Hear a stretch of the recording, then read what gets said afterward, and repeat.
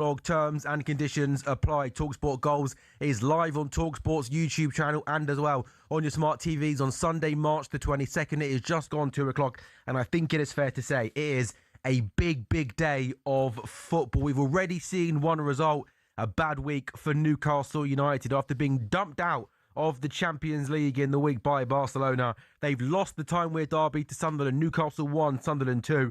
That is a full-time whistle just gone. In the William Hill Scottish Premiership, it could be another pretty big and important day because with 15 minutes to go, Celtic are 2 down away at Dundee. 73 minutes gone. Dundee United 2, Celtic 0. At 2:15 in the Premier League, well, I think these two games need no introduction. It's Aston Villa versus West Ham, and it is Tottenham versus Newcastle and Nottingham Forest. Of course, these two big games massive in terms of the relegation battle. West Ham are 18th on 29. Forest have got 29, Spurs 30, Leeds 33, and then at 4:30 it is the Carabao Cup Final. First versus second in the Premier League, Arsenal versus Man City. I am your host, Sam Ellard. To my right-hand side, as always, I didn't know if he was going to turn up today, but he has turned up today. It is Lee Phelps from William Hill. Abby Summers, as always, to my left-hand side. And did I say it is the talkSPORT Goals debut for Ryan Archer, big West Ham fan. Good afternoon, team. How are we? Really good. Looking forward to this. Cup final. Nice to have you back. Yeah. 1 week off. 1 weekend off, sorry. Yeah. I don't do midweek. Don't fancy no. either, does he? No? No. I mean, it wasn't like it was a long way to come. Yeah. I was off at 7 a.m. this morning. Yeah. Give me some sympathy.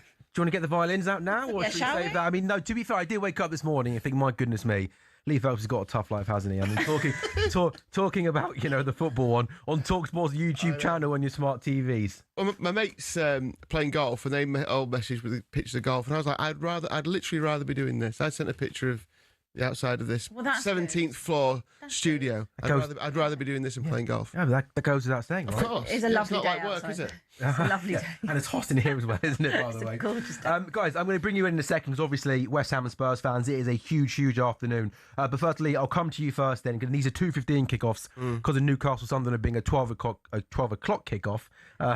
It's a good start to the show, that, isn't it? If that wasn't the radio, that clip's the week sorted, isn't it, for Friday, 3:30. Lee, take it away. Yeah, thanks. Tottenham Forest, let's start there. 2:15 start. There's an epic boost on this one. It's a goal in both halves, even money from 4 to 6. The epic boost in the Newcastle Sunderland game landed a little bit earlier. The Newcastle scoring early on in that one.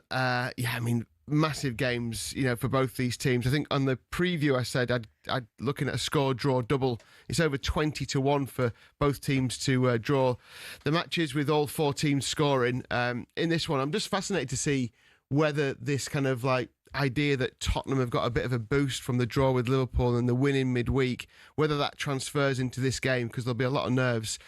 One thing I thought was kind of mad. Maybe you can't keep these things secret, but telling everyone that the goalkeeper's got an injury and he's going to have an operation next week just seems mad to me. You're just going to kind of bombard him, and try and put pressure on the goalkeeper whenever he's kicking the ball. If you've got a hernia operation on the horizon. But anyway, Forest are just under 2-1 to win this. The draw's just over 2-1, and Tottenham are 7-5. In the other game, I said when we previewed the game that I wanted to see the team news. Villa 3-4, so they have been backed a little bit here. There were even money, which I think is a great price against West Ham at home. 13-5 the draw.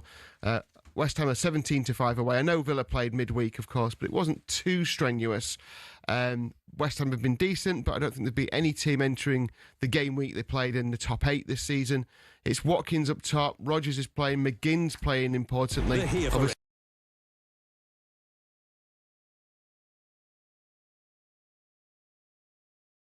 Substitute. So I think that's really important for them. You'd expect Villa to that's a fair price. I think Villa to be just a touch of odds on, but I'm going to go for 2 score draws here. I think just as plain draws, you're getting 10-1, and if you add that into both teams to score in the draw, then it's up over 20-1, which I don't mind at all. Ryan, West Ham have earned 15 points from their last 9 Premier League games. That's 1 more than they had in their first 21 this season. Have you been pleasantly surprised at kind of the recent trajectory of West Ham, and have you got now real belief that staying up is a realistic option? Yeah, I mean, beginning of the year when we lost back-to-back games at home we lost to Wolves and we lost to Forest, I looked at us then and I thought we had no fight in the team. We looked dead and buried. But then that cup game against QPR, we got the winner in extra time, and from there we just seemed to find a bit of form. We went to Tottenham and won, you know, and at the moment it seems that when we do lose, we bounce back straight away. We lost to Liverpool, we had Fulham away, we got a win. You know, we got battered at Liverpool. But yeah, I look at the team now and I see that Bowen's picked up a bit of form. You know, it's disappointing that Somerville's out, but you know, he should be back for the Leeds game in the Cup when we come back after the international break. But yeah, no, I look at West Ham now and I think, yeah, there's a bit of fight in this team, and we've given ourselves a good chance, because 5 or 6 weeks ago we was well out of it, you know. And there's fight there. Nuno he's won me over. I must admit, when he first came in, he wasn't my choice, you know. But yeah, that's all we wanted. That's all we wanted as West Ham fans, just to go into this last part of the season with a fighting chance. And now, if we win today, no matter what the result in the other game, we'll be out of the relegation zone in national break, and that'll be a massive boost. Abby, we know it's been a mess of a season for Tottenham, but that Liverpool game this time last weekend, the performance in the week, the game against Atletico Madrid, and even just, you know, I'm sure you've seen the videos on social media of kind of, you know, the Spurs players being welcomed in. There's kind of all the fans gathering together. Do you go into this game certainly at least a lot more confident than how you were sort of this time last week going into the Liverpool game? Yeah, I think a week is a long time in football. I still don't think that Tottenham is safe by any stretch, but I think that you can just see in the performances there's something to work with. Encouraging signs. Jason Cundy was right. I mean, well, when he called it, there wasn't encouraging signs. Never doubt Jason Cundy, right? No, at the time there was no encouraging signs. But I think in the last week or so, going to Anfield and getting a draw, you know, I've seen Tottenham have very good teams and not get anything, no change out of going to Anfield. Oh, look, arguably you could have been out and away on the first half, but I think you've got to just look at that and the spirit of the team in that. It was good. It was the first time I've kind of really seen that fight and determination from Tottenham.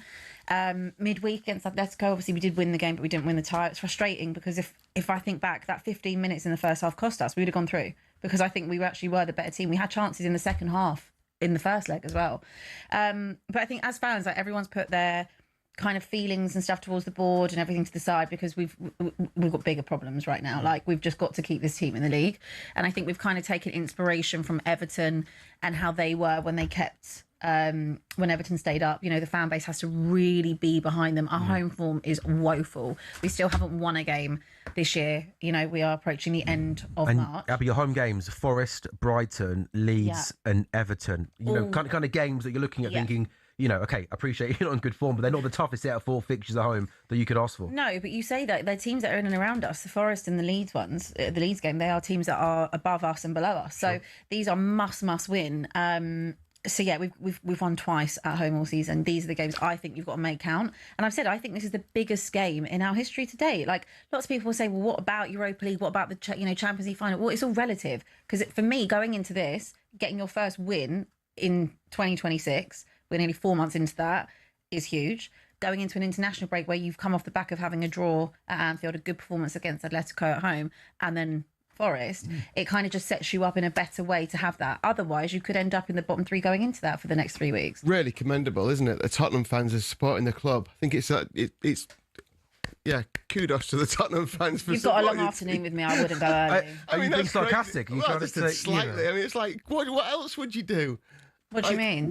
Like, what else? Do you think it's acceptable what I've had to deal with the last 2 seasons? CJ's not even here yet, but CJ arrives at 4:15. By the way. Yeah, I was meant to have. Actually, the whole reason of this early one was that I was going to have a nice, calmer start. I'm just saying, to the day. Of course, you support the club, but but not your board, obviously, but you've got to support the players. Of course, we are supporting the players, but there's been a lot of infighting with the players. There's been a lot of stuff going on that the fans aren't happy with the players aren't happy with the fans. So everything has to be put to the side. It's an interesting point, that, because I think I've been looking back at last season a bit more, and you finished on 38 points. Yeah. You're going to finish probably around 38 points Correct. again. You're a relegation team. Yeah. And you can change the managers, and you got rid of Daniel Levy, or he went, whatever. Still owns a club. Still the players, isn't it? Yeah, it's the players, it's the recruitment, it's the coach, it's everything. It's the ownership. Look, this is now on the players. Yeah, it is. Like, we've made they've got to get the club out of trouble. We've made excuses for the players, and we all know it comes back down to the board. We don't even need to go back into that. It's boring, but we do we have allowed the players to get away with certain things because All of the how bad the excuses. situation was with Thomas Frank and Yeah. the board. But these players know it's on them. There was a nice post that THFC Flags, I think, put out the other day, which actually was shared by a lot of the players, basically saying, we will give you the tools as fans. We will get behind you. Whatever we feel, whatever, it's all to the side. We will push you on. But you are the ones that step out on that pitch and you have to show us. And we can only be the difference off the pitch. So a lot of them shared it. What can I say? Let's see what happens. It's exactly the same for us, though, with our board. You know, we don't, you know, our feelings towards the West Ham board. Who hates their board more? I'm used to. Do you want to? I don't know. Do you want to have a bidding war? He's going to add Chelsea into the mix as Yeah, well. yeah, there you Oh go. my gosh. Yeah. At the end of the day, it is the players that cross the line, and they're the ones, you know, so yeah. Wear the they're- badge. Yeah, exactly.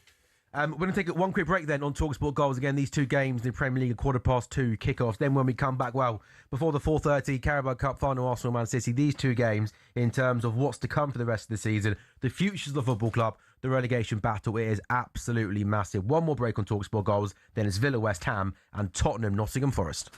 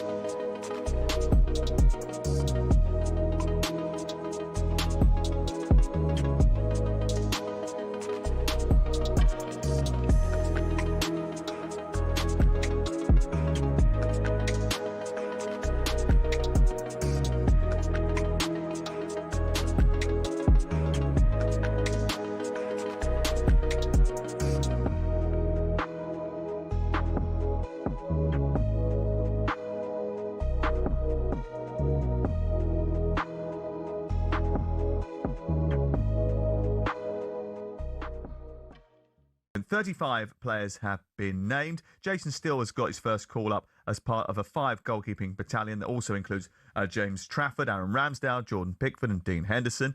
The defenders that have been included, with a bit of surprise maybe for Kayo Tomori. John Stones has been included. Jarrell Quansah is back in the squad. Harry Maguire has got a recall as well. The other defenders, Byrne, Gahey, Hall, Konsa, Livramento, O'Reilly and Jed Spence of Tottenham Hotspur. The midfielders that have been called into the squad include James Garner, who gets a call up for the first time to the England senior squad, Anderson, Bellingham, Henderson, Mainu, who's back in after some good performances under Michael Carrick. We'll see him tonight live on talkSPORT when we bring you Bournemouth against Manchester United. Declan Rice, Morgan Rogers and Adam Wharton. And then the forwards, and there's quite a lot, but there is no room for Ollie Watkins, Bowen, Calvert-Lewin, Eze, Foden, Gordon, Kane, Madueke, Palmer, Rashford, Saka and Solanke. No Watkins in the squad. No Trent Alexander-Arnold in the squad. And actually, Gabby Agbonlaho's last statement before we went to the break was, do we think we're that good that we can afford to not have a Real Madrid right back in a 35-man squad? Incredible. I was looking at Trent Alexander-Arnold and his statistics. He's started 7 of the last 8. He's played 390 minutes since his return from injury. You were impressed with him, were you, in the game against Manchester City? I was, both legs. Yes, he had a lot of help from Valverde and other players on that side, but when he was 1v1 with Doku, he done very well. It just baffles me. I get it. Trent is not the best of defenders. I get it.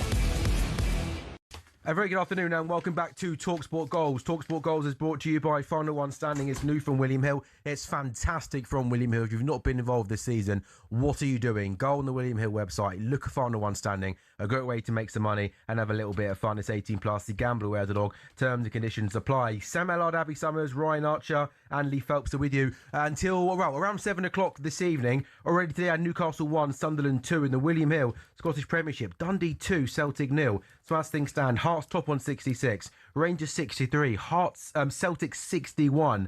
What a weekend for Hearts and Rangers. Celtic dropping points at 2:15 this afternoon. In a couple of minutes' time, we've got two massive games in the Premier League. Aston Villa versus West Ham and Spurs versus Nottingham Forest. West Ham are 18th on 29. Forest 29, Spurs 33. Leeds getting that point yesterday on 33, drawing at home to Brentford. Tottenham Hotspur are the only side without a Premier League win so far in 2026, losing 7 of 12 games. Forest themselves not in great form, winless in 7 Premier League games, while only bottom side Wolves have failed to score more in different games than Forest this season. As for West Ham, well, they're in decent form, aren't they? Under Nuno Espirito Santo, earning 15 points from their last 9 Premier League games, one more than they had in their first 21 this season. But West Ham are winless in their last 6 Premier League games against Aston Villa, alternating between a draw and defeat each time. So both Villa, West Ham, Spurs, Forest about to get underway. Lee, has there been any movement, any winnings yet and final one standing over the last couple of weeks? I've just asked for a refresh on the William Hill Premiership odds if Celtic go on to lose this, which it looks like they're going to, which will be unbelievable. There were 6-5 favourites before the start of the game, even though they were obviously 5 points behind. And on final one standing, we had 2 games going into the weekend from game week 20 and game week 22, both £20,000 up for grabs. Wow. One game had 2 people in it. Oh, yeah. One game had 3 people in it. 2 players from each game went Fulham yesterday, so they were through. Yeah. And all the others went Newcastle. So 2 people have won £20,000 each. Split it. No, these are 2 separate games. So there's 20k game, 2 20k games, both won by someone who picked Fulham yesterday. So 2 separate winners, both winning 20k each. Unbelievable. Fantastic. That is remarkable. What an effort that is. Happy days, is so good. Why would you pick Newcastle in a derby game though? Yeah, no, I know. That's absolutely fantastic. They have options of who else. They would have done. Not many, I guess. But I mean, what are we on?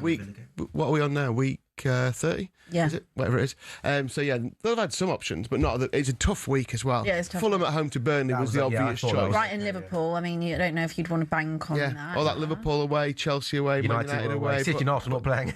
Yeah, it's a hard week. Yeah, hard week. Yeah, but well done to them. Yeah. Right, we're off. We're off then, yes. Spurs 0, Forest 0, Aston Villa 0, West Ham 0. Both these games have just got underway. Abby, what do you make of the Spurs team today? Yeah, I think what I've just been talking about with some of my friends is about like the lack of Xavi Simons in the lineup, but I am not surprised by that. Like I've said the whole time, Xavi Simons is a luxury player. He is a lot weaker. His performances in Europe have always been good. His performances in the league have not been so good. He had a blinder the other night, absolutely excellent against Atletico, but I wouldn't have changed anything. I think that the result was good. Archie Gray, again, happy to see him in there. He was really good the other night as well. And also on Wednesday we didn't have Solanke and we didn't have Richarlison. I don't think Igor Tudor fancies Xavi Simons. I don't think he thinks he's got that grit and determination about him. Tell, for what it's worth, I think works really hard for the team. I think just lacks the end product. I saw that a lot the other night as well. But I'm fine with that. Danso, Romero, Van der Ven, I thought that was always going to be their back three. I mean, at least we're not seeing Porro as right centre-back again. So, yeah, I can see players in their more or less their normal positions today. And Abby, to be fair, I know that I've been quite critical of Richarlison, haven't I, on this show? But yes. What did I see? Where's the stat that I saw about Richarlison? Despite starting 9 fewer goals. than half of their games, 14 or 30, he scored more than twice as many goals as any other Spurs player in the Premier League this season. That just kind of shows that, to be fair, he's a bit of a streaky player, but he is scoring goals for you guys. He is streaky because he always ends up being injured. But actually, every time that Forest on the attack. Oh dear. That's the poor ball. Yeah, Ola Ina got him down the right-hand side. They had a couple of good options in the box, but the final product was really, really poor. Yeah, that was from a Tottenham attack as well, and they got the ball back and got forward. Running quickly. Open game, which is decent. It will, yeah, I would expect it to be. A lot, maybe like last week as well, like a basketball match. Yeah, on Richarlison, he is streaky. Obviously, he was suspended the other night, so he couldn't play. That's a really good ball there. Jed Spence Jed. playing down the right-hand side, but well done to Murillo. He did really, really well. He came across and sniffed out the danger, and it remains Spurs 0 Forest. And you're right, Abby, based on the first 2.5 minutes, just look at the way Sangare gets the ball there in the Forest midfield. He had a lot of space there to run into. Yeah, loads. I think this is going to be... Oh, come on, you've got to be better than that. Yeah, it's incredibly open. It's not going to be the best quality, though, is it? I don't think. No. I think all we can ask for from a neutral's point of view is that it's an open game, but obviously you want to keep it a lot tighter than that. You just got to really work hard and just try and keep your shape where you can. But I mean, West Ham have started pretty tidily though as well. Yeah, do you know what? I've just noticed that Freddie Potts is starting and Tadebo's dropped out, so that must have been last minute, but... Juve's in here for West Ham down the left-hand side. That's a really poor ball. That could have been a yellow as well. He's been held back twice, wasn't he? The referee let that he one had roll. lots and lots of space, and that ball was disappointing there. But he's been a really good signing, hasn't he? Yeah, he's been down brilliant. left-hand side. Him and Wan-Bissaka down the wings have been brilliant for us. But yeah, he's we've started off all right, but Villa had a lot of the ball. But yeah, because I see Freddie Potts starting, and I was thinking, what's happening there? But I just looked, Tadebo's dropped out, so it looks like we've gone to a back four now. Are you surprised that he changed the whole system with the player? Because I guess Kilman could have come in and played. So that seems strange, doesn't it? Because I guess he would have worked all week on one system. And okay, if someone obviously has an injury in the warm-up, it's far from ideal. But if they bring in a midfielder and kind of change the whole system the moment before the game. As soon as you said Kilman there, I'm glad he did change the system. I know he's not the most popular West Ham player, is he? Nah, he's. I feel sorry for him because he is a good defender. He's just lacking so much confidence. And I thought when Nuno come in, he would pick up a bit of form. But Disasi... oh my God. It's all well. Forest have started brightly there. That's a strong tackle there on Richarlison. I think that's a particularly great tackle there from Nico Williams. Richarlison goes down.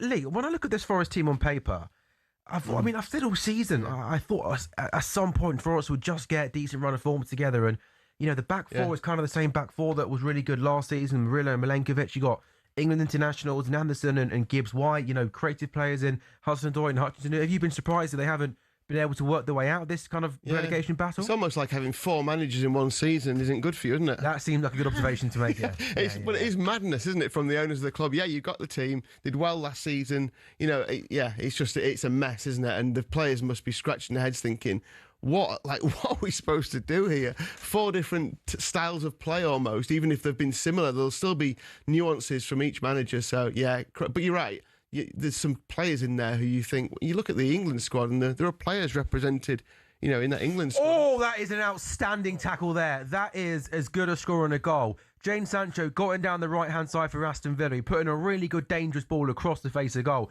I thought Ollie Watkins would have a really simple tap-in, but Ryan, the tackle there from Mavropanos to clear the ball as it was going to fall to Watkins was absolutely special. The Greek Maldini, we're calling him at the moment. Yeah, he's been brilliant for us last year. That's a great tackle. Yeah, it's a great tackle. But they were talking, I was mentioning it to you before, you'll tell us, but when they've brought in, this is going to test your Spanish pronunciations, isn't it? Because it's one of those as an Englishman, Paco Gémez, they brought him in as a defensive coach, and a lot of the players are talking about him, what a big impact he's made into kind of coming in as almost assistant manager for Nuno. So it seems like when the players are saying he's had a big impact, he must be. Yeah, the thing is with Nuno, when he come in, he didn't have none of his backroom staff. And no disrespect to Steve Potts and Mark Robson, who are great coaches, by the way, and I'm glad to see him involved with the first team. Nuno needed someone in that he trusts, and since Paco's come in, by the looks of it, half the players are scared of him. Yeah, he looks like apparently he's ruthless, isn't he? Yeah, that's what we needed, though. Maybe that's what we need. Elliot Anderson just went into the box there, Abby, didn't he? And he went down under a challenge. And to be fair, he didn't really even appeal for the penalty. Oh, he didn't appeal for it. I think. Go on, Lee. I don't know if that was a save or not. Or it was going wide from Digne. It was decent effort from outside the area. We'll see on the replay whether he's got hands to it and pushed it round the post or. It's a great save. Is it save? Yeah. It's a long throw that comes in. West Ham win the header, but don't manage to clear it properly. It then does fall to Luca Digne around 25 yards out. And it was a swirling. I think it might have just been going wide, but Hermanson maybe didn't know that and ended up, it was going wide. But he tipped the ball wide, and that's going to be out for an Aston Villa corner. Have started the game pretty well at Villa Park. Aston Villa themselves, by the way, we should say that is a really good corner that's coming on top of the goalkeeper. West Ham with the initial header, and then Hermanson just about clears the ball away. You should say, well, for the other 3 teams, Lee, obviously big game in terms of relegation battle, but Villa started the day 4th and 51. They'll be delighted that United above them didn't win, and Liverpool on 49, Chelsea on 48 both got beat yesterday. It's interesting that Brentford and Everton are both on 46, just 2 behind Chelsea and 3 behind Liverpool, but this is a big game for Villa to try and put a bit of a gap between them and Liverpool and Chelsea. Yeah, before kick-off today, in these games, the top 5 places, if we're going to think that we get 5 places for the Premier League, then Man United were 100 to 1 on Villa 2-7, Liverpool 1-3, Chelsea evens, then Brentford 14-1, Newcastle was 16-1. Like I say, before the matches kicked off, they'll be bigger than that now, and Everton were 18-1. So there's still a big gap between Chelsea and Brentford. There's still that feeling amongst the traders that, you know, the cream will rise to the top eventually with the bigger clubs, but you don't see it at the moment. It's got to be one of the worst fights. Liverpool lost 10 games this season and they're still competing for Champions League football. Don't know what it says about the Premier League. Fortunate those first 5 games of the season that Liverpool got those last-minute winners when we're not playing particularly well. Abby, is Archie Gray been once again this season one of the real kind of shining spots for Tottenham? Were you maybe surprised he wasn't in the England squad given how big it was? Do you know what? That actually hasn't even crossed my mind. Thank you for just bringing that to my mind. It really only because it was a 35-man squad, wasn't it? Yeah, it was bigger than normal. It's not. It actually hadn't remotely been something I thought about. I think Archie's been great. I mean, we're only really the last couple of games been seeing him in his actual position. Again, he's played every position under the sun for us because of injury. He's not had it easy, I think, since coming to Spurs. The last 2 seasons have been very, very tough in terms of what he's had to do in the job. But he's so above, like. The way he carries himself is so much more than I think a 19-year-old. Like he's just great. I really like Archie Gray. I think he was our player of the season last year. I think he probably will get it again, if I'm honest. It's a pretty good effort, that, isn't it? I'll be honest. It's slim not pickings. Lots to pick from, is it? Yeah, it's slim pickings. But I think I really like Kevin Danso as well. I think that's someone that just comes in, gets the job done, humble. You know, there's not this whole hysteria around, is he going to be there next season, whatever. It's just... I'm over the Romero and Van de Ven, and regardless if we do stay up, I don't really care what happens to them at this point. Yeah, I don't care what happens to a lot of these players. Maybe it's a good thing, isn't it, to almost kind of try and have a real kind of clear out, if you like, and kind of almost try and start again and build again. Spurs have got a corner there, 9 minutes gone. Spurs 0, Nottingham Forest 0. It's going to be an in-swinging corner on that far left-hand side. We pretty much we see this kind of setup now across all teams, where sort of half a dozen players sort of start towards the back post, will make a run pretty much on the goal line on top of the Nottingham Forest goalkeeper Sells, but it's a big strong defensive header from Igor Jesus at the near post. Ryan, how have the 2 new West Ham attacking players kind of been since they've come in? Because Castellanos came in and Pablo came in both in January. How have they kind of settled over the last couple of months? Yeah, no, they've made a huge difference. You know, we was lacking a lot of pace at the beginning of the season. We had Callum Wilson, as you know, he's not the quickest. But yeah, Tatty, he runs around, and Pablo, he got injured. We signed him and he had an injury, and then he's been out for a couple of weeks. But no, they have made a huge difference. I think having them in the team gives a lot more confidence, and that's why you see Somerville pick up a bit of form, because he had more space, where there was a lot of pressure on him. And we had, obviously, Lucas Paqueta, who left the club. So yeah, it's they've done well. They've done really well. And I know they haven't been scoring as much as what some people would like, but Tatty's got 3 goals. Pablo hasn't scored yet, but yeah, and they've made a huge difference. And Tatty's probably got one of the best songs in the terraces that I've heard for a long time. Go on, then. What? Oh, you want me to sing it? Well, you can't say that and not expect me to ask you to sing it. We've got Tatty and we've got Tatty Castellanos. Even the accent on that. Oh yeah, no. I thought there would be a few more lines afterwards. No. We'll take it, right? A Cockney trying to do an Italian accent don't come along, does it? No, I like it. No, it's good. It's good. Spanish, right? That's like me trying to pronounce. Yeah. Oh, we're talking of accents. I mean, goodness me, Abby. Yeah. Should have heard Abby earlier on going. Can you do I can do Paco Gemez in Spanish? Probably not. Yeah, go on then, Miss Clever Clocks. Why don't you do it? Well, no, because you're the one. That's my only talent, that I can do accents. So before the show, she goes, I can do the best accents ever. More talents. I then said, can you please do a Bristolian accent? She went, oh no, I can't do that one. No, I said I need to listen to Jamie to do it. Yeah, but you know what a Bristolian accent sounds like, don't you? Why don't you do it? And you're putting yourself down, by the way. I'm not the one that said that I didn't say I could do every accent. Oh, okay. Putting yourself down saying it's your only talent. You are an amazing hate watcher of ours. You are so right. Very good at that. And your Pilates stuff is coming along really nicely as well. Guys. You're going really, really well. You still doing that? Yeah, it's just been put on hold because it's just been too busy. Oh, have you? All right, fair enough. I've just put it on hold. All right, well, I'm looking forward to the talkSPORT Goals Pilates summer session. I look forward to that. I mean, I can teach you now. I can teach you. I think like right this second. Not right this second. I have the floor space for it, but well, it's a decent little floor space. I'll teach you in the break. I'll teach you a few things. All right, I'll teach you in the break. I'll teach you a few things. Teach you a lot. Yeah. No. Just to change the subject slightly, No, why would you do that? I have got the William Hill Premiership revised title odds. Hearts have gone back to being favourites now after Celtic lost 2-0 at Dundee United. So Hearts 5-4 to win the William Hill Premiership. Rangers 11-8, Celtic 9-4. So Hearts have got a 3-point lead over Rangers and a 5-point lead. Who do you fancy for it?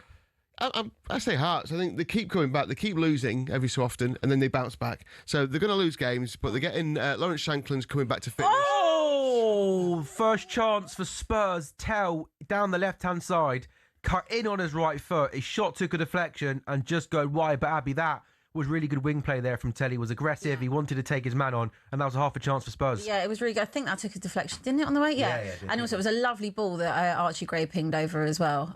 It was good from Tell. Like I've always said, Tell, again, works hard, good build-up, but it doesn't have a lot of end product. That's my only issue with him. But he works hard for the team. Hopefully he can take a corner. Let's see if he can be the first man from this corner. Spurs 0, Nottingham Forest 0. It's been a decent 5-minute spell for Tottenham. Can they make this pressure count? Ball comes in, and I think they might have took a flick off maybe Mikolenkovic's head. Easy for me to say. And it goes out for another Spurs corner. Ryan, at the moment, West Ham well in their box, aren't they? And it's just a constant wave of Aston Villa pressure at the moment. Yeah, there's a free kick just about to come in here, which is dangerous. But, yeah, well, we haven't started well. Villa have had most of the ball. Oh, what a free kick. It's absolutely brilliant. Lovely. John McGinn is fit again, and John McGinn is back among the goals. He had a free kick on the left-hand side. It looked like they set up as if they were going to whip the ball in. He ended up working his shot. Absolutely. Yeah. John McGinn, who was outside the box and with his left foot. And Spurs just go wide. Archie. There was a header there from Archie Gray and he goes wide, but the McGinn effort there, wonderful curling effort with his left foot into the back of the net. And right, you're well and truly up against it now. Yeah, it's a great goal, great finish. As you said, worked on it in the training ground. But yeah, it's just poor from us. We haven't got our foot on the ball at the moment. We're panicking. We look, you're watching the goal here. Look, they're not even rushing out. I mean, it looks so basic, doesn't it? Like it's like it's pure training ground. But there's not much you can do to stop it, though. To be fair, is there? At that stage, it's a great strike. Lovely strike. You should place that.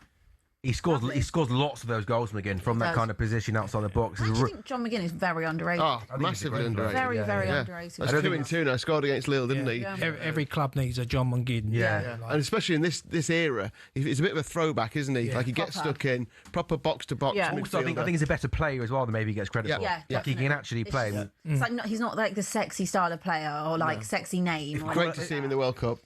But he's not English, mate. Go on. Oh yeah, no, I'm only joking with you. If Quakey was here, he would. Quakey's words, not our words, but Quakey would say pretty privileged. Yeah, he would say he doesn't have pretty privilege. We haven't used that yet. He hasn't said that for ages. No, he's not on the show anymore, is he? Really, Quakey? Yeah. He hasn't said that for ages. But yeah, John McGinn is a good player, and there was a chance there, right, for West Ham. For Tatty, yeah, great ball in from Bowen, and yeah. Yeah, Tatty's got to do better there. But look, we've still got a long time to play. You know, we've just got to get back in the game. We've got to start controlling it. We've got to start winning the ball in midfield as well. Yeah, I thought you'd be... My reading of the game before the game started was that if you could keep this tight until half-time and make it boring and then maybe have a bit of a physical advantage over them because they... had the midweek game, but what you didn't need, obviously, was Aston Villa scoring inside the first 15 minutes. Now they just play with you, don't they? Yeah, they can just keep the ball from you and wait for you to come on, because eventually now West Ham have got to attack. Yeah, pressure's on us now. We've got to get our foot on the ball, and we've just got to get into the game. You know, it's, as I said, Villa are controlling it. You know, and look, you can't take nothing away from the strike. But yeah, hopefully we can get back in it. Yeah, it's a good point you make, Lee, about Villa playing Thursday night. You're all right. From a West Ham point of view, be in the game with 15, 20, 25 minutes to go, and you might have half a chance of maybe Villa tiring. But at the moment, it's just a constant wave of Aston Villa pressure, and West Ham are really struggling to get any sort of assertion or dominance on the game. And Abby, in the last couple of minutes, 2 big chances for Spurs. Richarlison heading wide from a corner, and then was it from a long throw into the box? Spurs hit the bar. This has been a good 5-minute spell for Spurs. Yeah, I think, like we said, this is going to be such an end-to-end game. I think that possession-wise, Forest would definitely, definitely edging it.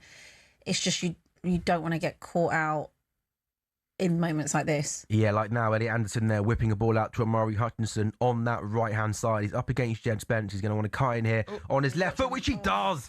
And it's one of those shots towards the near post, which bounces right in front of Vicario. And Vicario dealt with it okay. Yeah, it's one of those games where it can just turn like that. It can just go so quickly. You're right, though, what you were saying before, Lee, about the Vicario thing. Why talk about that before the game? Does it really make a difference? Is he having the surgery after this game? Yeah, literally, like early this week. Yeah, because we've got 3 weeks off. Yeah, we don't sure, play a sure. game until the 11th. Yeah. I don't know if they had to say it because of the international break, but I'm sure they could have come to some agreement where it didn't come out. I don't know how much difference it makes, but I don't know how much pressure. I guess kicking the ball is the worst thing when you've got that injury. But to be fair, I think even before they found out that piece of information, my guess would be that they know that Vicario isn't having a great season. Yeah, true. And they would probably want to put him under as much pressure as possible, right? Basically, yeah. They just want Kimsky on, don't they? Basically. Well, yeah. I How mean, long does it take to recover from a hernia? I think it's a few. It's a minor op. They say, it will fit in with few the weeks. 3 weeks. I think he'll. I don't know if he's back straight after, but they're hoping to. A month. I think around a month. Hoping Yeah. to have him back before the end of the season. So I mean, there's Brandon Austin as well. I wouldn't,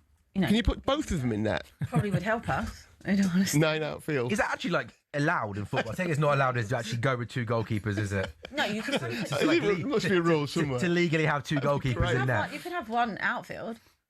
Yeah. And then yeah, he so just why- sits back on the line all the time. Yeah. If you want to, then why not? Basically, you yeah. could. You could have one as Yeah. Who was the Spurs goalkeeper that recently retired and became a photographer?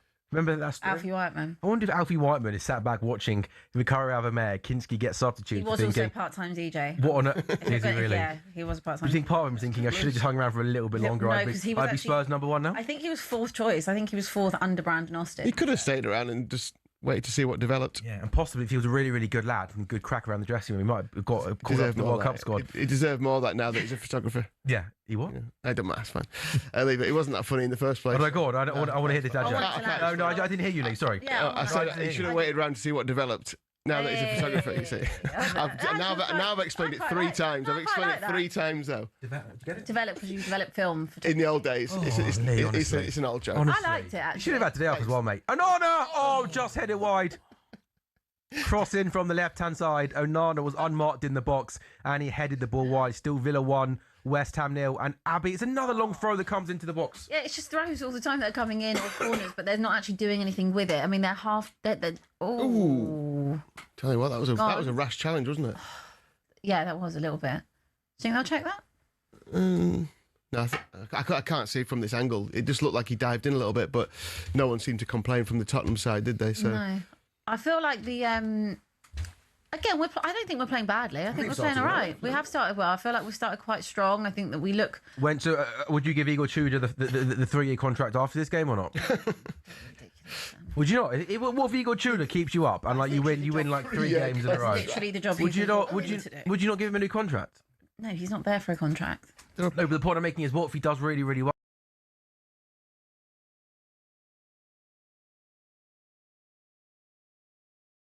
It's not a bad. No, I word. think it's fine. I don't know. Jeremy, no, he meant Igor Tudor. That was the language bit, wasn't it? Yeah.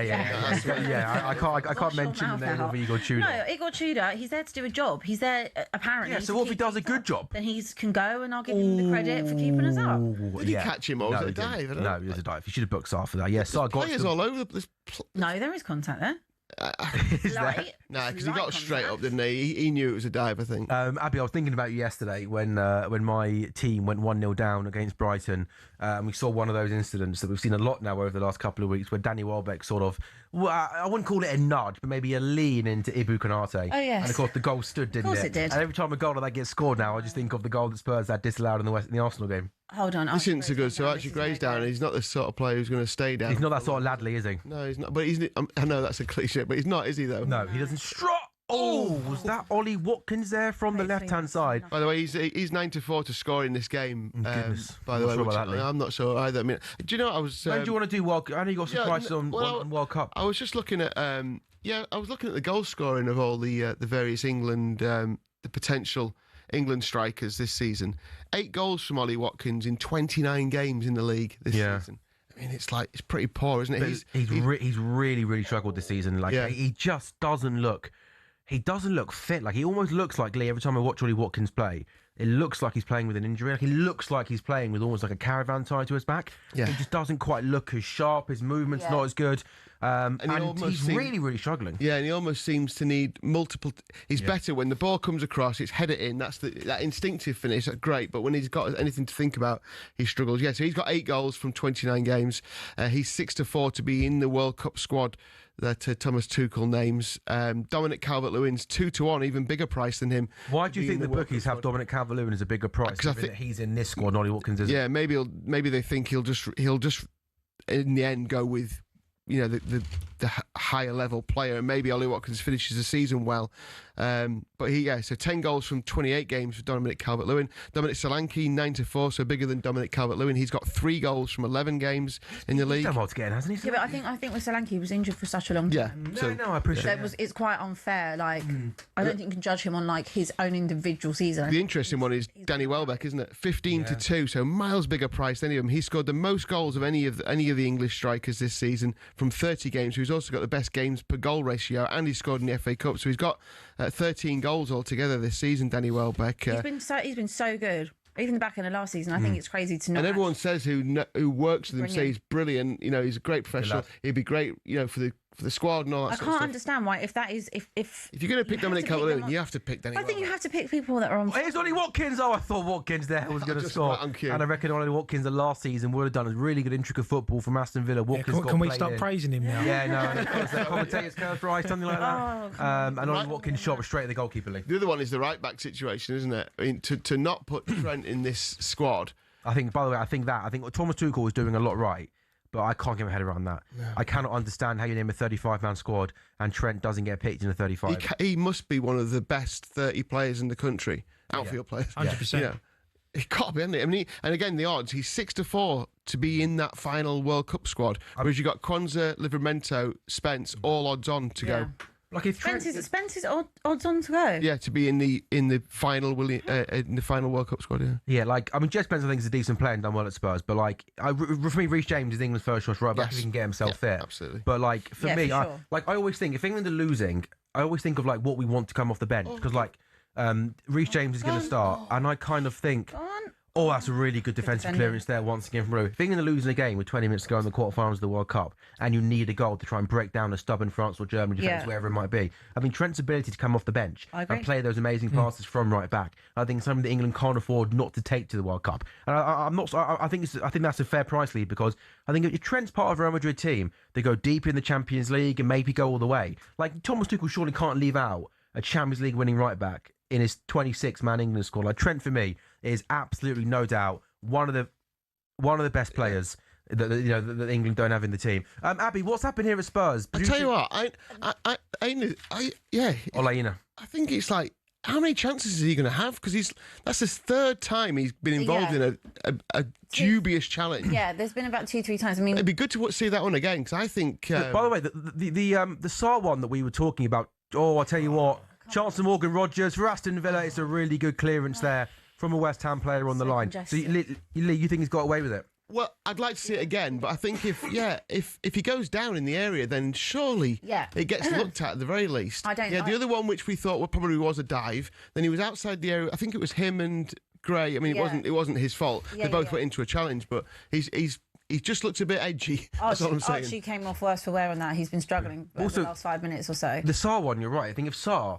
Because Olaina's challenge on Sarr looked a little bit reckless and lungy. Yeah. If Sarr was a little bit cleverer, then I think he could have almost initiated the contact and won a penalty. The one on Van der Ven just now, if anything, that's the one I think that should have really been looked at. I mean, he went on his foot. And I think that, as we just said, if that was a striker, I think they have a proper look at it. But they obviously didn't. But... yeah, he's 3-1 to be booked, by the way, in this game. Yeah, he's by the way, that is... Sorry, as we were talking there... Aston Villa were awarded a penalty, weren't they? Yeah. In the Aston Villa-West Ham game. Sorry. And I have to say, it might be one of the worst decisions I've seen given in a long, long time. It was Watkins up against Mavropanos, wasn't it? Mavropanos went into the box with Watkins. He made the perfect slide tackle and won the ball. And the referee gave a penalty. And no shock, right? it literally took them 10 seconds to tell him to go over and have a look at the replay, because quite clearly Mavropanos probably couldn't get any more of the ball if he tried. Oh, you see there in the replays, he's won the ball. Oh my goodness me! I mean, how How can on they? earth do you give that as a penalty in real time? You can't. Even the linesman should be looking at that. You know, if they give this, then No, Great challenge. I can't believe he's still looking at it. Like, I'm not being funny. Like, it is, for me, that is the perfect slide tackle. what is His he right looking foot comes and wins the ball. Seriously, please. Oh, what's he doing? How is he get? Sorry, how? Like, it couldn't be any more of a clear and obvious good tackle. And I think the referee here has made that signal. He's going to turn it around. You know, all the talk of VAR and moaning about VAR. Can you imagine a game of this magnitude? You're fighting for your life at the bottom of the table, and there was no VAR, and that got given as a penalty. Yeah, That there's bad decisions in there's that. and that is a good side of VAR. Yeah. You know, and that's what it's there for, to do. You know, that's a big moment. That could be a big moment in our season. That, because if they get the penalty and we go 2-0 down, we're out the game. Another heavy defeat. But it's the right decision, and it's good to see. Yeah, it's a brilliant tackle. A really good tackle. You're right. He sort of wraps his leg around Watkins, kicks through the ball, and yeah, it's a really, really good tackle. And thankfully, there that isn't a penalty against West Ham, because that would have been brutal. Do you think that West Ham will go down? Like, what's your feeling? No, I think do you know what? I fancy us to stay up. You know, I said it to you before. I could see Leeds maybe sliding into the bottom three. You know, Richarlison's in for Tottenham. Oh my goodness me! How have Spurs not scored? If he gets anything on that Solanke, it goes in the net. It's a great ball across from Richarlison. He makes down a the good right. run. Really good cutback how into the has box. Yeah, so, like literally, if Solanke puts anything on it, it goes in, doesn't it? Anything. Might have been just A offside. toe, a toenail. I think possibly Richarlison might have been offside. And you're right, he then does really well, puts a really good ball in an area where he should put it, Abby. And Dominic Solanke just couldn't get there. Yeah. It's just so. Maybe the ball was just a bit too good, if anything. Just hit it a bit It was a hard. great I did think that Richarlison maybe as well might have been a touch Yeah, offside. looked it. Maybe It's went a tight, little bit wasn't it? early. But Abby, you've got to make this pressure count. This Yeah, has been a decent opening half an hour for Spurs. Yeah, Spurs have been good. I think for the most part we've been the ones on top of it, but just got to make it count, because you can have a second in this game where it can all flip on its head. And ideally, you don't really want to be getting into the second half and giving them more confidence that they could do something. And the worrying thing is, we've sat here a lot, haven't we, this season, where we've seen you have a good half. Yeah. You know, we saw it against West Ham, actually, didn't we? It was a game of two halves. Yeah. You don't string 90 minutes together. No, very often, no, do you? no. I mean, against Liverpool, second half, you were good. Honestly, the only 90 minutes I think I have actually seen was Wednesday night, where it was a fluid, solid performance. Yeah, against a team who didn't really care because they'd won the game already, probably. So, yeah. But I'm not being rude. I'm just saying. Why do you hate Spurs, Lee? No, I don't. Atletico Madrid, you know, they were just done. Oh my goodness me! Off the line. Oh, this is Mavropanos again, isn't it? Her face. Corner comes in. I'm scared. From John McGinn, and right, you're absolutely right. There's a header from an Aston Villa player, literally a couple of yards out, and that from Mavropanos is an unbelievable header.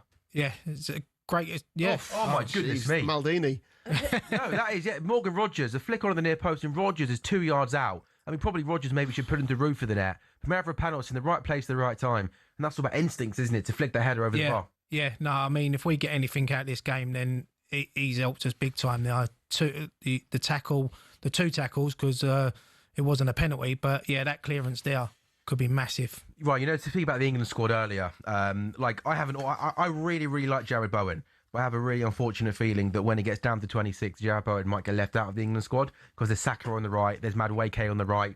You know, players like Palmer and Foden can go over to the right-hand side. And I don't think that should happen, because I think Jared Bowen, based on form, based on the season he's had, should be second choice right winger to Bukayo Saka. But I just think when he gets taken down, interesting to see how you price up Jared Bowen, but I think when he gets taken down to a 26, I worry that Jared Bowen, maybe that is a bit more kind of big club bias, Jared Bowen does get left out. Yeah, I think Thomas Tuchel is a big fan of Bowen, though. He's been in all of his squads. Okay, that's good. So, yeah, I mean, the form Bowen's been on this season. I know we're at the bottom, near the bottom of the league, but he's been one of our standout players, and he's been consistent for so long, Jared Bowen. And, look, he won't start for England in the World Cup, but as you said... He deserves to go, doesn't he? Yeah, he deserves to go. He deserves to be on the plane. Go on, Lee. Have you got a Bowen price there? Yeah, I saw it earlier on. I just wanted to double check it before I absolutely quoted it. But I thought he was a fairly big price to go earlier on. I'll check it. I got them all sent earlier on, but I'll double check it and come back to you. Come back to us, Lee. Just give me a little nudge when you got it. I will. Abby, Spurs 0, Nottingham Forest 0. The whole Mickey van der Ven, Chris Romero thing. I mean, their form now between now and the end of the season is going to be so important. That experience, that quality, to try and keep you up in the Premier League this season. Yeah, you'd hope so. I mean, I'll be honest, just having Romero available is always helpful after missing at least 7 this season just through suspension. We've had some through injury as well. Go on. Oh, that's another great ball. This is all Tottenham Hotspur at the moment. Again, it's Tell from the left-hand side. He whips in a really good, dangerous ball, and Richarlison, Abby, at the back post, tried to go round the corner, but just couldn't get anything on it. Yeah, he just couldn't. What I've also noticed today is that our defenders in Romero and Van de Ven, who actually I think are our second highest goal scorers after Richarlison, they are very... That's not a good sign, is it? They're very involved in the build-up play today, the attacking play. So, yeah, it's just making sure that when they do come forward, we are not caught out. But obviously, you've got Mickey's pace as well. You've got that. And Romero is actually very good in front of goal. But yeah, the pair of them till the end of the season, like they've just got to knuckle down. They've just got to focus and just try with the discipline as well. Our discipline has been horrendous.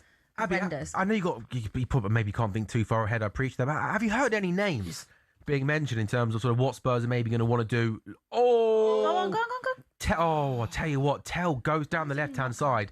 And Milenkovic got himself into a bit of an awkward position. And he kind of almost thought, Abby, that maybe could Tell kind of be clever there and try to initiate contact. But once I think Milenkovic kind of goes to the ground, but just doesn't make any contact with Tell, does he? And also Richarlison's literally screaming for the cut back there. I think he's trying to get on his right. On his other foot. Yeah, he just like dink it across and. It's just a bit too much. Yeah, space and time there.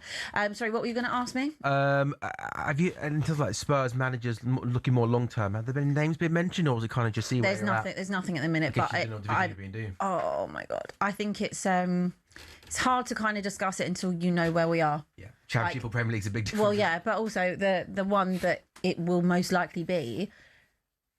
What do you know? What it's weird actually, because I say this, but this board they do whatever they don't do what I would normally know someone like Daniel Levy to do, because I'm very certain that Daniel Levy would have got Redknapp, not Igor Tudor. You reckon? Yeah, I've seen him sack enough managers, and I kind of knew the pattern of what Daniel Levy would do. So my thing would be he would definitely go get Poch in the summer. I don't know what they're going to do with this board. I don't know whether or not Vinay would still be there next year. I don't know if Johan Lange will still be there next year. Probably not. So, yeah. But I think also because of the World Cup, the stuff with Poch has to kind of be on hold. They haven't spoken to him yet. I know they haven't spoken to him directly yet. But I think that until after the World Cup, there is probably not going to be much conversation. But if you had to guess, you think Poch would want to come back next season? Definitely wants to come back, as long as we're not in the Championship. You wouldn't take the job in the Championship, you don't think? No. The thing is, if someone comes back in and you're in the Premier League, there's love in Spurs and there's love in Spurs. If you come back to Spurs and you're in the Premier League and you have some of the injuries resolved, then you inherit a different of course team, you do. You? So it's a job that you think, and if the expectation's a bit lower, that's the problem. The expectation's everything. 17th back-to-back season. But the expectation was only high. You think you hope that you only go up, right? That's why the expectation became what it was, because you had growth under Martignol, you had growth under Redknapp, you had loads of growth under Pochettino. New stadium and all the rest of it. It's going to be a fascinating summer, isn't it? To see how they go about, if you do stay up, how they go about trying to freshen. I think the management situation for a lot of clubs is going to be fascinating. Oh, the manager market is going to be insane. It's going to be crazy, isn't it? You would also expect that Newcastle, I think, will be looking... Liverpool. Newcastle, Liverpool. God knows what will happen at Chelsea. United, honestly. United, whether or not they stick or twist with Michael Carrick. Yeah. We don't know what's going to happen with Pep. Sure. Honestly, the manager market is crazy. Obviously, Arsenal will be going as well. Anything, Arteta? No, I'm not sure. I think at this point they will. There was hope in your eyes. I saw that hope in your eyes. Well, but I think that I cannot see a world they don't win the league. I was being silly. My biggest manifestations. I think they win the treble. See that. Oh, do you? You're actually disgraceful, Sam. On what grounds? On the grounds that they're a really, really good team. On the grounds that they're going to win the Premier League, and clearly in the FA Cup and League Cup, they are the best team that's in that competition. Therefore, my prediction is that I'll actually make a bet with you. They're not going to win the treble. Okay. We'll have a friendly... you can buy me a drink at the end of the season, all right? Okay. All right. All right, there we go. Well, how many trophies do you think they're going to win? I think they win the Prem, and... I don't think me saying they're going to win 3 trophies warrants that. Oh, my God, They haven't won one yet. No, I appreciate that. Do you think they're going to win today, What was that, Jamie? Do you think they're going to win today, Abby? If they win today, they got 2 in the bag, haven't they? Therefore, I'm one away. I think they will win today. What, have you got a price for Arsenal to win the quadruple? Yeah, it's 7. Oh, you've gone from the treble to the quad. No, because I reckon they got a market on the Do you know what? There were in September when we opened the market, Arsenal were 400 to 1 to win 4 trophies. And we had a few £10 and £20 bets on that. On Christmas Day... Did you really? Yeah. You had some £20 bets on 400 to 1? Yeah, and there were 66 to 1 on Christmas Day. They're now 17 to 2, 8.5 to 1. So that's fair. They've got the best squad. They should. That's why my prediction. There's lots of variations of the double. How hard it is to win. Do you know how hard it is to win one, let alone the treble? Remember when Liverpool were on for the quad? I'm not saying it's to be easy, Abby, but I think if I have to look at Arsenal or Man City, or in the FA Cup, Arsenal, Man City, Liverpool, or Chelsea, Arsenal are clearly the strongest team, and therefore I'm backing them to win. Which treble are you going for? Because there's loads of different trebles. I think the one they won't win is the Champions League, but even that, I'm not certain. I think they win the league, and I think they probably win today. Okay, but won't win the FA Cup. No. Who's stopping them in the FA Cup? They're odds on. Oh, God. Which one? No, don't answer that. The 4 to 6 odds on to win the league and the League Cup. There's no way they bottle the league from this point. No. They're 15 to 8 to win the league and the FA Cup. League and the Champions League 2 to 1. God, that's short, isn't it? Very short. The cup double and nothing else. The domestic cup double is 100 to 30, 10 to 3. Then there's a load of other prices. 7 to 1 to win the FA Cup and the Champions League. There's loads of variations here, but not a lot of value, if I'm being honest. What if they don't win today? Let's chat. Yeah.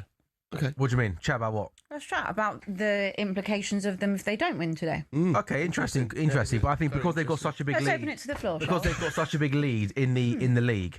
Is it fair to say that even if this knocks their momentum, however you want to phrase it, is it fair to say that even Arsenal from this position could not win the league right? I just want to see Declan Rice retire with just the Conference League trophy. Yeah. So you're massively, you obviously want City. Yeah, look, it's look, I've got nothing against Declan Rice. You know, he was a great servant. It's water under the bridge now. Yeah, of course it is, and he's for him to come where he come from. We brought him through, and he got the club 100 million. He was the captain that lifted the trophy. He's up there with Billy Bonds, Bobby Moore, Declan Rice of lifting trophies. But yeah, I hope Arsenal don't win anything, to be honest. I also think it's good that he's kept the same haircut since he was at West Ham ever since as well, which is good of him. So, I think he's gone a bit longer on top. Yeah, that's what I mean. Like, he hasn't had it cut. I mean, sorry. Yeah, he does need a trim, doesn't he? For the World Cup, I reckon he'll have a trim. Have a fresh trim from. Maybe he's not getting his haircut until Arsenal win the league. Until Arsenal win a trophy. Maybe after today he'll get a cut. Right, how are West Ham faring at Villa Park? You've been under the cosh, haven't you, for the large parts of this game? Yeah, well, we got a corner, so we're on the up. Stayed in it though. But yeah, we just can't get control of the game. We're losing it in midfield. We need like Fernandes to get on the ball, and we need Souček as well just to get on the ball and just take a bit of pressure off of us. But we just keep inviting Villa on at the moment, and they've had a few chances. Watkins has had a few chances, and eventually they will take one, and then it could be game over. It could be a long afternoon. It's 12 shots to 2. What's the XG for Villa and West Ham? 0.93 for Villa and 0.16 for West Ham. I'm surprised the Villa XG is that low. I mean, that Morgan Rogers one off the line must. But only 3 on target though. Again, this has been their problem, hasn't it? They haven't been able to put teams to bed really. Like you know, if they were a team who were flowing, then as you've just said, they should be 2 up really, shouldn't they? So yeah, just again whether I think West Ham have stayed in this, you know, mainly down to the defence.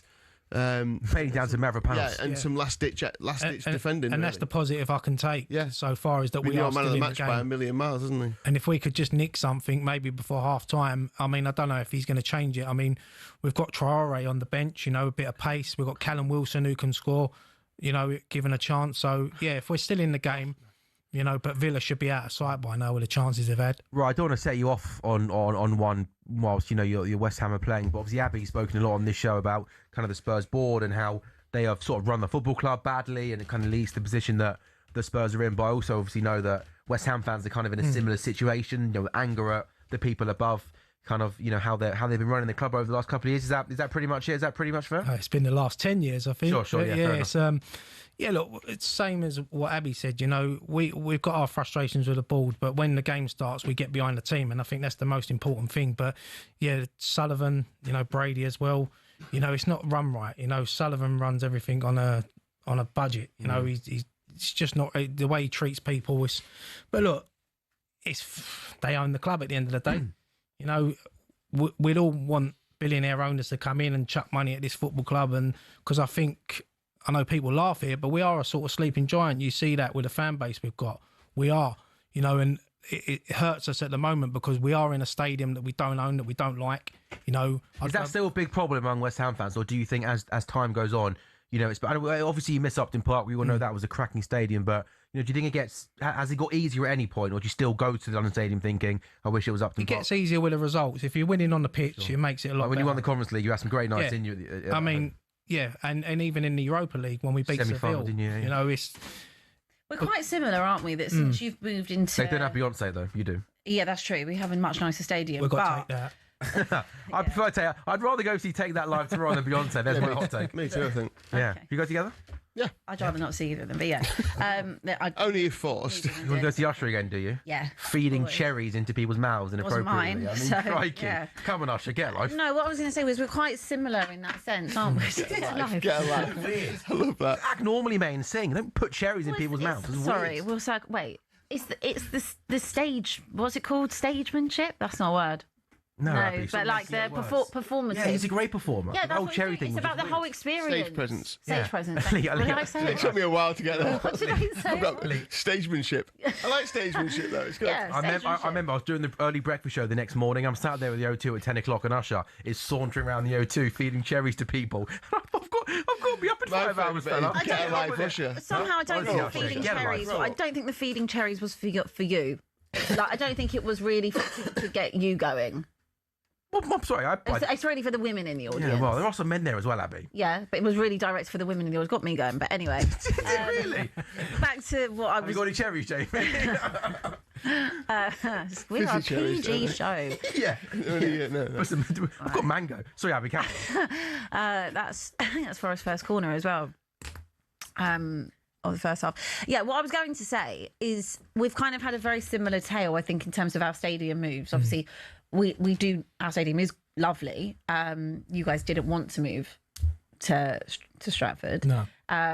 But since we've both moved into our respective big stadiums that are meant to elevate you, we've both had terrible times at our stadium. I can count on one hand how many good moments, good nights I've had at What's been the best Tottenham night, do you think, Hotspur at Spurs Stadium? What's been the best night? Yeah. I would. Do you know what? I would probably have to. Beyonce. Thursday. Chris Brown, actually. Chris Brown was my favourite night there. Beating Atletico Madrid 3-2. No, I'd say in a footballing sense. Oh, Vicario has to make a good save. Spurs have had 8 corners, Abby. That was Forest's first corner. Yeah. And Igor Jesus from the corner got clearly came back into the box. Kind of an acrobatic effort was tipped over the bar by Vicario. So Forest, to finish off this first half, Abby, have now got another corner. Could the goalkeeper have caught that? Could he have caught that? No. Maybe not. I Let think it that go was- over the bar. Huh? He could have let it go Yeah. over the bar. Could have let it go over the bar, but yeah, no, I don't think he could have caught that. I would probably say all the way back to when Spurs played Manchester City in the. Oh, goal. Forest have scored! Oh, no! It's Igor Jesus who has scored, my goodness me. 15 seconds before half-time, the corner comes in, and Igor Jesus heads it back across goal and beats Vicario. It is a massive moment in the relegation battle, and Abby, right on the stroke of half-time. In a half-time, I think Spurs have actually played quite well in. Spurs 0, Nottingham Forest 1. What a massive moment that is. So stupid, honestly. They played well. It's so annoying. We've had most of the possession. We've had most of the chances. We've had all the corners. But again, no quality to put the ball in the back of the net or that final ball that you need. I just want to watch this again because, again, it's a good corner. Like, we've had so many corners and we've poor delivery on all of them. And who is that that's meant to be marking? That ball has literally gone through everyone and landed on Igor Who is that? Jesus' head. Yeah, you're right. Nico Williams whips in a really good ball, and it almost kind of goes over it's poor half a defending. dozen players. It's like he's watching it. Yeah. Oh, just not Do you not think sometimes now from set pieces, teams almost seem more concerned at kind of looking at the player and stopping Rather the than player looking as at the opposed ball. to just watching the ball? And Romero was the only one who tried to have a decent effort at heading it. He Poor just from missed Jed it. Spence. Poor from Jed. Yeah, it wasn't. No one really wanted to kind of command the area and clear it. He didn't even really seem to jump. Did he? He's like just kind of landed on his head and just. Yeah. Almost. He did quite well. Igor Jesus kind of react to it, given the fact that it did go through lots of bodies. But Abby, listen, talk us through how you're feeling right now. And I mean, to state the absolute bleeding obvious, my goodness me, the next 45 minutes are absolutely crucial. I'm annoyed. I'm really annoyed. I'm annoyed. Because again, we've been good. We've been good, and it's just making sure that you actually just don't go Chance? hit it. Sarr with a shot from outside the box. A weak effort and is cleared by Nottingham Forest. So annoying. So annoying. Yeah, it comes down to what you said, Abby, doesn't it? Like, yeah, you've looked decent enough. It's not been a bad half for you, but then when it comes down to the shots on target, 0. And 4 shots, 0 on target. Come on. That's a good ball in though. Oh, do me a favour. I thought Richarlison could have maybe tried to get his head on that, but maybe it's Telstor, a bit over him. Well, Ian has gone down a couple of times, hasn't he? In the box? He's a lucky boy. So you're 3-1 for him to get a booking. It's Oh, my goodness me! No. What? Oh my God. It's saved onto the bar, I think. Yeah, Matisse Tell with a shot Oh, from shock you've blown 25 it that yards way. out. Shock you've blown it for them, Michael Oliver. And I thought that was Imagine my creeping surprise. into the top corner. And I think that is an outstanding save from the goalkeeper Sells, who tips it onto the bar. But Tell's been the only one, Tell's Abby. been bright. A couple of times down the left-hand side, he's looked to kind of take the aggressive option and trying to cut in. Because that shot there, it's actually quite central. And yeah, I think Sells gets a hand on that, does he? Tips it onto the bar? I think so. Are they going to check what's happened in the box here with Romero and... What, you want a penalty, do you? No, I just want to see what happened. That, by the way, that's a that might have been creeping in, to be fair. Just fingertips. Yeah, he's got a fingertip that onto Great the from bar, Sells. and he does that. And then when it comes back into the box, I'm not being funny. I mean, it's one of those that probably gets given outside the box, but Nico Williams is quite rash, isn't he, on So the they're back gonna of check Christian Romero? His hand, what did he put his hand on him, kind of leaning on him? Hands on. Yeah, he kind of puts his left. Again, I think it's one of those you probably get in the middle of the pitch, but don't get inside the box, do you? It's kind of a foul, but not a penalty. And isn't it? Richarlison went down. If we could make it make sense, that would be good. Yeah, and I'm not sure what the ref ended up giving for. Villa won. Oh, they are, Abby. They are checking a possible penalty for a foul. So when the ball comes off the bar, I mean, Nico Williams' left arm kind of every comes... corner kick. Yeah, I agree with you. I do agree with you. But, you know. I think it's one of those. Yeah, the referee's going to wave the game on. Of course he is. I don't think it would have been soft, wouldn't it? It's one of those where, like, that is something that happens every single game inside the box, doesn't it? Yeah, it does, but some weeks it's given, some weeks it's not. Sure. Yeah. Just And like I guess- just like the push on the back. Yeah, It's given every other week, but apart from the week when it's Yeah, no, I think... on yeah. Spurs. Villa 1, West Ham 0, Spurs 0, Nottingham Forest 1. Right, how would you sum up that West Ham first half performance? Poor from us. As I said, Villa should be 2, maybe 3 up. You know, they've had chances. We haven't really created anything. A few corners, or a couple of corners, sorry. But, yeah, we haven't really offered anything. And we need to, I don't know, obviously the losing to Thibaut, you know, they've worked all week on a certain formation. We've had to change That it. kill must be really Yeah. bad in training then. Yeah. But, yeah, it's... Look, it was a great goal from McGinn, great finish, can't do anything about it, but poor defending from us. We need to get out quicker. But Mavropanos has saved us. And when the players were walking off at half time, you see the players, even the subs, coming over to Mavropanos and shaking his hand because he's kept us in the game. So I don't know whether we're going to make any changes at half time. Maybe bring on Callum Wilson, maybe Traore. But yeah, we've got to improve. A big 45 minutes to come then. Half time then in our 2 big games into the relegation battle. It's Villa 1, West Ham 0, Spurs 0, Forest 1 as things stand. West Ham will stay 18th on 29. Spurs stay on 30. Forest go to 32, 1 behind Leeds on 33. talkSPORT Goals taking a very quick break.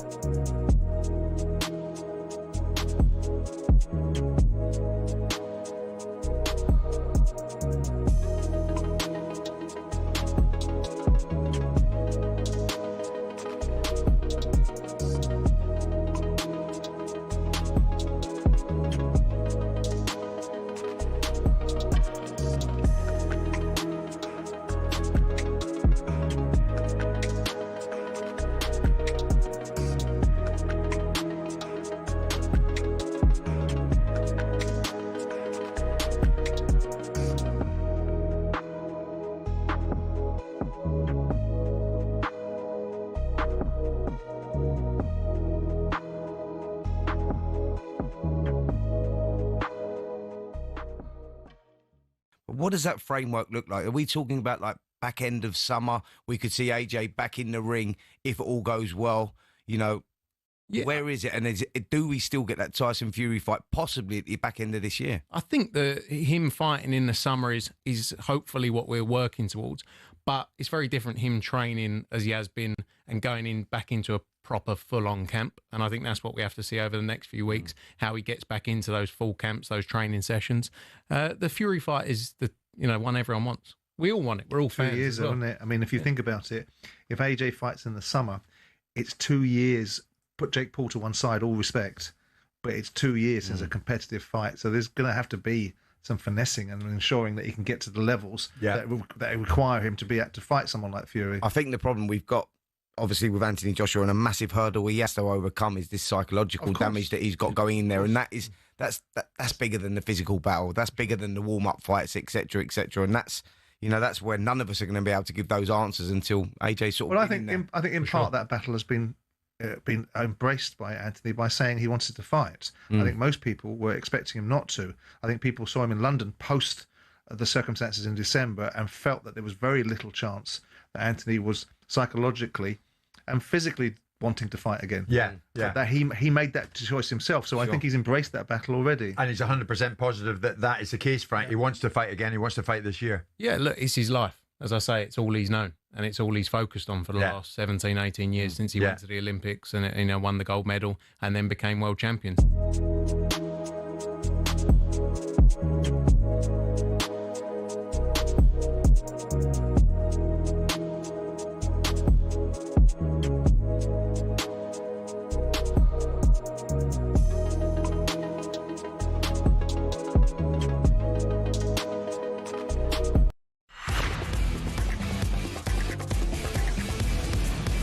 Hello and welcome back to talkSPORT Goals. It is brought to you by Final One Standing, new from William Hill, 18+. The gambler where the dog terms and conditions apply. We are live on talkSPORT's YouTube channel and your smart TVs as well. It's Sam Ellard, Lee Phelps, Abby Summers and Ryan Archer with you until 7 o'clock this evening. Newcastle 1, Sunderland 2 is a full-time result.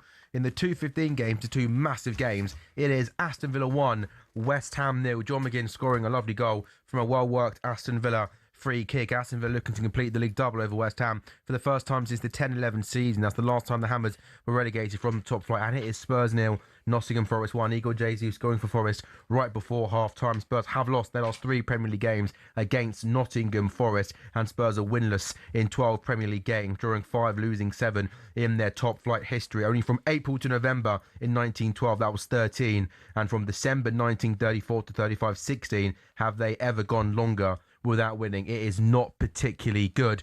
Lee, before we do some odds, would you like to tell us about a story that kind of went viral yesterday on social media? That got around 2 million views, which involves my favourite bookie. We had a customer who, I think it was his stepdad, had a 15-team ACCA, fiver on it. Probably with the old ACCA boost on it. That gives you a 100% boost when you get to that level of number of teams. And he cashed in for £114. Cashed out? Cash in, cash out. Yeah. All cashed out, right? Yeah. You're not cashing in, are you? Yeah. Cashed out for £114, which off a fiver, you think, yes, fair enough. If he'd have let it ride, it would have got him 42,000 quid. It's like, oh, man. What? I mean, like, That is so sick. Yeah, it's, Imagine that when you go to check it after the day and you see you have 42 grand in your bank. He seemed pretty sanguine about it, really, didn't he? Given that sanguine, sanguine, kind of like sanguine, whatever. Yeah. He wasn't like it's only 42 grand. How much did he win? 114 quid. Yeah, 115 quid. He cashed out. You can't miss what you never had. See, this is an interesting thing. Whether if you do like a bet, then I think you're either someone who cashes out or you're someone who lets it ride. Yeah, I agree. I think if you've had a fiver on. But then I guess you can. I think when you've got 15 teams in ACCA and you have the opportunity to cash out for 115 quid from a £5 bet, that does sound quite good, doesn't it? From a fiver on a 15-team ACCA. Like, again, I don't know what statistically how often a 15-team ACCA comes in, but I'm guessing we're talking in the absolute smallest of possible minority in chances, right? Yeah. Would you cash out or cash in? If I had I think if I had the chance to win 115 quid from a £5 bet and I got 15 teams to come in, I probably would take the 115 quid. I agree. I would be a cash in. Yeah. Producer Jamie would be in there for the long haul and then lose it all. Jamie's asked why make the bet in the first place then? Yeah, no, it's a fair point. But then I suppose you take that to what's the point where you do think, right, I'll cash out if it's basically deal or no deal, isn't it? In a way, it's like good show. If they gave Big up the Mulhern, by the way. If it said £1,000, would you cash out on a fiver? Say again. If it was £1,000, for instance, would you cash out on a fiver? You would, wouldn't you? Surely. But then it depends how much they give you. Yeah. Even though it's 42, it's an incredible ACCA. I'd always cash out though, because I'm not like. Yeah, fair enough. Yeah. gambling. Sometimes you do win though, don't you? Sometimes you'll win by I cashing would be out. like, if I had like a free £10 bet and I've won 100 quid on it, I'd be like, well, that's 90 quid more than I had on a She's start. asking you for a free £10 bet. Can she have a free £10 bet? I'd love to know what is the worst ever kind of cash out in terms of like most amount of money you could have won. I'll ask the traders and see what. That's probably got to be up there. You think so? Second half prices, please, Lee. Yeah, it's a fascinating way this is set up, isn't it? Aston Villa 1-0 up at the break, but and I know it's kind of a nervous time, but I thought, despite the fact they had chances, I thought West Ham stuck in there. West Ham are 12-1 to turn this round and win the game. 4-1 the draw, which is what I put up in the first place. 2-9 Aston Villa to win it. Ollie Watkins to score any time in the game.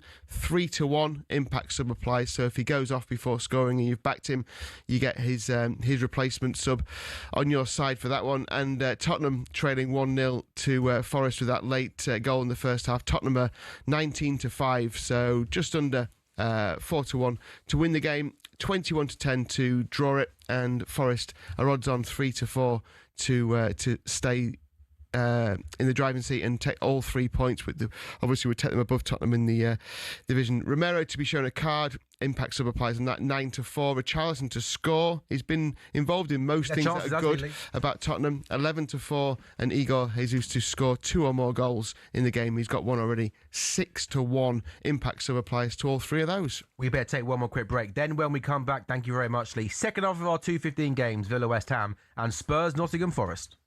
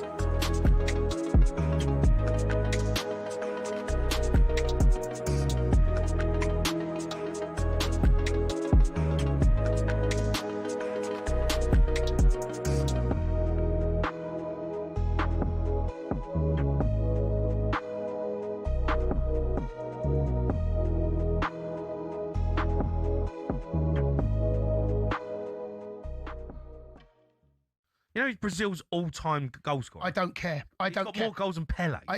Was Pele all that? Was he all that, Pele?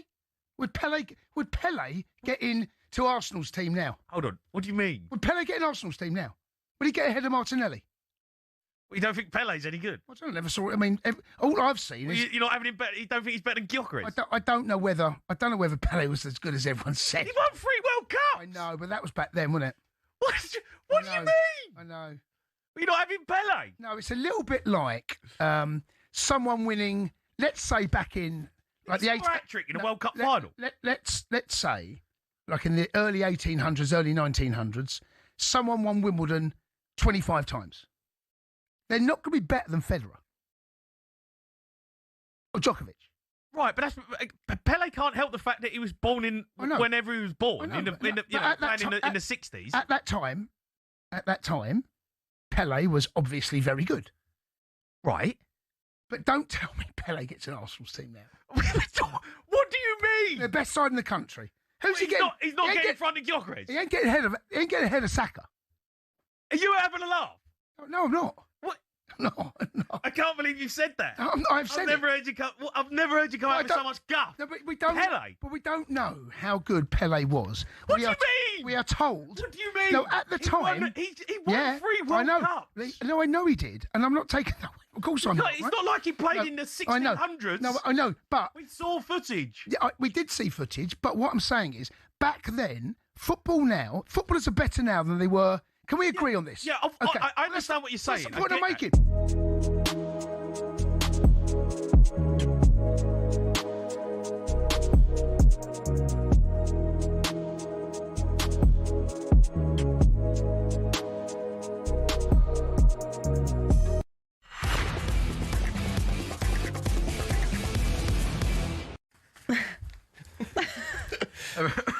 I coughed. Sorry. Honestly, I started has off by anyone coughing. not on the Apologies. panel got a cough today, by the way? Apologies. I don't have a cough. You all do by 7 o'clock, I promise No, I you that probably right will, now. but I This don't is the feel ill like I side of have the right desk, now. isn't it? Yeah, you Sorry. Sorry. I feel a bit hay fevery. Oh, okay. That's not good, is it? Are you okay, Ryan? Yeah, I'm good. I ain't got a cold yet. No, yeah, you're going home at You're 4:30 furthest though. away, Yeah, I know. So you'll be all right. I've come here, watched my team lose, and go home with a cold. Yeah, That's no, I know. basically that's a talkSPORT good goals day. for you. At least Spurs are getting beat, mate. Every cloud, right? Yeah. It is talkSPORT Goals. It is brought to you by Thunder One Standing New from William Hill 18 Plus. Gamble away at all. Terms and conditions apply. Sam Ellard, Lee Phelps, Abby Summers, and a great debut so far from Ryan Archer with us until 4:30. Then it is the Carabao Cup Final. Something to beat Newcastle 2-1 in the early game, and in the two big games in the relegation battle. It is Aston Villa 1, West Ham 0, Spurs 0, Nottingham Forest 1. John McGinn giving Aston Villa the lead after 15 minutes. And right before half-time, it was Igor Jesus who scored for Nottingham Forest from a corner. Forest are winless in their last 7 Premier League games, but Vitor Pereira is unbeaten in his 3 Premier League games against Tottenham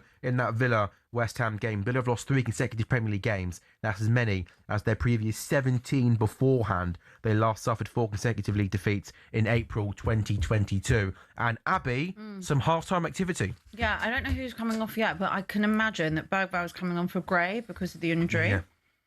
I think. And a doggy's coming on.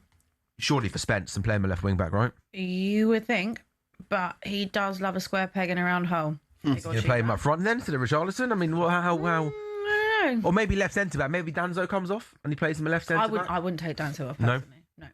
Okay, the weight is killing us. And also, a double change for West Ham. Is that Wilson and Adama Traore coming on? Yeah. Just as I said at half time, I think they're the changes we need to make. I'm not sure who's gone off yet, but yeah, I think these two have had a little bit of pace, especially Traore.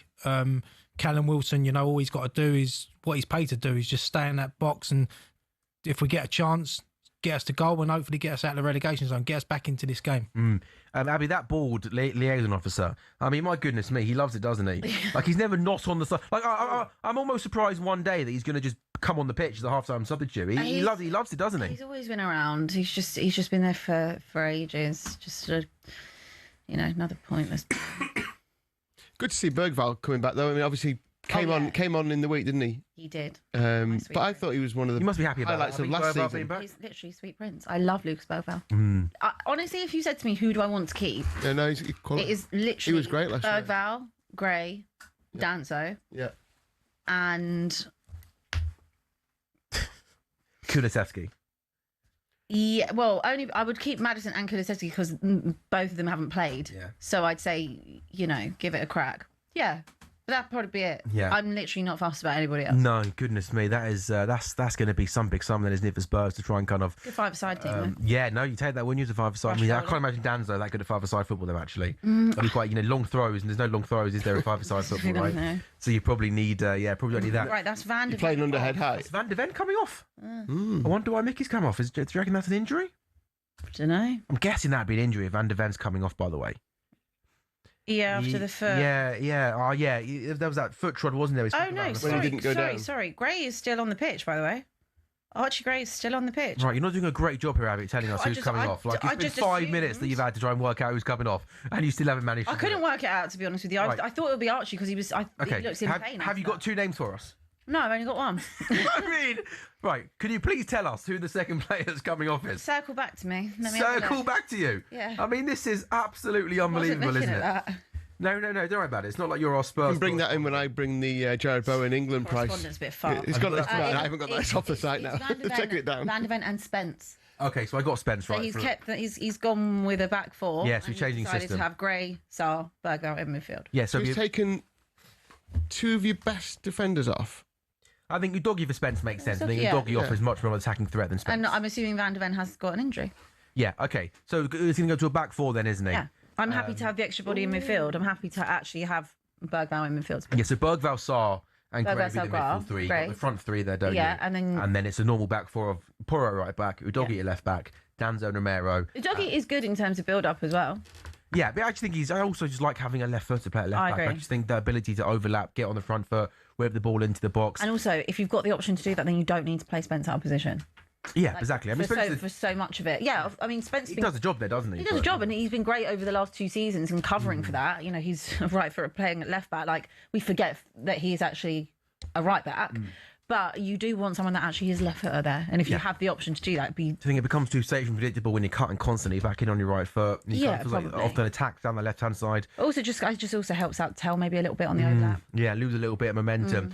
Villa 1, West Ham. Are you happy with the changes, Ryan, that West Ham have made at half time? Yeah, we've taken off Potts and Tatty, and I'm trying to work out what system we're trying to play. But once again, we ain't started off great. Villa have had all the ball.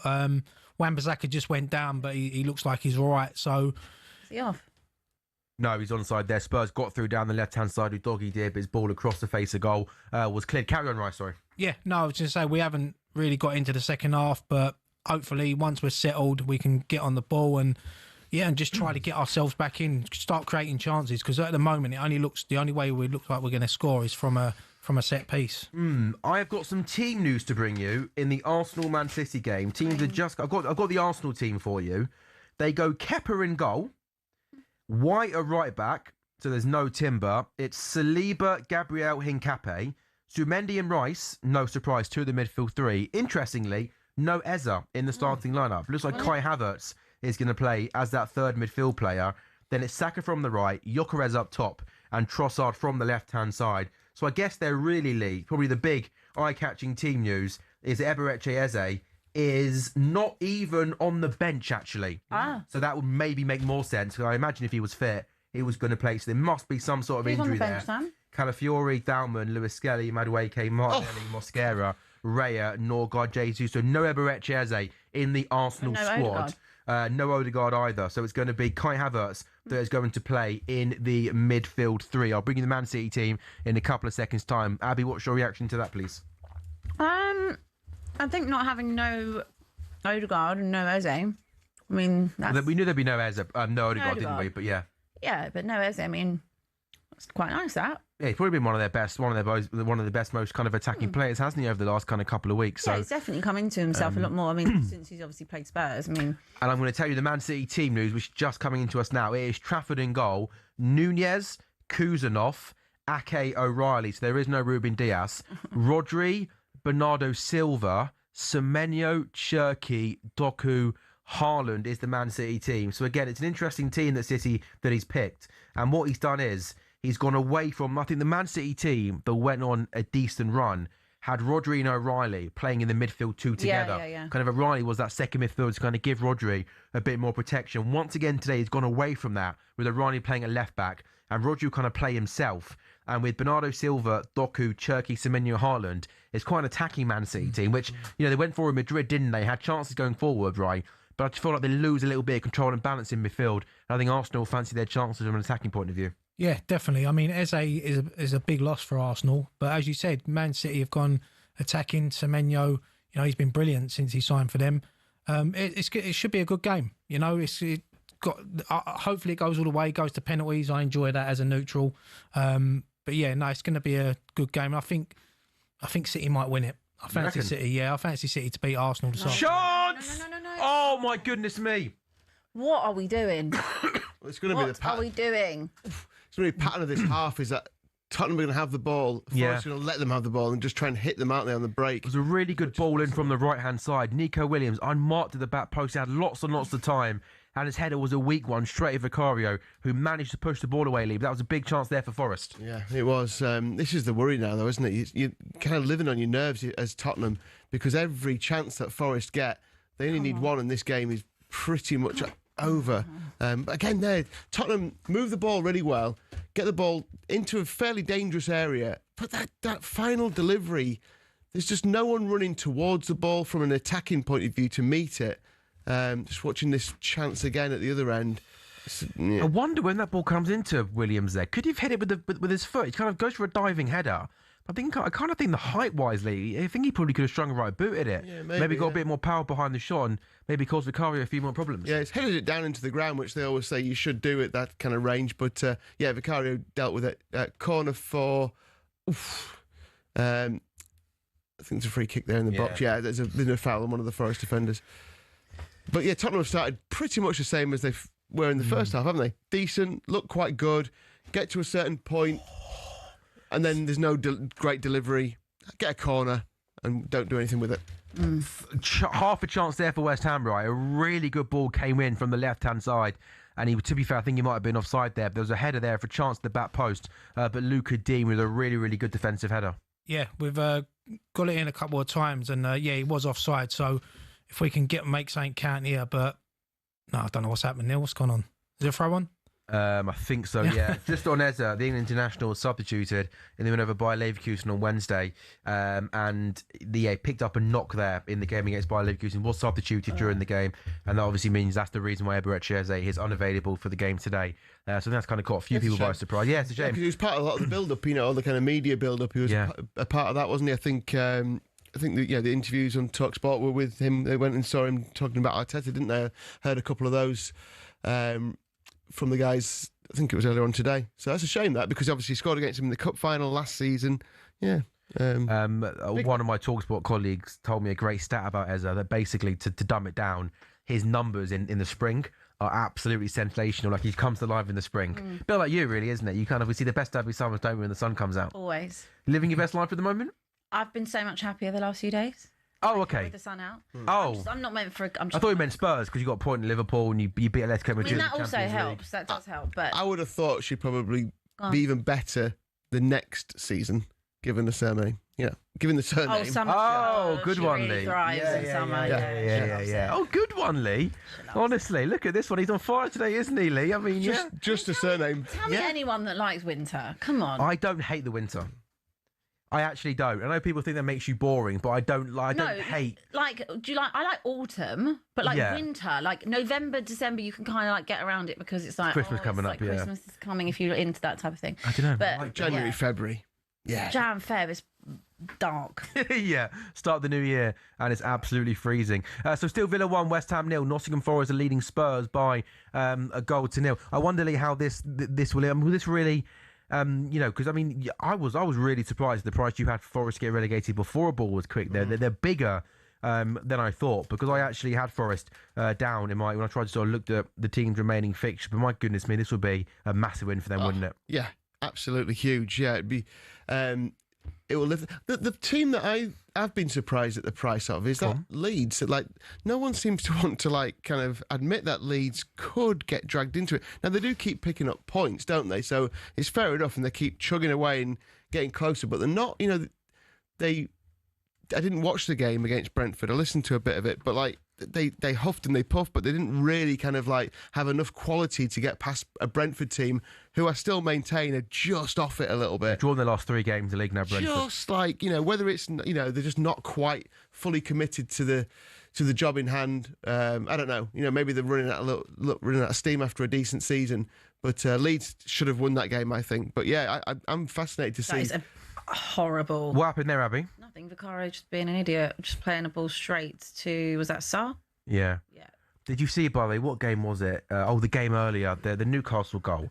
The goalkeeper passing the ball right into 09's feet. And it was literally there was about 4 players surrounding 09. Yeah. And literally the Sunderland goalkeeper still plays that ball into his feet with his back. He's obviously got his facing the goal.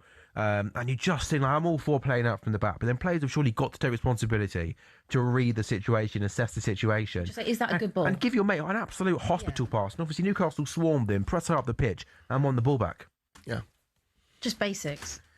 Do you know what's really annoying me about this? Is I think we've honestly, again, been the better team. I think we've played all right. But the problem is we just have such a lack of quality in that final third. I think it's a game for Xavi Simons, Abby. Shoot here, though. Get a shot off rather than pass. I mean, now's not the time, but when they first got the ball there, get a shot off and get chasing in, follow it in. But they want to try and pass the ball into the back of the net all the time. Here's Archie Gray. Have a shot here, Archie. Oh, that's a weak shot, and it comes back to him. Everywhere. Yeah. There's bodies absolutely everywhere. Let's just try and do something a little bit different. But what about? What I thought you said then was Archie Gray's everywhere. Everywhere you look on the pitch, he's in one corner. He's having shots. He's defending somewhere else. He's just, without him, I don't know where you'd be, because he is the heartbeat of this team. Archie's unreal. Maybe 18th, not 17th. Love that. You walked into that one, didn't you? I don't know where they'd be without Archie Gray. All right, they might be easy. 18th, not 17th. No, he's unbelievable. Yeah. He's great. I would love to see him actually flourish. It'd be nice if Spurs won and I could see the best out of Archie and stuff in a positive environment. Go to Leeds.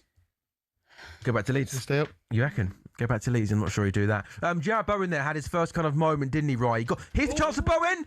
Oh, he really should have done better. He had 2 chances. The first one came before that corner, cutting in on his left foot from the right-hand side. His shot took a deflection, went over the bar, and I think the flag went up there anyway, Ryan. But his right foot shot there from a triangle just went wide. But feels like we haven't seen enough of Jarrod Bowen in this game. No, definitely not. But we're starting to get into it now. And as you said, Bowen's had a couple of chances there.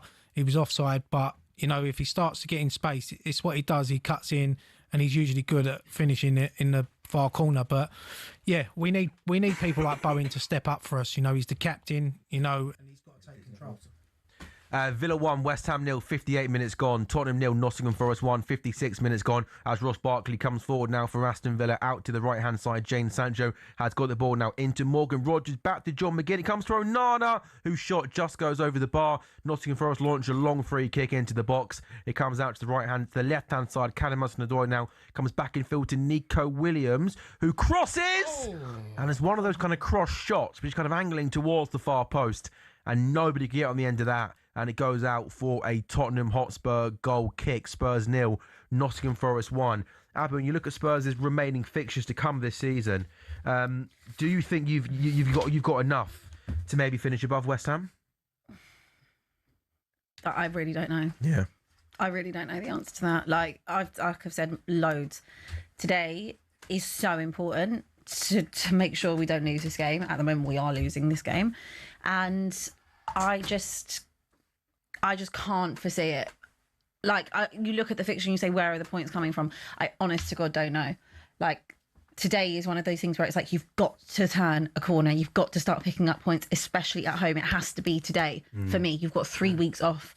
You have to go into that international break with the 4 points in the bag and positive attitudes. And I know we were having a bit of a laugh about the fans getting behind the team, but if you lose this game at home after, but you know, if you lose this game at home after the fans have given that, it'll be a little bit of another. It'll just be another like keep just going as fans. You've got to just try, but like. But it's a gut punch, isn't it? If you've kind of gone right, we'll all get behind each other and have a go at this. But the thing is, like, they haven't been bad. Like, I've seen us play way worse. It's exactly what you said. It's that final third. It's the final third and the lack of quality. You were have some shots. You were talking about saying, is this a game for Xavi Simons to come on? I don't know, because you lose another body in that midfield by. No, but he can play one of the front three, can't he? Instead of Tell or maybe Richarlison. It's all very nice and intricate passing. Yeah. Just shoot. Maybe I just think, Abby, in my mind, Xavi Simons. I know I'm going full League Two here, but like no. But do you think Xavi Simons, like, because you're Abby, you are playing well. You've had some decent possession. Well, then who are you going to sacrifice in that? Because I wouldn't take Richarlison off. I wouldn't take Solanke off, and I wouldn't take Tell off. Well, so okay. Like, unless you're going to sacrifice maybe as the game goes on, then, and you've got 15, 20 minutes to go, then maybe you've got to make that attacking substitution. And I do take your point about what you then lack in that midfield. But I just think in a game like this. Like, I still think in my mind, I don't know why I think Xavi Simons is better than what everyone thinks he is. on the bench as well. But I just think, Abby, he is that player that, and I know we've seen it only in glimpses, but he has got that ability to make something happen in the final third. This is Romero trying to create a goal. Yeah, look, he does. Ooh. He does. But can we not piss about with win a foul there? Does he win a foul there? No, he doesn't win a foul. Sangare makes a good tackle and they come forward. And now look at now. And he's not exactly sprinting back, is he? Is he Christian Romero? No. He's just having to jog back in. Look how much space there is here now for Nico Williams to come forward, carry the ball. He's got Hudson-Odoi out to his left-hand side. Gibbs White and Igor Jesus. Romero's still not back, by the way. No, I know. He's not exactly. He's still not back. Where is he? He's still just jogging. Hutchinson has a shot. He's still. There we go. I have to say that is one of the slowest jog backs I've ever seen from no rush, from the captain or centre back. No rush for you to get back into your position. Yeah. No, don't bother. Yeah. It's interesting watching these games side by side. I'm not saying West Ham are playing particularly well. Better second half, Lee. But they don't seem as panicked. And it's like maybe they're more used to this scenario where they're a goal down and they know they've got to sit in and try and get something. Whereas when you watch Spurs, when they get past the halfway line, they start to panic and look for the sensational ball over the top. Whereas West Ham look a bit more comfortable given they're a goal down, if that makes sense. Have you felt that, Ryan? Even when you were going through the bad runs, because you have, not these group of players, but as a football club, you have been in relegation battles before you've been relegated. Yeah. Do you feel as if that even just because of that kind of makes you almost better equipped to get out of it than maybe this Tottenham team, who obviously don't have close to recent experience of being in relegation battles? Mean, obviously Tottenham had a bad season last season, but they weren't in a relegation battle, were they? No, last they weren't season, in a relegation battle. But it's another big. I think West Ham started the second half really well here, right? But yeah, no, you're right. We've been in this situation before, and we've got that sort of experience where Tottenham haven't. But the thing is, like going back to the Tottenham game, like Tottenham, you got to pick up points on the teams around you, and this is a huge game. And as Abby said, a defeat here today, it's I think it could be detrimental. Yeah, I really do. Definitely. Yeah. This is a bonus for you. If you lose 1-0, it's like, okay, we didn't get any shots to give White. Oh my goodness me, it's gone in. It's gone in. Oh my God. Tottenham 0, Nottingham Forest 2. Morgan Gibbs White, who, well, if things went a little bit differently, would be playing for a different team today, but he's not. We'll have to look at a replay, but I just wonder, is this another awful mistake from Vicario? Forest go in down the left-hand side. The ball comes back across goal. Morgan Gibbs White, Abby, I can't believe how much space Morgan Gibbs White has in the middle of the box. He shoots towards goal. Vicario gets something on it. I thought he saved it at first, but it goes in the back of the net. 61 gone. It is Tottenham 0, Nottingham Forest 2. I need to see a replay of that. But the amount of space, it's just look at that. You could honestly fit a boat in the middle of it. It's that big. Oh my God, the keeper. With him, I actually can't. I can't. I mean, has he hit it? No, don't defend him. It's a mistake. Please don't defend Vicario, please. I beg you, please don't. Oh my God. That's not horror. Are you? That is. Are you serious, Jay? That for me is. Are you for real? Point blank range, isn't it? Oh, look, lots of things wrong with that goal. It's too easy for Hudson-Odoi getting down the left-hand side. Morgan Gibbs White's got way too much room. But when you were in a relegation battle, you need your goalkeeper to save that. Absolutely. You don't think that's a mistake? If that was Robert Sanchez, we'd be saying, it's an absolute horror show. So why are we not saying it for Vicario? I'd like to see it full speed again. When you see it slow down, it looks a lot worse. Boys, I'm not arguing with you guys. If you think it was I think that's really poor. I think that's really poor. And it all started from that panicky, Richarlison giving the ball away in the Forest half. So it again, just like put your foot on the ball, control the game. Yeah, maybe it was definitely hit with power, and it was close to goal, but. I just think in these situations, I really think the goalkeeper's got to exactly, but almost kind of went underneath him as well, didn't it? Yeah. So it was like he always got to the back ball across goal. Yeah, again, look, maybe not an absolute howler, but he's got to save that. Abby hasn't his goalkeeper, and he's let you down too many times this season. He's got to save that. But what I would also say is the amount of space between the centre backs is an absolute disgrace. I mean, Morgan Gibbs White to have that amount of room in the middle of the box is almost criminal, isn't it? It's absolutely criminal. We are in big trouble, lads. Big trouble. I don't know why everyone keeps saying to me, you'll be fine, you'll stay up. Why? Well, based on what? Off of a draw at Liverpool. No, do you know what also might be? It might be the fact that Forest, obviously pre-today, and West Ham also... Oh, well, no, it's fair. West Ham are a decent run, but also because Forest haven't been that good this season, have they? No, but there's limits, Sam. There's limits. Look at us. We have... Oh, sorry, Abby. That is a massive chance for West Ham. A ball comes into the box. It's an awful, awful clearance. And who is that that has that? And Pablo must literally be 6-8 yards out. And a shot goes over the bar. He's got to score that, right? Yeah, he's got to do better there. He's lacking confidence. He hasn't scored since we signed him. But, yeah, he's got to do a lot better there. But we are getting back into the game. We're starting to create more. And if we can nick a point here today, it'll be massive, especially with what's going on in the other game. You got 11 points for Spurs. Yeah, I wish someone could tell our players what's going on in the other game. You will. You'll get something Someone out will have a radio on in the crowd. You'll get something out of it. Too early in the season for that, I think, isn't it? I'm not sure you... Well, no, maybe they got talkSPORT goals on in the crowd. Yes. Yeah. You'll get something out of your game. I hope so. I really do.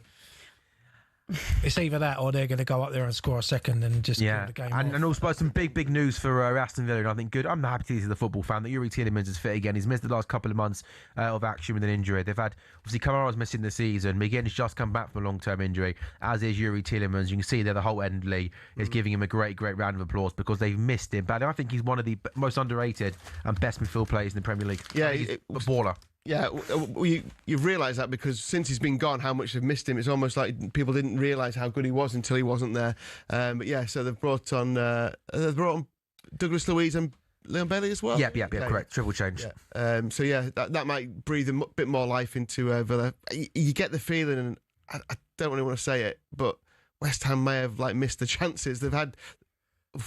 God. Well, the defending. Oh my goodness me! Right on cue. Oh, good. Aston Villa 2, West Ham 0. Morgan Rogers has a shot that's pushed away by the goalkeeper, And again, possibly here the goalkeeper's got to do better to push it back into a dangerous area. And that's where Ollie Watkins is. And credit to Ollie Watkins, because like all good centre forwards should be, he gets himself in the right place at the right time, and from close range puts the ball in the back of the net. He has hold of the badge in front of the hole, and a good moment for him. It's a proper striker's finish. But again, right, from a defensive point of view, should you be doing better? Yeah, definitely. You see there in the replay, Bowen loses the ball. You know, the goalkeeper's got to do better. But I said just before that, you could maybe feel it coming the second goal. And if this could now go on to be the 3 or 4, he's got to do better there. Yeah, you know, he's hold him. Yeah, I actually think he tries to hold it and kind of loot. Does he try and? I don't know what he tries to do. I don't know if he tries to collect it and then he almost. This angle should tell us better. I think he tries to collect it. It kind of bounces in front of him and then he spills it. And then Watkins does really well to react to it with 2 West Ham defenders. But again, a bit like Vicario, when you're fighting for your lives, you can't have your goalkeepers doing that, can you? That's the thing. It goes against you. And look, Ollie Watkins is there. Great finish from him. It's what good strikers do. He hasn't been in a great run of form this season. You're absolutely right. Right place, right time. Yeah. And, this is it. We've had, you could feel us getting back into the game, but that goal probably just killed us now unless a miracle happens in the next 20 minutes. Richarlison. So, Abby? Yeah, Richarlison and Tell have gone off for Simmons and Colin.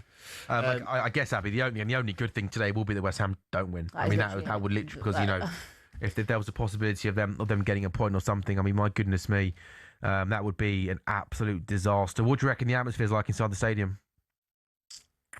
Will there be boos at full time? No, I don't think it's a bit. I think it's probably just quite quiet. Yeah. I don't even think it's I think rule out booze. You're booed out.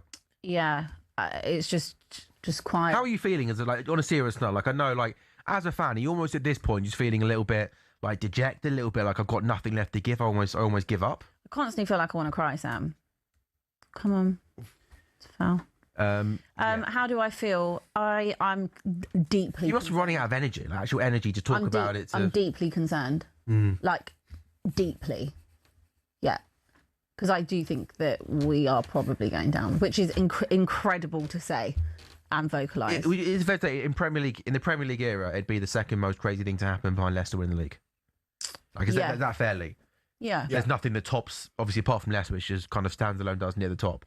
It would be, in my lifetime, I can't think of anything as biggest relegation of all time. Biggest relegation of all time, yeah. In the Premier League. I mean, it's unbelievable.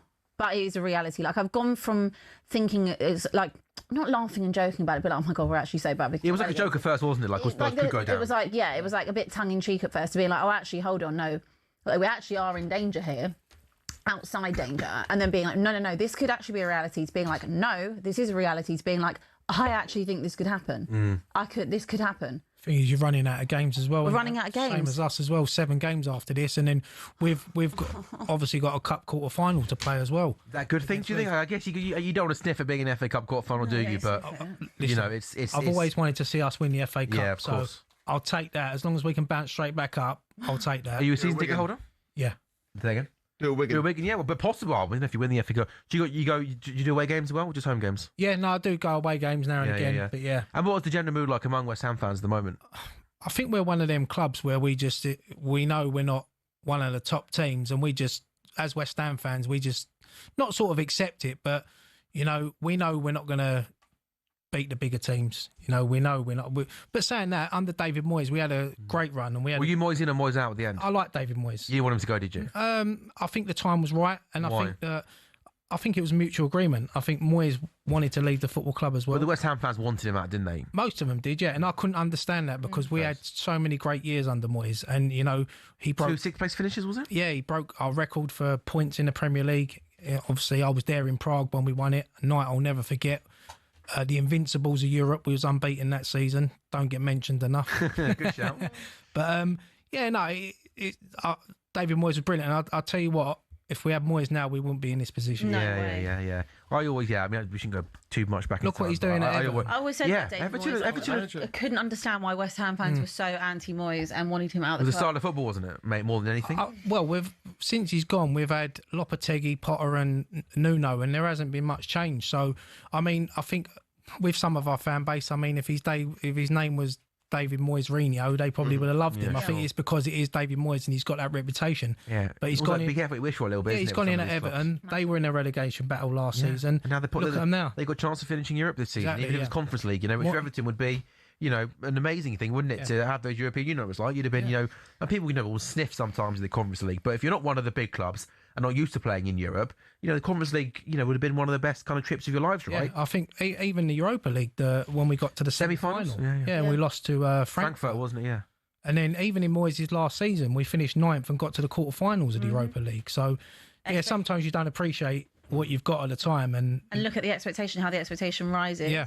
Do you think you will finish above Spurs? I hope so. Do you think? Do you think you will, though? Do you think it will come down between the two of us? Well, the last game of the season, we got Leeds at home. Yeah. Oh. That could be massive. And honestly, I think if we can get 4 wins out of I think we need 4 wins to guarantee safety. Home games: Wolves, Leeds, Everton. I mean, certainly Wolves and Leeds you're looking at. You have to play Arsenal at home as well.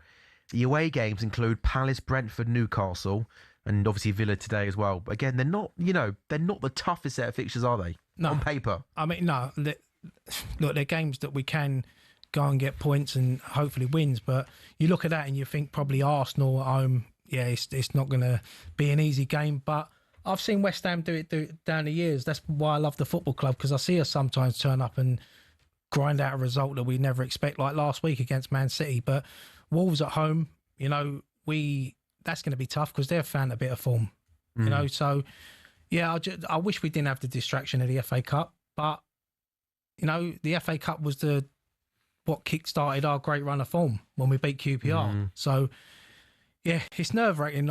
I'm not enjoying this, to be honest. No, you look like a man that's you both look like you're in great pain at the moment, well, which is the thing I can take. I mean, Forest winning's bad, but obviously Tottenham losing and Leeds getting a point yesterday. Yeah. We're still in it. Leeds is drawing game. Leeds is drawing, and they've drawn 4 of their last 6. They're almost taking a point and ticking over, aren't they? And when you look back 6 weeks ago, they were I think 7 or 8 points clear of us. Tottenham were 11 points. So we're still in the fight. I'd love now to go into that last game of the season against Leeds, 4 points clear on the final day. Nothing to worry about. We can put our feet up, enjoy it. But I don't think if it comes down to that game, it's one of them ones where you think I don't want to watch it. Honestly. Yeah, I think 38 points will be the barrier. I think 38. You are obsessed with this 38 point number. Yeah, I just think that it doesn't often get much higher than that, to be honest. And that's an average of point a game. West Ham 29 points from 31 games, including this one. There you go. Look, Lee, great minds think alike. I did this in the week before today. I sort of worked out, had a prediction on remaining fixtures and points, and I've got Leeds 15th. I've actually got West Ham 16th, Spurs 17th, Forest 18th, but 17th place. I do have 38 points. Yeah, good minds think alike, eh? Yeah. So it's just who can. But the bonus that West Ham have got is that I know today, if it ends up being 2-0, but look, I think losing at what I was going to say earlier on before I think Forest scored is that losing at Villa is no shame. At this stage, you just start thinking, don't concede any more goals. Goal difference is going to be key still as well. West Ham got the worst goal difference of any of the 4 if you include Leeds. And a much worse goal difference Spurs. Minus 21. That's a point, isn't it, really? You got Forest on minus 13, Tottenham on minus 9 now.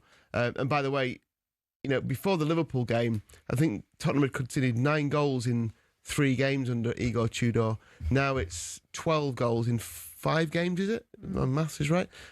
That's pretty bad. Good appointment, wasn't it? So they need to arrest that, because it won't be long before that Tottenham goal difference and the Forest goal difference level up. It's now minus 9, minus 13. It was minus 15, minus 7 earlier on. Yeah. Obviously, we've got a 2-goal swing here in this game. So it's good. It will come down to that, I think. Oh, that's a big chance for Spurs. It's a really good ball whipped across the dangerous area from the left-hand side. And Bergvall makes a really good late run into box, like all good midfielders should do. And he gets good contact on the ball, but that's a great ball in by Doggy, by the way, from that left-hand side. That's what I'm talking about, was something that Spence wouldn't be able to do, being a right footer. And Bergvall runs onto it. Oh, I think he should do better, Abby. Yeah, he should. I think if he's not too far out, and he just kind of almost skews the effort wide. Quite get there. Yeah. No. You're right. Yeah. Has he got a colour on his hair, do you think? He's not No. that. He's Has he got what? He's more blonde than that normally, isn't he? Just Prince. Is he more league? Stop bringing the mood down, please. We're trying to do a football show here, mate. You're talking about people's bonnets. I like the hair. Honestly, but I'm talking to bonnets. Right, I'm loving the sort of comb over you've got going on up there. Yeah, I've moved to Essex, and I got to have the Essex comb over. Yeah. Hey? Where in Essex are you? Oh, Stanford Hope. Where's that? Oh, yeah. You probably know if I say near Lakeside. It's about 10 minutes from Lakeside Shopping Centre. Do you know Essex well? Like near Essex. I don't think I've ever been to Essex before in my life. What? Like never once. Oh no, like Loughton, Chigwell. I've watched Towie, but I don't think I've ever been to Essex. Yeah, I don't live that far from Essex. Yeah, you do. No, I don't. I live 20 minutes. No, you don't. Oh, yes, I do. What a silly thing to say, Abby. I probably live about 15. 20 minutes from Essex. I do live 20. I live in. Well, I don't really want to say where I live, but yeah. Yeah, no. Yeah, 15 minutes. Leave my turn up. I live about 20, 25 minutes from Yeah. From Epping. It's all right. No, Epping's a beautiful place. Yeah. Right, back to the football. Villa 2, West Ham 0, Spurs 0, Nottingham Forest 2. As things stand then down at the bottom of the table in terms of points. 18th place West Ham, still have 29. Spurs 30. Forest goes to 32. They'd be one behind Leeds, who have got 33 points. Also, as well, we shouldn't forget, this would be a big victory for Aston Villa, and a bit of a gap now emerging between 4th and 5th place. United 3rd of 55. Chelsea Spurs! And that's where also you need a little bit of luck, don't you, in a relegation battle. Sarr has a shot, takes a wicked deflection, wrong foot's the goalkeeper, and it goes wide of the post rather than going in. Villa in 4th on 54. Bit of a gap then. Liverpool 5th, 49. Chelsea 48. Brentford, Everton both got 46. And again, reminder, Newcastle 1, Sunderland 2. The League Cup final at 4:30 still to come. And a massive result in the William Hill Scottish Premiership. Dundee United beating Celtic by 2-0. Hearts 66 in first. Rangers got 63 points. Celtic on 61 points, 5 behind Hearts. And of course, they do not have a game in hand anymore at the top of the William Hill Scottish Premiership. Sunderland going above Newcastle on the table. I mean, we thought Sunderland's season was pretty much done, didn't we? I mean, that's probably the cup final. They were desperate to win that game today, beating Newcastle at Newcastle. Wow. I wonder what Newcastle can do at the end of the season. I don't know. Yeah, I mean, I think they get rid of Eddie. I'd be surprised. I mean, how do they get? What are they on? What did you just say they're on now? 42 points. Newcastle got 42 points. Yeah, 42 points, and 5th place is 49. I mean, it's not 7 miles off Liverpool. away, but you can't see they'll hit a run of form now. There's quite a lot of negativity around Volta. I mean, I'm surprised at how much negativity there is around Voltemada. You speak to Newcastle fans, and they're livid about him. I mean, I don't think the guy's done anything wrong. He came in quite well, didn't he? He's had to try and carry the team while Vissa's not really played. Our bet on Vissa versus Isak is just such a I think you're still winning. Is it 1-0 in mid-March? I mean, it's such a non-starter, wasn't it? When you think about where Vissa is Newcastle's 4th choice striker. Yeah. Gordon, Osula, Voltemada and Vissa. It's crazy, isn't it, what's happened? And all stems from Vissa and Isak both downing tools. That should be a lesson to any footballer in the future, not to do that. You still play. Fair enough. You still do a pre-season. I'm not saying Isak would have not got injured, but, you're not at your full physical prowess, are you, if you haven't had a pre-season? So, yeah, it's a strange time. Maybe, I don't know. I mean, Eddie Howe's a great manager, obviously.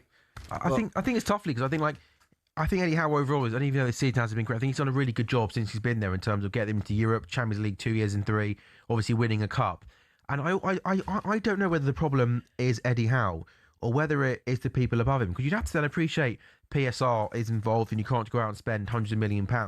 But I'm not surely there's been as much investment in that team as maybe some people thought. I think if you look at what they've got and what they're working with, I maybe thought he would have better players, his resources to try and take the team forward. Is that fair? Yeah, I think it's really fair. I think if you speak to Newcastle fans, they feel a bit like they're the only team in the world with, mega money, but the richest owners in the world. Yeah, it's like having, it's like all that money and you just can't spend it, which is crazy, isn't it? It must be so frustrating. I mean, Villa suffer in a similar way, don't they? Yeah. From not being able to bolster their squad. Where could Villa go?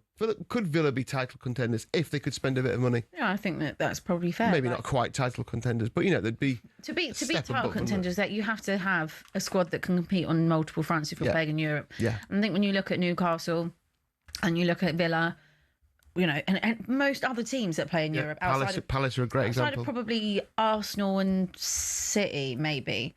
Chelsea have just completely squandered their money. Yeah, they've had the money and the investment. Proved that they can't back up from a midweek weekend. But both those teams have the capabilities of building two squads. But I think that outside of probably those four, maybe Manchester United as well, next season, it's very hard to do it. You know, my club's never been able to do it. We've, you know, fight on multiple fronts, even pre-relegation, conversations. Ooh. And when you put Villa into it, Newcastle into it, and anyone else, like, it takes a lot of investment and a lot of time. And if your PSR is what it is, then you've effectively got one hand, you know, tied behind your back, haven't you? Yeah. In order to create the change that is needed.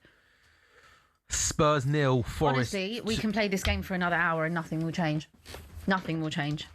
You might as well turn it off. There's a good example there. Bergvall, great turn in the midfield, got some space. There's no one anywhere near him. There's like nowhere to pass to. There's nothing to create. Honestly, Forest look incredibly comfortable. And I'll be honest with you, I thought we were far better before we actually made the changes that we made. Abby, is there any chance you think that Igor Tudor won't survive the international break? My Igor Tudor bingo I've given up now. But do you think the board are going to stick with him? I honestly don't know. I don't know what this board does. I don't know what they think. I don't actually know. Would I? No, I would have got rid of him after the first leg of the Atletico game. I would never have appointed him in the first place, but That's me. Now, again, you've wasted, what, five Prem games? Away at Sunderland, and you come back. Do I fancy us away at Sunderland? Absolutely not. Do I fancy... You'd have to ask me, where do I fancy us? Because I don't fancy us at home, obviously. Are we better away from home?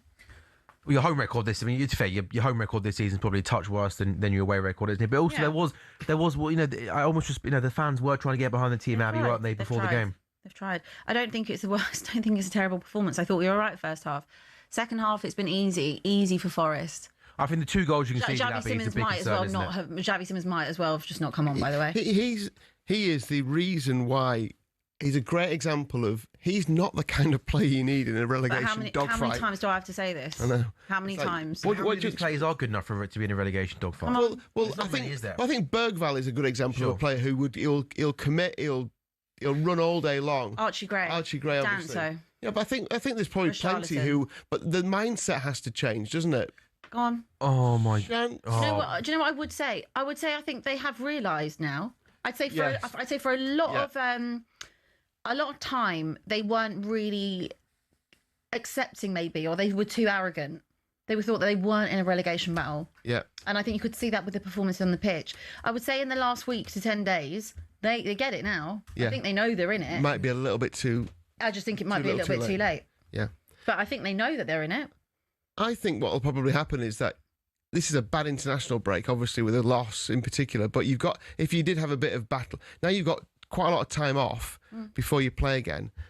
I think probably what will happen is that you will continue to fight, and maybe towards the end of the season you might play Chelsea and Leeds and get results. Then it might be too late by then. We have never. We've had one good result at Stamford Bridge. What I'm talking about is a draw here. Chelsea can send us down. Yeah.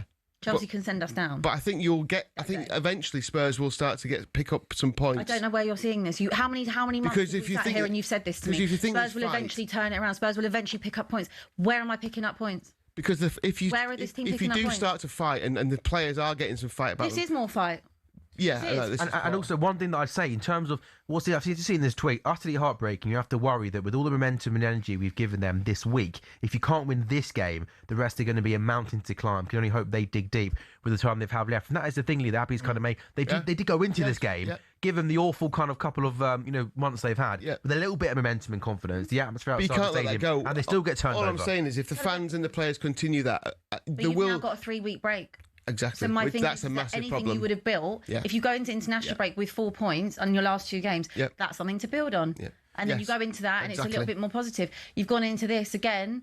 The only reason that we're not in the bottom 3 is because West Ham had a stinger. And by the way, when you play Sunderland that game, the West Ham's game that weekend is Wolves at home. Yeah. So realistically, first game back, can't see us getting anything at Sunderland, can you? No. I mean, Sunderland's home form this season. And do I fancy West Ham against Wolves at home? Yeah, I do. Yeah. We're on the Friday night as well, so our result will put you'll pressure know before, on them, so.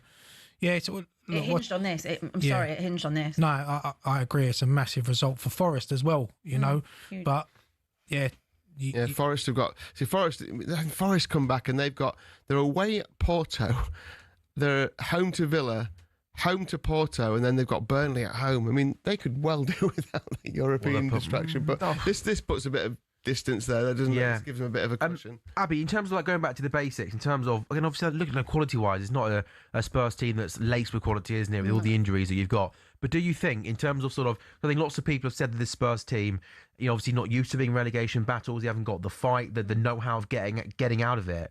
But do you think with the Atletico game, the Liverpool game, and to be fair, the way you played in patches in this game, do you think they do have the fight in the stomach to try and muster something from this season? Or is that also another big worry, as well as the quality and injuries? I think... Or are the players drowning with no lifeboat? I thought it all hinged on today, to be honest. I have seen more fight. I've seen more fight over the last few games. The Atletico game, Liverpool. I've seen it. I've seen fight in the first half today. I thought we were better the first half. But again, it's... Maybe it isn't just fight. Maybe it's talent as well. I don't think that's what I was going to say. I don't think that we've got necessarily the quality, which is just again. I think this Forest team on paper have got much more quality. Yeah, than I agree. In midfield, especially. Yeah, Anderson, Dominguez, Gibbs, White, Sangare, all good in the players. final third, which has obviously been Spurs' biggest problem all season, that we've had no quality in that final third, and it is absolutely disgusting that we did nothing in January to go and try and help that. Bringing in just Conor Gallagher, who again can't even get a game for us. Chance for a 1-year 3-0 Nottingham Forest. Yeah. Tottenham 0, Nottingham Forest 3. My goodness me, this is beyond a disaster. It is a ball in once again from the left-hand side, a great delivery, and Awoniyi is in the right place at the right time. It is a fantastic finish. What a couple of days for Forest getting through to the next round of the Europa League. It is Tottenham 0, Nottingham Forest 3. Tottenham Hotspur still haven't won a game in 2026, Abby Summers. Yeah, we'll be in April. We'll be in April by the time that we come back, and still won't have probably won a game. We might not even win a game till we're in the Championship, but my God, this is so bad. It's so bad. I'm actually quite speechless because they managed to just blow me away every single time I watch them. There is just no limits to what they can do to me. Good defending, well done, mate. But just say it is an unbelievable whip in from Nico Williams. The ball with the pace, the accuracy is genuinely phenomenal. Yeah, it's not defended particularly well. But Abby, again, the problem is when that ball comes in, where's Romero? Where's Danzo? And Awoniyi's aim is a good ball in, to be fair. But Awoniyi's just allowed to pull away, isn't he? I think the biggest problem, like we've said, is the lack of quality in that squad. Going forward, there is no quality there. Your players that have got the quality have been injured for the entire season. The board, the recruitment decided to not do anything to help you in January when it came to that. Literally, word for word, Johan Lange said there is nobody, basically, in the whole footballing sphere. That was good save there by a good shot from Solanke. Sells makes a good save. No one in the whole footballing world that could come in and make a difference. Absolute load of rubbish. Repeat that again, Abby. Say that again. Johan Lange said there was no one they could bring in that they felt would help us. That is astonishing, isn't it? In attacking areas, when you had no Solanke for months, you had Richarlison injured, you've had no Maddison for over a year, you've had no Kulusevski for a year, and no Wilson Odegaard for a year. Kudus has been out injured. You've had, it's just the biggest lack of awareness. It is just the biggest negligence oversight of all negligence. How many times have I sat here and said to you about how this board are and the negligence? I don't want to talk about the board because it's so boring. It's so boring. I've said it a billion times sitting in this very chair. But we are in so much trouble. So much trouble. And now we have, again, 3 weeks off. This board, again, appointed Igor Tudor. Based on what?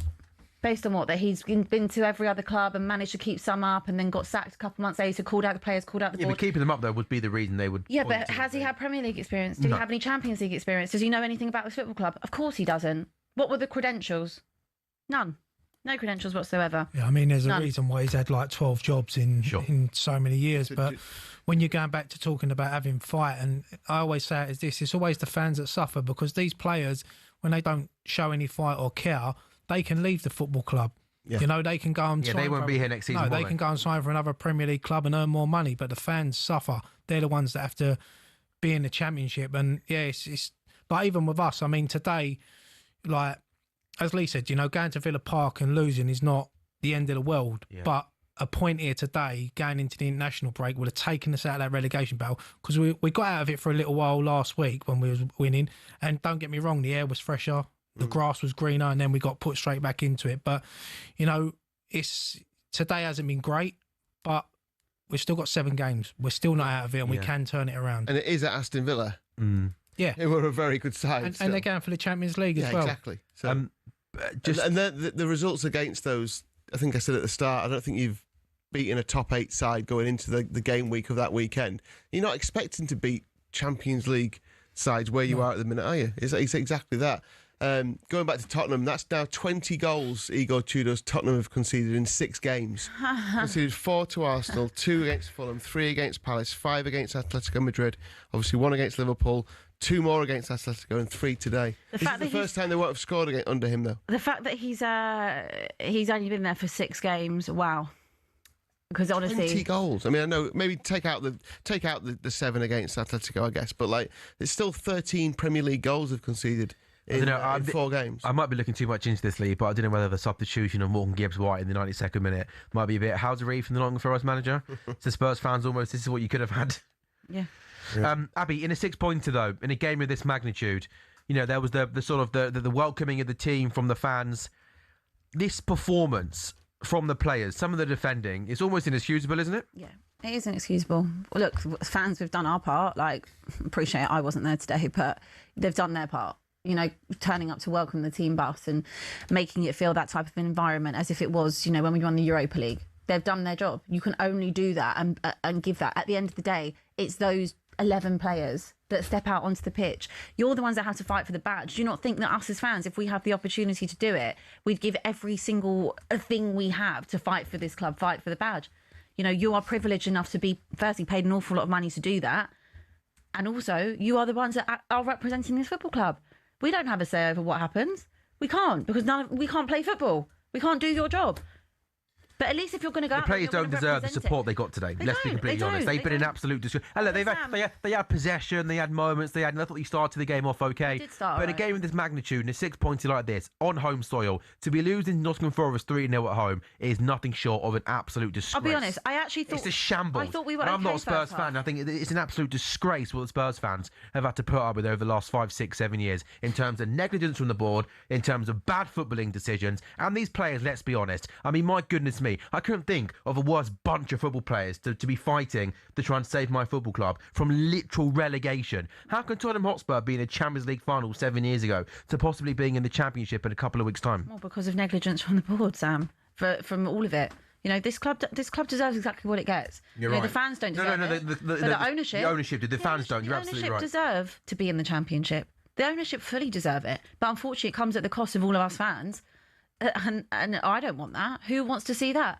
But this ownership, this board, it will be nothing short of what they deserve. The way they've mismanaged this football club, the negligence on it, it's a disgrace. And I look at the players, and you're sitting there and saying, who are the fighters in this team? And I'm looking at a 19, 20-year-old Archie Gray and Bergvall to be the ones that can do that and show the fight. Danso. And I'm looking at Richarlison. That's it. I'm looking at 4 players that I genuinely think have the fight and determination to get you out of trouble. These players all think they're too big for their boots, all think they're way too good, and they'll get another move elsewhere. And then you've got someone like Mickey Van der Ven sitting there in a press conference for Atletico saying, "Oh no, of course we do care. It's not true." And why don't you show it then? If you do care, show it. Because you're telling me that Mickey Van der Ven is a worse player than Murillo. Well, why is one always constantly linked with a move away and one's not? Van der Ven and Romero are good players, but their form this season has been woeful, hasn't it? Okay, so why? So if you're that good, why are we in a relegation battle for the 2nd year running? Appreciate you'd been injured at times, and obviously we've had the suspensions. But if you're that good, why don't you start actually showing it on the pitch? I look at Igor Tudor. What a waste! What a waste of an appointment! What a waste of another 5 games! You get rid of Thomas Frank, which is incredible because actually at the time and he should have gone earlier, probably, than what he should have done, right? Sam, it's the biggest negligence ever. And by the way, I hold my hands up and say that I thought that Thomas Frank should have got longer. I hold my hands up and say should have gone. If it wasn't after Arsenal in November, which realistically he should have been sacked after that because it was a disgrace. He should have been sacked before Christmas, the last time he played Forest when we were 3-0 down. That's when he should have been sacked. And maybe we could have salvaged something. You could have sacked him after the West Ham performance. You could have sacked him after Fulham. I think that was before Christmas as well. There are so many opportunities that they could have sacked Thomas Frank and they let it go. I remember sitting here and saying, we've got 12 games to save this football club. Make the right appointment, make the right decisions, buy this football club, do what your job is as a chairman, as the owners, do it. And they haven't made the right decisions. Yes, again. And now how many games have we got left after international break? 6?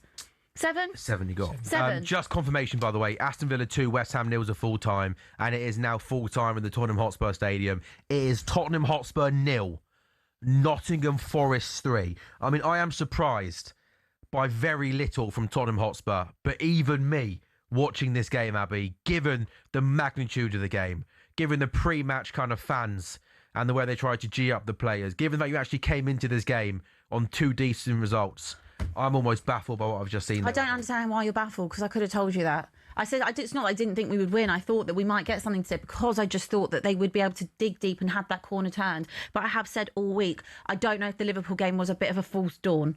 I did say that, and clearly I was right, because it clearly hasn't changed anything. Again, when the pressure's off and you've got to play Atletico at home, it was a really good performance. But again, Atletico, like we said, they were 5-2 up. Given the fact you played so well against Atletico, and that I think you had like 13 shots on. On you actually, I think from an offensive point of view, you look quite good. And you have Simmons, Tell, and Colin Mwani as the front three in that game. Are you surprised that, given how well you played in that game, he changed so many of Tottenham's front three? No, not after having 13 shots on target. No, not at all. Because Solanke and Solanke and Richarlison weren't available the other night. Otherwise, they obviously both would have started. Xavi Simmons is good in Europe, but he's got absolutely no clue about the Premier League. Did you see him affect anything or change anything? No, but also before that, you weren't exactly blessed with creative options. No, we weren't. But no, I wasn't surprised. I never thought that he would. I would have been shocked if he would have started today, because again, that's not someone that I think we can't afford to carry anyone more than we're already carrying ourselves at this point. And I think that's what that is. I expected him to do what he did. I've just seen this week from Suffering Spurs. Football is so simple. If a player scores 2 goals on a Wednesday in a team that's crying out for momentum, he starts the next game. That first half was half decent, but was lacking a playmaker who would actually make things happen. It fried my brain when I saw the starting 11, and it's killing me even more that we're 2-0 down, Abby. What would you say to that? I do and I don't. Obviously referencing Xavi Simmons, though, who scored 2 goals in the week. He did, but I think they're 2 different competitions. The Xavi Simmons I see in Europe to the Xavi Simmons that I see in the Premier League, they're 2 different things. I'm sorry, they are. Like, you need people that are physical in the Premier League. You need physical people that are going to go up against Sangare and Anderson and Gibbs-White and Hutchinson and Hudson-Odoi and create and be strong in the middle of the park. Xavi Simmons ain't that. When have you seen Xavi Simmons do that in the Premier League? Brentford? That's it. Sorry, I don't think that's a bad thing. Yeah, okay, he had a good night in Europe. Maybe you could have started him, but I just, in all honesty, we look worse with the substitutions. We look better first half. As soon as you start bringing on Xavi Simmons and Colin Mwani, I think we got even worse. Well, I don't think the subs, by the way, at half-time helped in any way, shape or form. At half-time, he took off, didn't he? Who did he take off at half-time? He took off Van... Yeah, I don't know, maybe Van der Ven was injured, but actually the first half performance was half decent. And I know you went in by... I thought you played first half certainly better than the second half. Look, again, you go into second half... you go into half-time 1-0 down. Literally on the stroke of half-time. Of course, that does kill you a little bit. But yeah, I didn't think we were terrible. Abby, I mean, it was almost the point now where there's nothing left to say. There's nothing left to give, is there, for this Spurs team in terms of what you're trying to say, what you're trying to think of? Because, again, given... I don't know, Lee.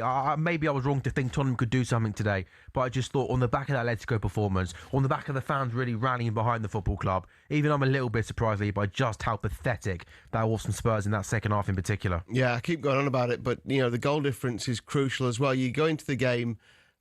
with an 8-goal difference between you and Nottingham Forest and come out of it with that down to 2 because you've lost 3-0 at home. I mean, that's evaporated. That's pretty much evaporated because 2 goals is nothing really, is it? You can, that can be whittled away quite easily. Forest will be, by the way, Forest must be like, that is some result, isn't it? Going into the international break, winning 3-0 at one of your relegation rivals and switching that goal difference. Look, you've also got a manager unbelievable in Vitor Pereira that actually does understand what a relegation battle is. Yeah, he does. I'm not being funny, but teams like West Ham and teams like Forest again and Leeds understand what it means to be in a relegation battle. This team doesn't. This football club has no idea.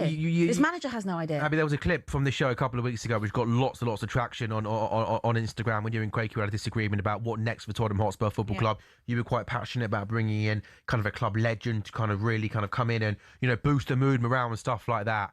you know, when you see a performance like this and you see the numbers, the stats, Spurs haven't won in 2026, is there any way the Spurs board might go, we got to do something like that? We got to bring in a club legend like a Harry Redknapp or something, because, you know, can any of you guys see a situation? Well, could you imagine, you've been in these positions before, almost, I know you've got no love lost between you and Spurs, but do you think Spurs have to sack the manager to try? I know it's not all on the manager, and he's been there for half a dozen games, but I'll be very surprised if they get rid of him during this international break. And the thing is, when you say about club legends, we had a situation in 2003 where Trevor Brooking come in and took over for the last few games, and he done really well. When I know we went down, but we give ourselves a fighting chance. And sometimes something like that in the dressing room can just change everyone's mood, because they respect. If someone like Harry Redknapp comes in, he'll put his arm around some of these players and tell them they're the best in the world. Yeah.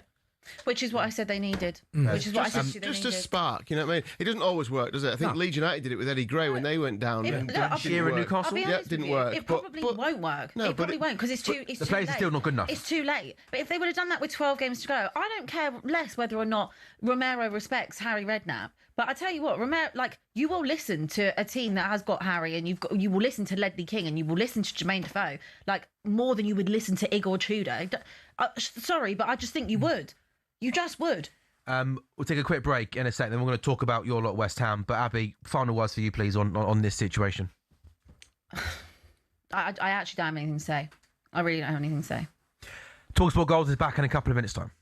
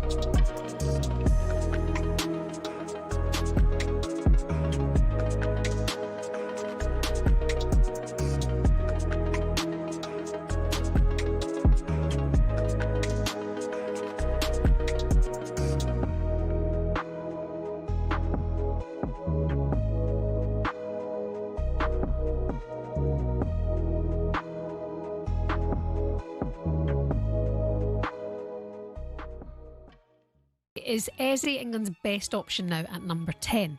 Oh, no. I think you've got so many options. I mean, I would say nay at the moment, yeah. For who? Well, you're looking at, there's so many players can play in there, aren't there? Well, Andy Sanders has just said Rodgers should be better on the left, but he can also play on number 10. You've got Bellingham, who, look, whatever season he's had, he does turn up for the big games. He can play in big games. Would he be in front of Eze? Look, Eze scored a cracking goal the other night. There's no doubt in that. And he's banged one in the FA Cup the other day. He's starting to score a few more goals, which is very important.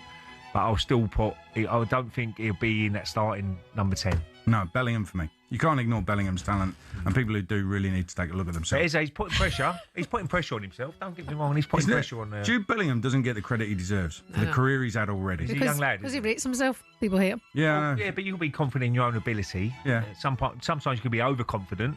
But you still got to be confident. You ain't going to be a player if you're not confident going forward. Do you remember when your interview with Thomas Tuchel when he was like, I mean, my mother finds him repulsive? Yeah. I was like, I don't. You come back from that. He's not scared to leave one out, Tuchel, though. He ain't going to just pick you for the sake of it. That's what I like about the manager. Because sometimes you can pick people because their reputation and this, that, and that, whatever, but he won't do that. Tuchel will go, right, whoever deserves to play will play. Yeah. Is Saka guaranteed to start, Yearney? Yeah, he is. Yeah, I think he would definitely start on that right-hand side, yes.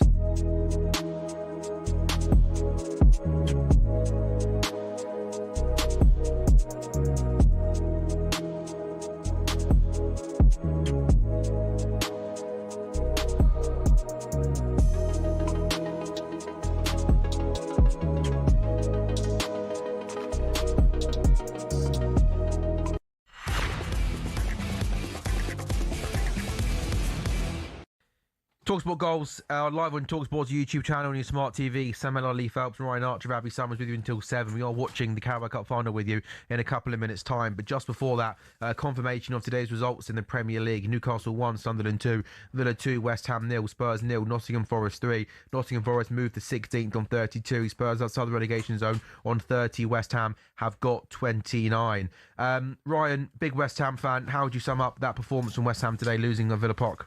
Yeah, it wasn't a great performance. Villa deserved the win.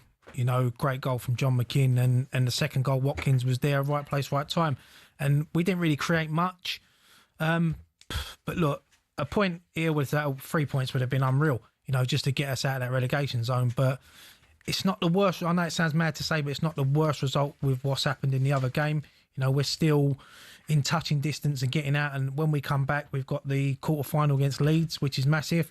And then we play Wolves at home on a Friday night. So 3 points against Wolves and we take ourselves out of the relegation zone. And Spurs go to Sunderland that weekend as well. Yeah, and Spurs will slip into the bottom three and then pressure's on them. So it's going to go right down to the wire. I don't want to be in this situation. I'd rather be mid-table, enjoying and watching the Premier League football. But again, going into this game, I think it was 1 defeat and 6 in the league.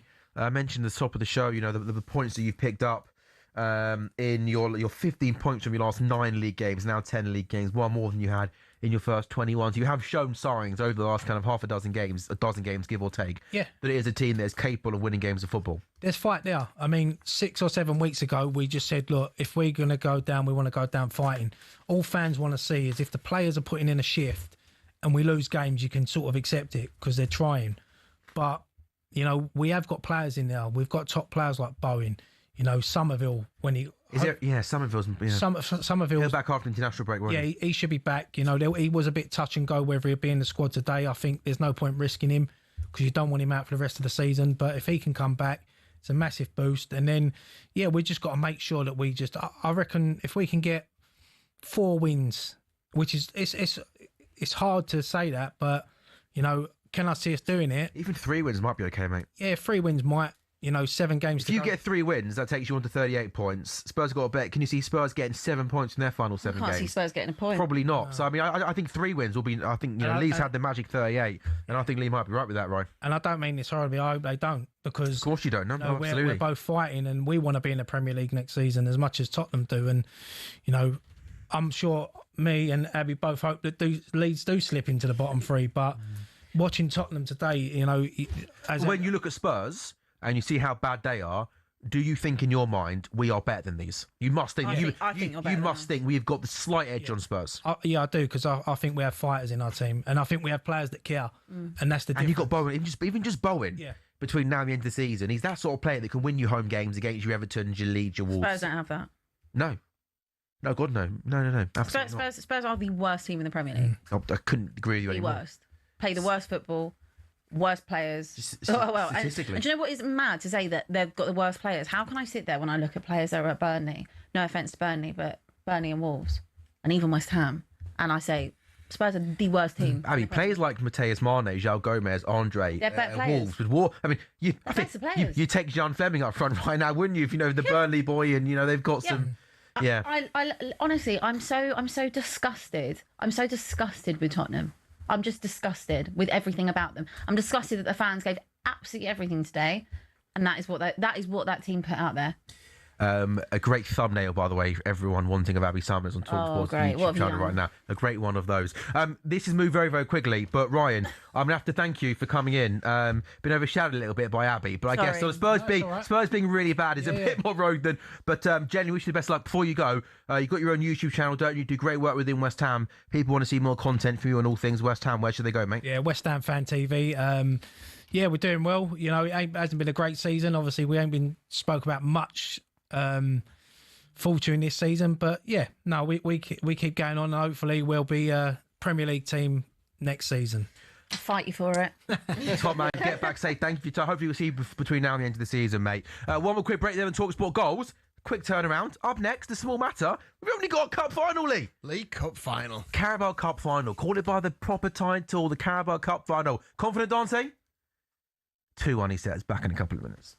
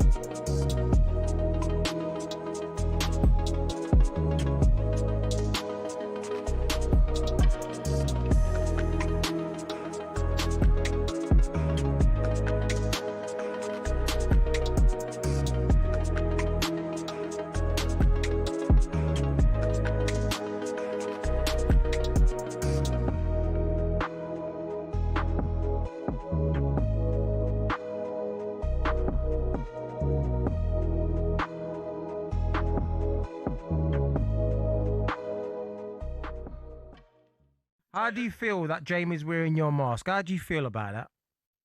I can't even see him. I can't see him. I haven't got the mask on. I haven't got the mask on. Fully got I it can't on. see it. Breathing in there, the lot. Do you know what? All I can say is I wish I had the mask on now. To be fair, you look like Ange. It's just who we are, mate. Your team play like Seriously Ange. though, mate.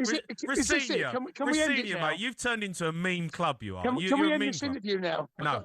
Hold on. Say that again. You've turned into a meme football club. I remember. I mean, the last week, I don't think I've ever known a week like it, right? So you go back to Wednesday of last week and 74 minutes on the clock, and you think about what's happened. Conceded 5 goals in 30 minutes. Slap. Jesus Christ.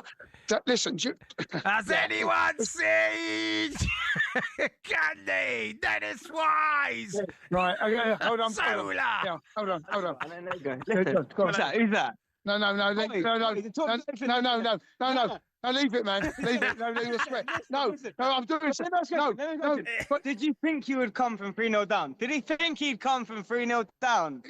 He was confident. It was encouraging signs, he said. Are you Encouraging signs. PSG? I'm a United fan. He's a bloody United fan. Hey! Don't swear. Come on, boys. Listen, at the end of the day. Hold on, who are you playing in the Champions League? No, listen, who's going to play next year? Who's going to play next year? Champions League. I'm getting sick of United fans.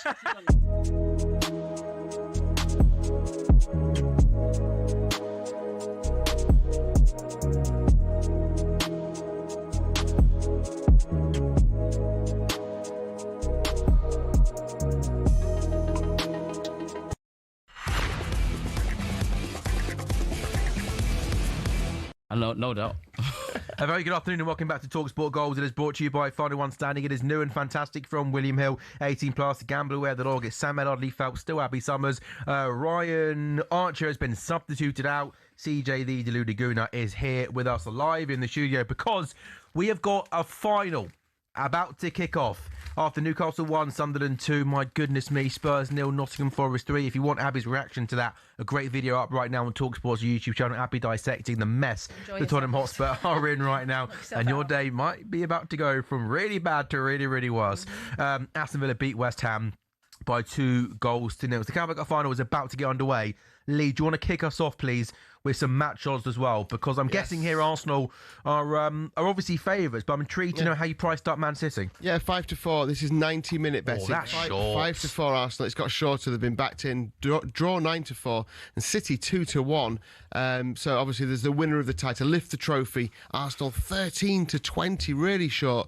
City 11-10. Obviously you can back either team to win in extra time. It's 9-1 Arsenal, 11-1 City. You can back the game to go to penalties and the teams to win on penalties. It's just under 5-1 to go to penalties. Arsenal 10-1 to win on pens. City the same price. You got your bet builders on this one. 50% winnings boost if you get a winner up on the match, and there's an epic boost as well. Both teams to score even money. Epic boosts are brilliant, aren't they? Also, whenever you've got it, give me a nudge. But love to know how you guys have priced out the relegation battle after that pretty big 90 minutes there in the Spurs Forest and Arsenal Man City game. CJ, should we put together, guys, a little bet builder first, if we can? Yeah. If we'll do that. Lee, do you want to kick us off, please? Yeah, mate? I'm going to go for Saka over 1 foul.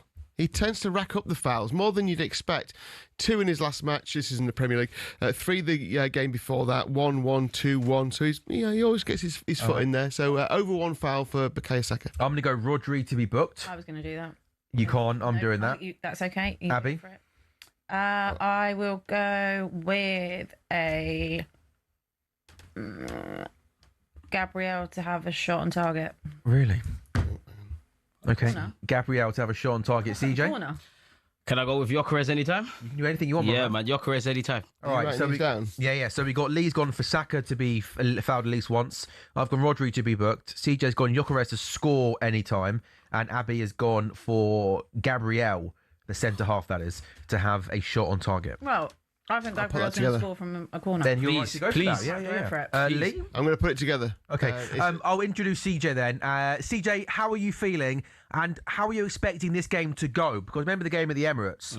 It was quite a different game early in the season, and it was unusual because we saw Man City be incredibly defensive, didn't we? Which Take felt off very Haaland. un-Pep-like, right?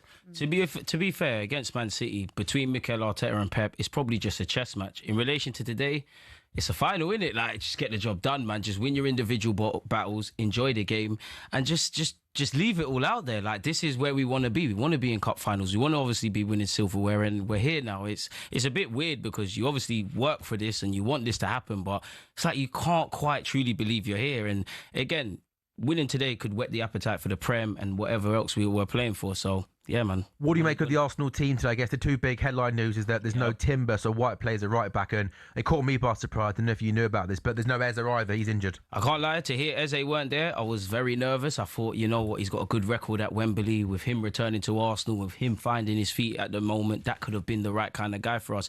Timber disappoints me. I've got all the confidence in the world in Benjamin White. I just personally have felt going into this game, Jeremy Doku, based on like when I was on the goal show and we was watching Real Madrid against City, he creates some half chances that his team don't take advantage for. Naturally, if he's good 1v1, you want your best 1v1 defender of Timber, but it's a cup game. Just get it done, man. I'm gutted there for Eze. There he is. He's in the dugout there. He's obviously not playing. He's got a tracksuit. It must be. Never a good time, but you know, as a player, given the form that he's in, he's had a good couple of weeks, hasn't he? Mentally, it must be so tough to kind of wake up on the morning of a cup final knowing you can't be involved. It's a bitter pill to swallow. They would have loved to have been involved. These are the moments he signed for this football club to kind of do. All he's got to do is just, you know what? Let's just get the trophy. There'll be many more, Eze, man. You know, we're still fighting on all fronts. You're just gonna have to accept it for today. It's disappointing because, as you just alluded to there, Sam, he's kind of found his feet and given us a bit of consistency. And for obvious reasons, with that and his Wembley record, you obviously want to have him involved. But it's a cup game. Both teams are missing players. Just get the job done, man. Yeah, she said Ruben Diaz as well was a sort of a late kind of surprise exclusion. And Gay, he can't play either, can he? What is the injury for Eze? I'm not even sure, to be fair. Yeah, I just know he already got a knock in the Leverkusen game. He went off kind of Just in saw the the second alert half. on my phone, got upset and just said, you know what, it's what it is, man. We're at Wembley, let's do this. Yeah, no Diaz today for City either. City team is interesting. It's Trafford in goal. Nunez, Kuzanov, Ake, and O'Reilly plays at left back. Yeah, but please. And I think that's interesting because I thought that O'Reilly would play alongside Rodri in the midfield too, to kind of give City a little bit more kind of protection and control. And I think City's decent run of form they had kind of the start of this year was O'Reilly playing alongside Rodri. But again, he hasn't gone with that today. So he kind of goes Rodri sitting by himself with Bernardo Silva and Cherki kind of supporting him in midfield. Then Doku and Semenyo out wide, and Haaland playing as a number 9. What are you expecting from City today, CJ? I mean, it's Pep Guardiola and it's Manchester City. I'm expecting a system within systems. They'll probably switch to a 3 at the back at some point in this game. They will give us decent play from us. They will give us opportunities, but City's a team you have to kill. They will give you half chances. I'm looking at my team, at my players to obviously take them. We know City are very good in possession. We know they create overloads out wide. Based on how Pep set up today, I actually think he's trying to nullify the midfield, which typically is the case when it's Mikel Arteta versus Pep. So away from the spectacle and it being a final, it's probably on brand with Arsenal versus City, if I'm honest. That was good from Gokra, though. Please, man, he's playing the G's of the cup final, man. He's sick, man. Let's just do this. It would be like, you know, players just need moments, don't they? Yeah. And like one moment can kind of almost just set you off. And you think of a player like him who's had a tough start, maybe moments where he scores some good goals, but you know, think a goal on a game like today, CJ, could be the catalyst for him to really kind of go on and push on, right? That's what you want him to do. I mean, he's won things in his previous career with Sporting. Obviously, in this very competition, at this moment in time, he scored our most important goal of the season when he bagged that Chelsea at Stamford Bridge. So, listen, I'll be real. I don't really care how we do this. Just get it done. But naturally, you would like your striker to score. It's a bitter pill to swallow about Eze not being there. Someone like Saka, who is in for a lot of scrutiny, and he's captain today technically because there's no Odegaard starting. If he can put himself down in Arsenal folklore, we're laughing. It's gonna be a game mixed with emotions. I've said already, like, I think it's going to penalties, but really, it is what it is. Yeah, 1-1 and then penalties. Go on, Lee. What do we get for that bet builder, mate? 70-1. Yeah, I thought so. 70-1. It's a big one, isn't it? Yes. So you got Gyökeres shot on target, Gabriel shot on target, Rodri card, and Saka over 1 foul in the game. So, interesting one. Yeah. The relegation market, by the way. That go on. I'm intrigued. About. Let's hear about that. West Ham 6-5, still favourites to go down. Spurs now 5-4. Slow down. West Ham 6-5. Spurs 5-4. So, so not a lot in it then. Not a lot in it. Then Forest 11-2. So, and Leeds 13-2. So do you think Leeds point are bigger. slightly overpriced there, or do you think, given the position Leeds are in, that's a fair price for Leeds? They keep picking up points, don't they? So I think it's fair. I think it's all right. Leeds have always been quite big, haven't they, this season? Like, They've never. I've always thought. And the reason, I mean, I think Spurs are shorter than they should be, but that's because there's been more bets on them. Why are they shorter than they should be? Because they should be a bigger price than they are, really. Well, before today, they should have Come on, hit it. Please. Oh, Trafford makes a good save. Boys, you got to take them. Oh, my goodness, Please, ref. Anything. That is an unbelievable. Keep going, boys. Keep going. Switch on. That's the triple save, isn't it? Save. Yeah, bear saves. What was in your cornflakes this morning, boy? Love it. First time the word bear has been used on this show. Bear saves from facts it was. I love that. Bear saves from Trafford. That was unreal. It was White that played in. It was Zubmendi who played in Havertz who was just on side. He probably should have scored. Come on, lift it over the keeper. Then Saka shoots it saves. Triple saves. Bear saves literally there Shout from out Trafford. But you're right, Havertz just a bit more clinical than Lift maybe it the over the lift keeper, over man. is the one to go for, right? Yeah, exactly. Like, obviously, I can't tell a professional footballer how to score a goal. Oh, no, we love doing that on this show, mate. We do it all the time. It just felt if Kai lifted it over the keeper, it's 1-0 Arsenal. We've made a good start. Football's a 90-minute game. City are not out of this, but they're making me feel comfortable today. So far, emphasis on that. CJ, do you think this result has any impact on Arsenal's season moving forward? Like, if you were to lose, do you think that would have a negative impact, or do you think that just because of the strong position you are in the league and how well you're going overall, that it's not going to derail your season, or is that a worry? It's not going to derail our season. This ain't the same Arsenal side of a few years ago. Of course, God forbid, but if we lose today, it'd be disappointing. For 24 hours, we'll have to wallow in misery, and then after that, I'm not being funny, but we're competing in 3 other bits of silverware. A lot of these players have won stuff at other clubs. Their problem is they haven't done it at our football club. And again, people got onto us for not getting to finals. Obviously, we want to get over the line, but this is the sort of territory we want to be in. Mikel Arteta's got a great record at Wembley. As much as I love him, if you go to Wembley on a frequent basis, you're probably not going to have the record you have. But we need to enjoy it today, and I don't think this will derail our season. We're competing on 4 fronts. This is an incident in isolation. Now, of course, if you win today, nice day out for the fans. We've been starved of silverware. It could give us a boost in the Prem, etc. But it's about that kind of habit of winning silverware, isn't it?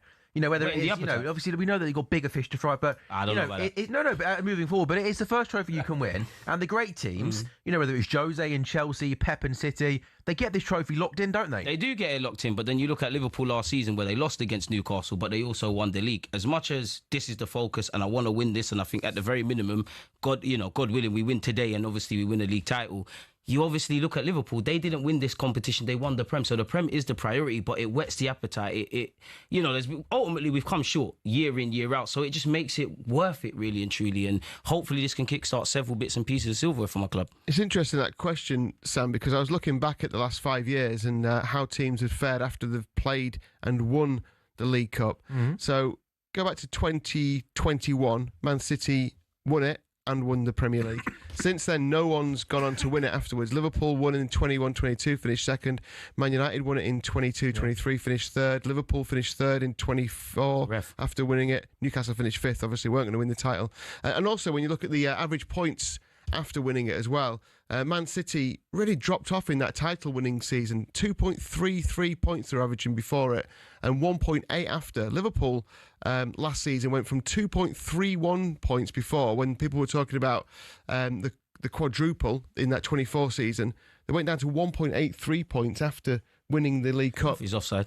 So something does happen, not every team does that, by the way. Newcastle improved and other teams have improved since doing it, but there's quite a lot of evidence where something about the celebratory nature of winning this title at this stage of the season can just take you off course a little bit. Interesting. You kind of always got to manage it, I think. Looking at it the other way, yeah. But I think given what Arsenal got to play for after this, you can't imagine they're going to take their foot off the gas. But you just wonder something psychologically where you go, we've just like a breath, we've won something. I don't know if it sounds silly, but I almost think with this being scheduled for this, because it used to always be earlier on, didn't it? Yes. Now you got an international break, and I don't know if that's almost a good thing for I think it probably is. Just get away. If you win it, have a good night tonight. I think also some of you celebrate, and then almost you kind of switch off for a bit. When you come back, you kind of almost start again a little bit. Exactly. And that's the beauty and the curse of, obviously, if you win this game or if you lose it. I've made 2 good points there in 3 minutes, Leela. I never normally get this phrase. You're on fire, man. When I asked CJ a good question about... Sam's on fire, man. You've had loads of good points. CJ, a broken clock's right twice today. Nah, man, you're better than that, man. Abs, maybe I might come to you, Abby, every 10 minutes and just check in on you, okay? If that's okay. How are you feeling? Mentally, Well, go on, yeah. not good. No. Really not good. Like, just absolutely no good. What's the word on your WhatsApp group? Tell me how. Come on, give us the lowdown. I think everyone is just pretty speechless. Like, there's a mixture. Like, some feel that he made too many changes with the team. That's why I said to you. But I don't agree with that. I really don't. I really don't agree with that. Like, Xavi Simons should have been. Why change what worked on Tuesday night? Because it's a different composition. It's a different outfit. I know, but you want something. You got a bit of momentum, a little bit of just stick. I just think you play well. You beat Atletico Madrid. Yeah, I know. Pick the same team. Play Simmons. Play Colin One. I know, but hit it, man. Hit it. Don't complicate things, maybe. Arsenal are first to everything here. Aren't they? Yeah, Arsenal on it. We need to, but football's a 90-minute game. Ref, that's definitely gone out. Corner. Yeah, I think everyone just is incredibly low right now. Like, Spurs fans have given absolutely everything. Yeah, there was great scenes before the game. That is just like, the performance is just so bad. CJ, what sort of day could this be for you if you win Spurs edge closer towards relegation? Listen, we're not looking at Spurs. Listen, we need to win some silverware. And this is the Spurs fans on the train today, the Arsenal fans on the train today were singing about Spurs, so, you know. Pick them up, man. I mean, you know, Abby in the Inside Show in midweek spoke about City being our little bro. CJ, I'm going to have to cut you off there because Arsenal have got their first corner of the game, 12 minutes in. It's going to be a Bukayo Saka in-swinger from that right-hand side. Can Arsenal strike first from there? Oh, wow, you don't see that very often, do you? That was a bad Bukayo Saka corner. They barely beat the first man. And Lee, you mentioned there you think Arsenal have started off the better of the two sides, first to everything. Yeah, they just seemed just a bit more up for it. I was hoping, from a neutral point of view, that City would come out and really take the game to Arsenal, so it was more open. But Arsenal have done that to City, to be fair, so I don't mind whichever way. I just thought Arsenal might kind of sit in a little bit more, but they're really attacking, I think. I mean, even that was a pretty average corner from Arsenal's point of view. They still ended up with going to the feet of Declan Rice, and now he's got the throw in. Yeah, long Declan Rice throw that comes into the box. Semenyo, wins that first ball and it clears. You're right, Lee. I just think Arsenal have started off with the better of the two sides. Really look on it, bit quicker in possession. Yeah, the first to every single ball. That though wasn't particularly good. Long ball forward from Ben White that goes out for early. Yeah, goes out for a City goal. Okay. As you guys have been obviously challenging for the title over the last couple of years, have you felt that kind of extra animosity between the two teams, Arsenal and Man City? It's deeper than Arsenal, Man City, man. I mean, Manchester City, you've seen what they've done in the modern day. By that logic, everyone wants to do what City done and achieve what they've done. And I don't really think there's a rivalry with Arsenal and City. If anything, it's Nicholas Hover going from City to Arsenal, Mikel Arteta's kind of ties, Haaland with Miles Lewis-Skelly. They're a great team. And if you want to, be a great team in this country, you have to go into games like today where you're playing against the best team of the last 10 plus years in Man City. So, yeah, man, we've come a long way. This is the realm we want to be in. Let's go and get it done.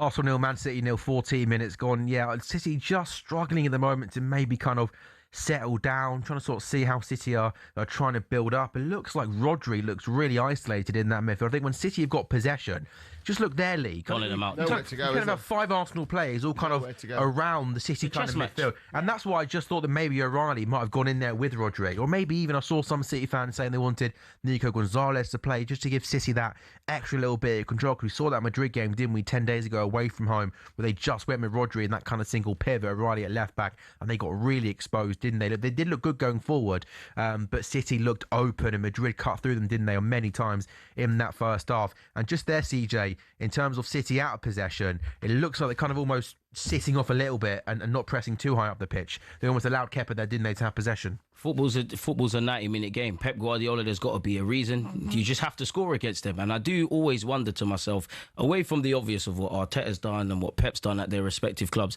they know each other. Like, they've probably had many a conversation in terms of their football psychological stuff and what they like from football. So I always think, like, if Pep's sitting there thinking of his tactics, does he overthink it because of what he knows his friend Arteta to do and vice versa?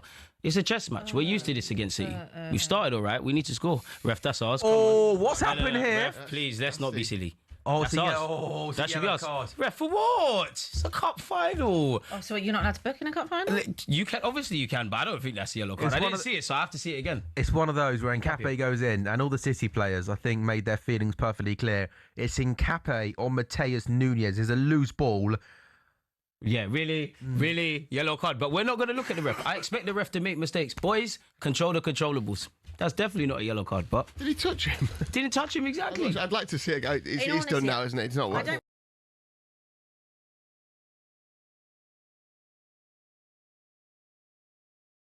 I don't know how Michael... Sorry, what's your beef with Peter Banks out of interest? I think, pretty sure Peter Banks refereed our game against Arsenal, the push. Oh, was it really? Okay, Pretty sure it was him. So we got to let referees do their job, I'm pretty sure man. it was him. We never got the foul against Newcastle. We did against Spurs. There's been quite a few games this season where I've watched him because obviously he's quite easy to remember with that hair. So, yeah, I'm not a fan. Okay, we'll move on from that, Abby. I'm not sure what you beat. All right, fair enough. I do agree with you, Lee. I thought that when it's sort of Nkapé went in on that shot, I thought Mateta just kind of slipped and there wasn't maybe as much... I think he sensed it was coming. Do you not think it was one of those? I think when the players all kind of react in that same kind of manner towards the ref, I think they think it looks worse, I think. It looked like maybe a foul. what it actually is. Nowhere. Thank you. Seconds. CJ, was Havertz playing to the best of the obvious choice today with no Odegaard? I mean, what else could you do? Essentially, yeah. You've got no Marino, you've got no Odegaard, you've got no Eze. Kai Havertz and Gyökeres seem to have been developing a decent relationship, so it is need must. Hopefully it can do the job today. No goals then yet. 16 gone, Arsenal nil, Man City nil. Man City haven't That's really... ours, ref. Thank you. Once again, their ball comes out to Doku. And Ref! That's got to be yellow as well, then. By the way, that's twice now that Bernardo Silva's made a foul there. Bernardo getting away with things? Wow. Yeah. He looked... I've never seen that. No. He's got that in him, hasn't he, Bernardo? You know what? He's been a great servant to City, but he's got that kind of housery in him, hasn't he? He's a player you hate if they don't play for your club. Yeah, fair play to him. That's true. Yeah. But yeah, it just looks at the moment that that Arsenal have started off the better of the two sides. Happy? Would you say that? They've definitely been the better of the two. Like they've been bang on it and hungry. Hope so. But who knows? Because like we said, whatever Pep has been pepping in his head. Let's see. Yeah, I think City got to try and get Doku on the ball a little bit more, try and get him at Ben White, who hasn't played too much football over the last couple of months, and also Cherki as well, who's been such a creative spark in that City team over the last couple of weeks. Just at the moment struggling to kind of find space in that midfield. Arsenal looking really good and solid out of possession as Declan Rice launches in a free kick, which he overhits. Haaland heads it away, comes back out to... Ben White. Saka's now got it right hand side. Cut in, shoot. Hit it. I shoot. It's done. It's dead. Saka, come on. Saka, please release the ball. Thank you. Love that. One more. Hit it. Why is Magalhaes there? I don't mind it. He's a centre off. Into the box. Box him in. Do you not think CJ... Make a foul. Is that Bernardo standing? No foul, ref. Come on, One ref. City player's gone down holding sound. You never know if it's a bad injury or not, do you, these days, to be fair? No, that's fair. That's where CJ with that Saka, if he was in a bit of better nick, you'd almost fancy him to get that shot away, wouldn't you? He looks fine, by the way. Yeah, man. I mean, if he was at his peak powers, of course, Saka puts that away every day of the week. But I'm not being funny. You haven't had the best of form. Today is what gets Arsenal fans off your back. I mean, I love Bukayo. Today's how you go down in Arsenal football. Are Arsenal fans on his back? Naturally, when you're a good player and you're used to scoring week in, week out, when you're not doing it, there's going to be questions. He's definitely played well without necessarily scoring or assisting, but you live by the sword, you die by the sword. You know, he's had, in the last 4 years, 3 of them have been amazing. This is probably his first kind of goal drought, if I'm honest, kind of not getting goals on a consistent basis, but Bukayo's a world-class footballer. I don't really remember Bukayo Saka ever being out form. Like this, has he ever had a time like this in his Arsenal career? No, he's never had it, but it's a learning curve in life. Like you've had an upward trajectory from a club perspective. I've got no problems around Bukayo. He always bounces back from adversity. We remember him missing his penalty for England. Just gets better and better. In Bukayo we trust. Fair. Semenyo's first chance now down the right hand side. Oh my goodness me! Shouting for no reason. Dead. How far was Haaland from that? That is an outstanding ball into the box there from Semenyo. He goes on the outside of the right hand side. He whips it in with pace, with power in a dangerous area, Lee. And I thought Haaland was going to get on the end of it, but he just couldn't. Yeah, they're the ones that you just think. I mean, it'd be great to see that slow down. There we go. See how close he was to it. He's close. He's there.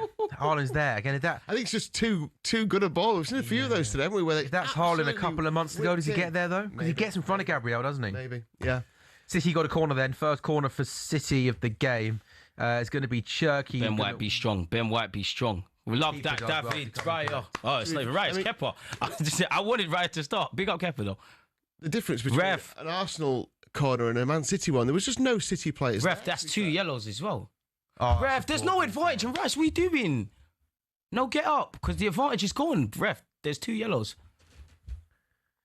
Yeah, that was a pretty heavy challenge on Saka, wasn't it? Just kind of almost like a shoulder barge. I don't know if it was completely. Come on, that's his jaw, that's his face. It's helping him up now. That's got no place in the game, ref. Come on. Yeah, it was Arsenal coming forward, wasn't it, on the counter-attack? And I think it looked a pretty cynical foul. The referee did play advantage, which He's didn't... not booked him. Which, no, it was... So the That's first tackle cool. was He's trying to make the ball. on Havertz, so I think that gets enough of the ball, I think. Yeah. And then it comes to Saka, and... I think he just runs into Come him. on, ref. That's a yellow. It's a tactical foul. We know what City do. Yeah, I think Doku almost tries to leave something on Saka there, doesn't he? But I don't think there was quite cute.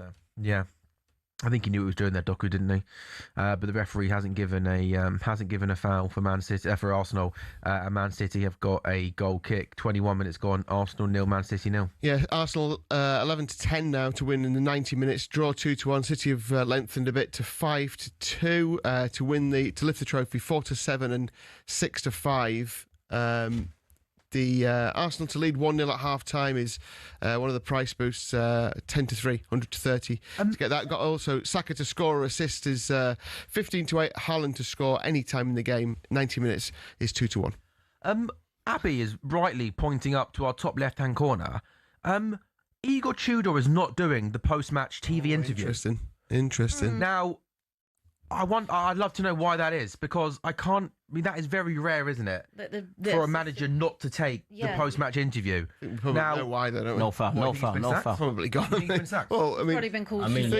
You would think he's been called straight up. Yeah, I'm sure he is sick of the questions, but that doesn't mean that he can't just not do the. I'm sure they're all sick of the questions. You've probably been sacked. We're just waiting. Wow, we don't. Frank was sick of the questions. Oh, I'm sure every manager. Exactly. Obviously, we don't know that. We're ridiculous tweet that. Someone else. Go on. Yeah, we don't know why, but that is. I mean, what do you think, Lee? Yeah, that is definitely interesting, isn't it? I mean, putting 2 and 2 together, it'd be easy to make 4, wouldn't it? Yeah. Given that the international break, there's time to. Another thing is that given the time they have got in between games, I think if they were to sack him, it's the best time to sack him. I think they would do it tomorrow morning. I don't think they'd do it. Any time is the best time to sack him if you genuinely want to. There's no time like the present. Yeah. But that is awfully weird. Yeah, maybe he's got a sore throat like me, and maybe he just doesn't want to talk. Yeah. I'm just having a look to see if this is if there's any legs on it. Anyway. Lee, how have you? I mean, have you still got a market for next? Or is it kind of? Yeah, it's been brought down now for Tottenham or for the next manager to go. Yeah, we haven't had it out much since Tudor took over. I think it would probably be so short. But I've asked for it again just to see if any betting there. But also just confirm as well that we've got some quotes coming into us now from Bruno, the assistant manager, who says the reason why he's speaking and Igor isn't personal matters, family matters. I'm stepping in as it's not the right time for him to speak. So we hope, obviously, that everything is okay there with Igor Tudor. So perhaps, we hope he's all right. I think it's probably quite normal and natural to have thought, feared the worst, Abby, when you looked at that. But yeah, hopefully everything's okay with Igor Tudor. Depends what way you look at it. Glass half full, glass half empty. Fear the worst. Hey, ref, what's he doing? O'Reilly, what are you doing? Yeah, fear the best if you've been sacked. Yeah, sure. O'Reilly, what are you doing? CJ, how are you feeling halfway through this first half? I mean, it's what you expect against City. It's like if football's a 90-minute game, you've got to expect kind of like 9-10-minute mini kind of game. So far, so good. Statistically, we're indifferent in the first half. City kind of fall off a cliff in the second, but it's a cup final. I want goals. I want to feel like it's actually en route back to North London. It's been an even contest. We've definitely been on the ball a lot, and that gives me confidence naturally, but you just got to get the job done, man. Had those triple shots, didn't we, kind of early in that game? Other than that, no kind of real chances yet that have been created. Arsenal 0, Man City 0, 25 minutes gone. The first piece of silverware up for grabs this season in the League Cup for both Arsenal and Man City. Arsenal at the moment have got possession in and around their own box. And again, looking, there's like got 4 City players all kind of standing in. They're basically playing like a 4-2-4, aren't they? They've got all 4 City players in a line, but they're kind of allowing. They're basically trying to stop supply, aren't they, to Rice and Zubimendi, aren't they, to try and have a go on, CJ. Exactly, Sam. Like, football's decided in both ends, but people forget it's played in midfield. And when you've got Mikel Arteta against Pep Guardiola, that's a big focus of them. We haven't really seen inverted fullbacks, but that would make it look even madder than what we think we're seeing. So it's what we expect. Both teams are kind of cancel each other out. We're showing a lot of bravery in possession. We've had some half chances, 3 in succession, as you alluded to, but need to take the lead. As you can see with Kepa on the ball, look how deep Bukayo Saka of all players. You almost think, what do you do here? Do you have to just go long? You've got to be patient. It's almost impossible to play through midfield when you've got 4 City players on the edge of the box pretty much just trying to stop the ball going into Mendy and Rice. Yeah, but you're forgetting Pep Guardiola and Mikel Arteta. They're from La Masia. If you can't go forward, go back. If you can't work it down the left, let's go down the right. They'd rather just keep possession than necessarily risk it. Now, of course, in a final, both sides are going to have to force it, but we're 25 minutes in. They're not demanding that of either side right now. Yeah, and the Saka position. And then you get moments like that where Magalhaes forces it and we've given it away. That's why they don't like doing that. They do. Semenyo's got it here. Oh, really good tackle. Magalhaes has made up for his mistake, but don't do that. Yeah, his first touch, Semenyo wasn't good, but yeah, Gabriel read it well. And again, that is I mean, Pep's tactics there have literally, Abby, kind of come off there perfectly. Arsenal don't know what to do. No. Can't go into Mendy and Rice, play a long, hopeful ball forward. City win back possession. That's where that attack came from. Yeah, it's forcing Arsenal to be uncomfortable and not do what they want to do. Exactly. And not have the pass of the ball like Rice or Zubimendi to be able to find those channels. Exactly. And it's smart. It's smart, but let's see how long it lasts for, because Arsenal will eventually figure out a way to bypass it. I hope so. Yeah, I wonder whether or not they get set pieces, and that's the way that they unlock it. However, and then after that, then it becomes a whole different game if Arsenal do go 1-0 up. Semenyo's done brilliant there. Yeah, no goals yet then in the Carabao Cup final. Semenyo, though, has got the ball now, lead down the right-hand side. Yeah, not unusual for a League Cup final. Last 10, only 4 have seen 3 or more goals. Really? Yeah, so I think, and City were responsible for 2 of those. They beat one of them 2-1, beat Arsenal 3-0 in 2018. Man United beat Southampton. And last year's was the other 2-1, wasn't it? 2-1, yeah. Liverpool scored a late in goal. normal time, that is in 90 minutes, of course. So yeah, so we do tend to get quite a lot of goals that have got less than 3 goals in them, and lots of extra times and penalties. So we could Pens today, do you reckon? I wouldn't mind it. Bit of drama. We're here till 7, aren't we? What time's your last train home, mate? I'm staying over tonight. How are you? Yeah. Where's them? A friend's house. Oh, really? All right, happy days. Good stuff. If it went to pens, would you rather have David Raya in goal? At this point, whoever's in goal just save the shots, man. I mean, whoever's in goal, man. We run it back to. By the way, what question you've asked there? Yeah, remember the last time we got a Kappa tried to get subbed in a Carabao Cup final? You can't do that at our club. That's for sure. You remember that? That was crazy, wasn't it? Mad, wasn't it? That was one of the most mad moments. Like, man refused to come off. Iconic footballing moment. A player just literally refusing to leave the pitch. It was. It'd almost be cruel, wouldn't it, to do it again? They didn't even win that, did they? No, they then lost. I don't know. So I think Kepa stayed on, didn't he? I don't think he saved the pen. I think Hincapié, you're diving in, bro. Oh, Semenyo got past Hincapié down the right-hand side. Exactly. And Gabriel with the near post does well to clear it. But City have had a decent spell of possession here, Lee. Yeah, and Semenyo looked really comfortable there, didn't he? Just eased past and thinking about the quality. Thinking about the quality in front of him, but that's a great block. I'm not sure where he was aiming that the pullback to be fair, but Arsenal still defending really well. Corner then for Man City. Can this delivery be better than the first one? It's definitely been Man City's last 10 minutes. They've had 75% of possession the last 10 minutes and just slowly easing their way into this game. Bernardo Silva's going to whip a ball into the box. There's a good defensive header there from William Saliba, and it comes out down the right-hand side to Bukayo Saka, who does really, really well to win the ball back. And Arsenal are going to launch the ball forward. Thank you. Let's get higher up the field now. Yeah, and clear their line. So still goalless then. Arsenal 0, Man City 0. Man, come on. Thank you. Why is it taking so long? That's so late. That's a yellow, ref. Hincapié got booked for less. 3, by the way. Exactly. Well. I respect it from Bernardo Silva. This dark art speciality, in my opinion. But come on, ref. You're live watching it. Yeah, it's probably not a challenge that warrants a yellow, but no, but trotting up process. How many does he want? I admire it, but come on, ref. He's their captain. You can't miss him. I think that might. Oh, that's interesting. There, Calafiori is warming up, CJ. Yeah, we're going to need you at some point. Again, the subs are going to have a big moment. Hincapié is kind of struggling against Semenyo. It's a good kind of battle. What kind of makes me a bit nervous is, forgive me if I'm wrong, he's on a yellow. If I'm a Manchester City fan, I'm making a meal of every tackle he goes in. Yeah. Oh, okay. That maybe also explains why. So we're going to have to be alert to that, man. Yeah.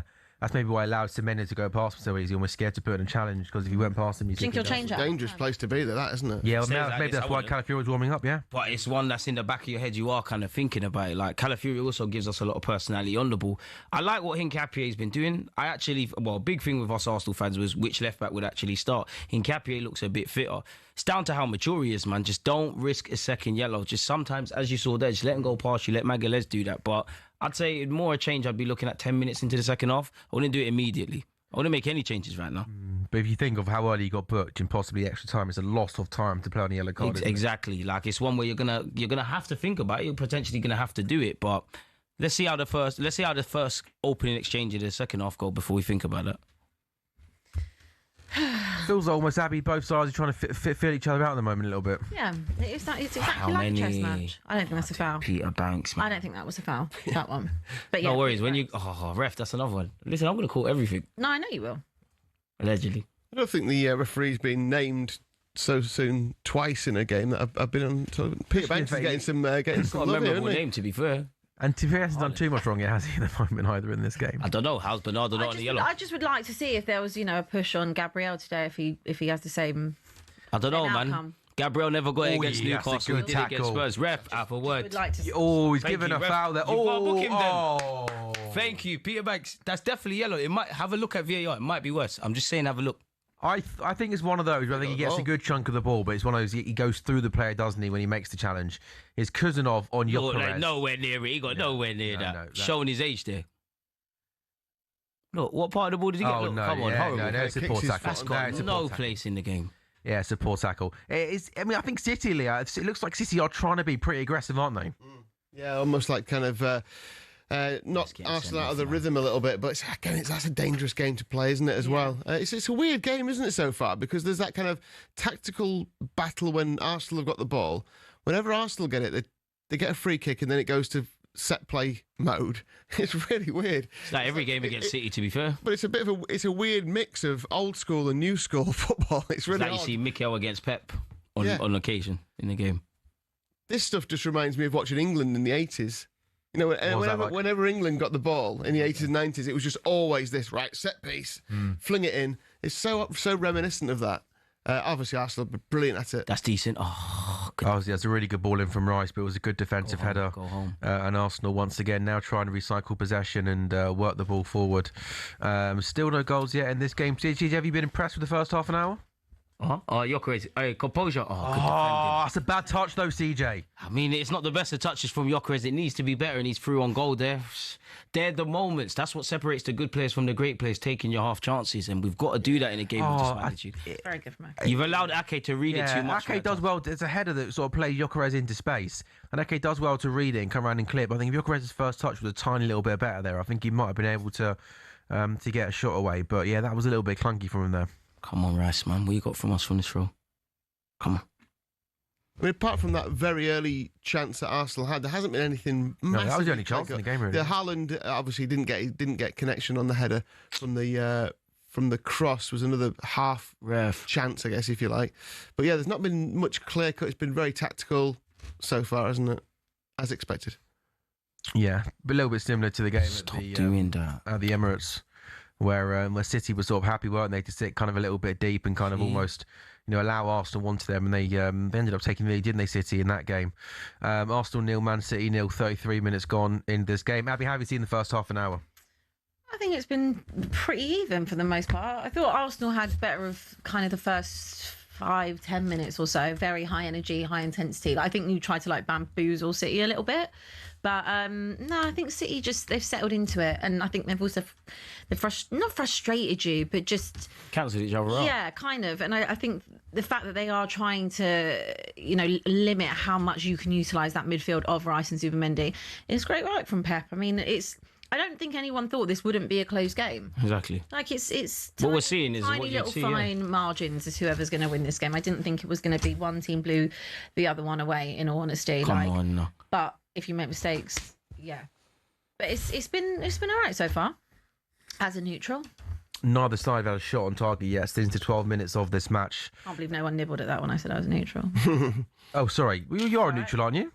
Technically. No? As you know, talkSPORT Goals is neutral correspondent, aren't you? Come on, get out of here with that. Yeah, you obviously, you fancying City today, Abby, aren't you? Good. I don't think City will, but I would like them. No, we don't know. It's a final. It could go either way. They've got unique qualities. No one in the league can match. We just have to keep working hard. Ref, there was a foul on Rice there. What are those unique qualities, you think?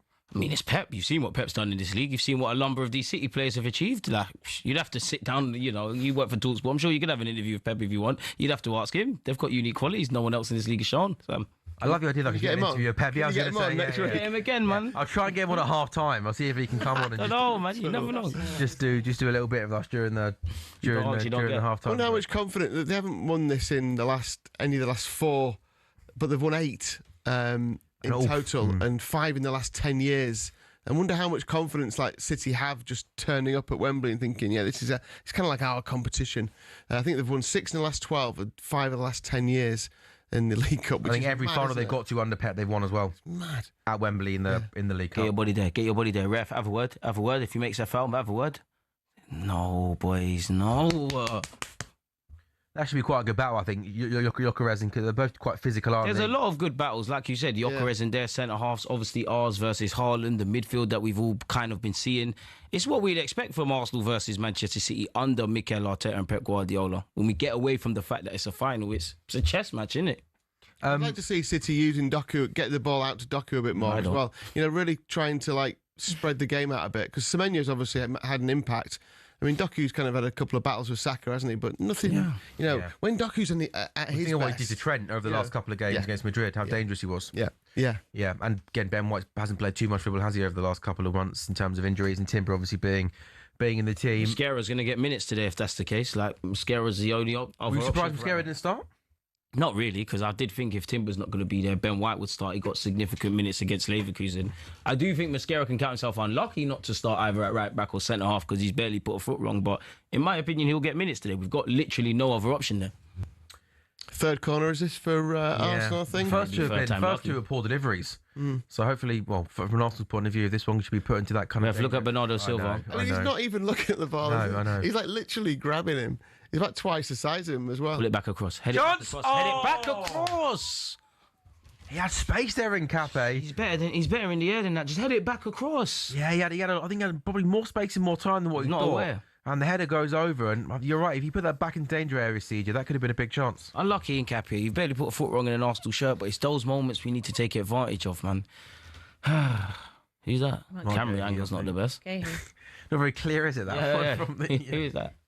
That's Mark Gate. He was not involved today for Man City. Get off your phone, Mark. I mean, should be watching. That's Josko Gvardiol, by the way. Might have an echo. Maybe he's having a look at William Hill's Epi Boost. You want to get involved in that. Also, by the way, that's Gvardiol, isn't it? Yeah. And Diaz. He's a player that I forgot even played for Man City. I've been injured for Yeah, I know. That's mad. I literally forgot his name even existed. Gvardiol. He's barely played months, hasn't he? He used to be one of City's better players, didn't he? He played left back, he could play centre back. Swiss Army knife. Yeah, he did a leg injury, wasn't it? A couple of months ago for him. Yeah, that's Gvardiol not involved today for City, and it's been more City possession, CJ, than Arsenal today. It's to be expected. There wasn't going to be any point where in a 90-minute game we're just going to dominate proceedings. We did start fast. We did kind of shell-shock them. Now it's City's turn to have possession and knock it down the left and the right and put some dangerous balls and ask some questions of us. As I keep saying, I'm probably like a broken record. This is literally Mikel Arteta versus Pep Guardiola week in, week out when we face each other. It's kind of been. I think we expected this to be pretty tight, didn't we? Pretty congested. But I wonder whether City maybe just ease their way into it over the last 10 or 15 minutes. Yeah, they look comfortable in possession, don't they? It's just there's no, as CJ was saying, because of the quality, you're seeing better defence. Arsenal are so good and so organised that it's hard for Man City to break them down as they come forward here. Semenyo on the ball on the right hand side, but just didn't try to take his man on that time. Just tried to. Basically play the ball through his body, which didn't quite work. But yeah, so Arsenal have kind of got an answer to everything City throw at them, haven't they, at the moment? Yeah. So there's not much, there's not much you can do in the game. How will City break Arsenal down, for instance? Arsenal have got. So when Arsenal attack, they seem to have City on the run a bit more. City's defenders look a little bit more panicked. But at the moment, City really comfortable, passing the ball around, and Arsenal just happy to let them have it. Keep the shape, keep your discipline. Yeah. Yeah, I do think getting Doku more involved down that left-hand side, I think is just something stretching it. A should ball do. over the top, maybe. Yeah. Stretch the Arsenal defence a little bit more. You don't want to play in front of them, are you, Sam, and open them up? I don't think Ben White's had to defend one. Like, I think Semenyo's had a decent run against Nkapie, but I don't think Doku's had to... That run in there, the run around the back, I know we're kind of pointing, but the run around the back for Semenyo is just waiting for the ball. There's no effort to kind of get behind the defence. That's the only way you're going to turn this Arsenal defence around. Don't commit. Once again, it's Semenyo up against Nkapie now down the right-hand side. Semenyo does there's a poor ball. It's over here, isn't it, into Erling Haaland, who's barely had a sniff, has he, Haaland? That kind of City's best chance was that Semenyo ball that went across the face of goal that Haaland just couldn't get on the end of. But yeah, I think Semenyo's been a threat for City down that right-hand side. Doku has... I don't think Ben White's had to even defend a one-on-one yet up against Doku. I think Ben White would have been pretty happy with that. Also, it looks really congested, doesn't it? in that kind of midfield. And I think Cherky's someone that often I think Barely for even City. seen him. Yeah, but I'd love to know how many touches Cherky has had. That's an interesting cup final. Erling Haaland hasn't scored a goal yet for Man City in a cup final. Yeah, the commentators curse that, isn't it? Yeah, but the thing is, I understand. Like, he's never really had much change out of Arsenal defenders, has he? Like Haaland, they seem to always kind of have his number. And They relish their battle. he's not in a good vein of form, regardless, at the minute. But I understand why you do play him because again, he is so physical. And to have that strength and that body that is there, whether or not you are defending or just hold up play. I mean, I do think there was a conversation whether or not he should or shouldn't be. Did Kim in the week to us? I don't know if he said he shouldn't start, but he always said Pep needs to maybe be. I think Kim said he should. Pep needs to be quicker at taking him off. If he's not having an impact but then on the once game. he's off, he's off. And I don't know. Hard, and It's hard when it comes to. Pep did in the week. He's like behind Kane. He's probably still the best striker in the world, isn't he? Behind Kane. Yeah, Kane's sure. Kane has oblitterated Haaland in that argument this season. I know he's playing in the Bundesliga and it's not the Premier League, but still, I mean, some of the goals he's scoring are just outrageous, aren't they? I mean, I just watched Kane at the moment thinking, please, ref, please stay fit. Yeah, I know. Please play like that for England. I don't really want to jinx him here, but I don't want to jinx him. But his injury record's not that bad anymore. Like, he used to have proper glass ankles. He did, but then he changed his game. That's where the whole dropping deep thing came from. Yeah, I wonder if he drops too deep. The last tournament though, he looked tired, didn't he? Maybe he had that back injury, what he said, or whatever it was. But yeah, hopefully he stays fit because he just looks. He's just. I mean, his passing. He's a genuine. He's the best. Ballon d'Or contender, isn't he? Yeah, well, but Bayern in England obviously he's got a chance of winning the champs with Bayern, and obviously England the World Cup. I mean, his goals speaking for themselves, and which needs that big title now, doesn't it, to go and take him over the line? Nothing would make me happier than seeing Harry Kane win. Which win the Ballon d'Or? You got to win the World Cup, haven't you, this summer? Like we have the Ballon d'Or winner. You imagine will come from. Yeah, but you imagine the Ballon d'Or. I'd love to know all the years there's a World Cup, but surely the winner of the Ballon d'Or must normally come from a team that wins the. So a Messi won it, didn't he? Yeah, but I think that was also by default because it's Messi, and it's this. Yeah. They'd have to win the Champions League. At least. Yeah, I think, you can't win the Bundesliga. Champions League, Bundesliga. Which defensively, they might not quite be good enough for that. Love that. Are we going to get out ref? What's this? Who wins Player of the Year, by the way, in the Premier League? I think Declan Rice is going to win it. Yeah. He's favourite, but take your pick. It's closed a lot. He's favourite, but it's not. Bruno must be close behind. Bruno's really close behind him in the betting. I don't think he'll get it though. I think obviously assuming Arsenal win the league, it'll be Rice or Rice or Gabriel. Yeah, I think that's fair. Gabriel's a big price actually. Rice is much short. I think Gabriel. I can't remember I'll see if I got the prices. It's suspended at the moment because of that. Hold on to it. Come on, man. City got a bit of pressure, haven't they? 90 seconds go until half time. I think Arsenal had the best sort of opening. So quick, by the way. No foul. Thank you. That's ours. Ref, watch the foul. He's about to make one. Rice, go down. It's been sloppy from Arsenal in this sort of last 15 minutes. What did say sloppy? Certainly the last 10 or 15 minutes has been City that have had the majority of possession, but they've just at the moment break us down. Looking at this visual here with City in possession deep in Arsenal's half, it's an Arsenal team they've got 11 behind the ball at the moment. Just at this moment in time, City are just struggling to kind of find, get Cherky and Bernardo Silva kind of in those pockets to really impact the game. Cherky there is just coming a little bit deeper. He goes into Bernardo Silva now. He's up against Declan Rice here inside the box. Right-hand side. Can he try and find that little bit of end product again? Do all of that. So many bodies in front of Bernardo Silva. He has to go back now to Cherky, who comes infield to Semenyo. Inside the box. Can he get a shot away? Good ball in. Haaland! Haaland, you have to do better than that.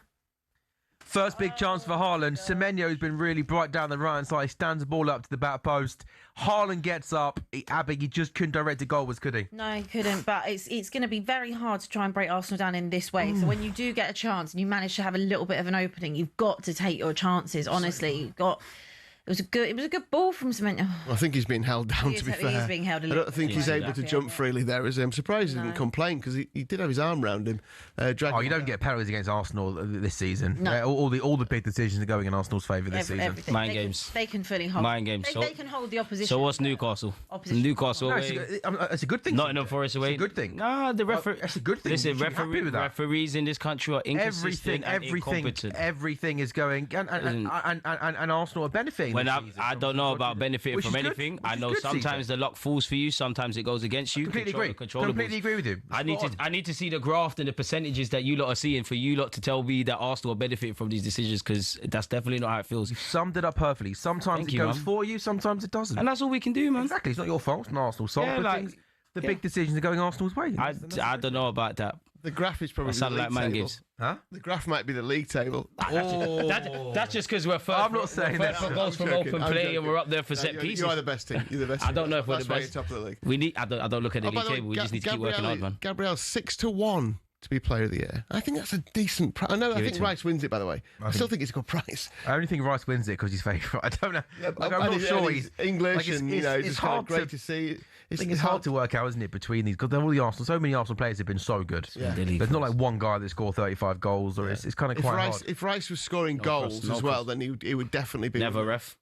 That's ours. Thank you, He's ref. bursting Play for forward and half-time. scoring goals, like, you know, Yeah. pile drivers like Lampard style or Gerrard style. That would really make you kind of, he's definitely Player of the Year. And that's half time then. Arsenal 0, Man City 0. Sort of a first half that started with Arsenal dominating, controlling the game, but then City worked their way into the game. Haaland had the best moment, a header which went over the bar. But at half time, Arsenal 0, Man City 0.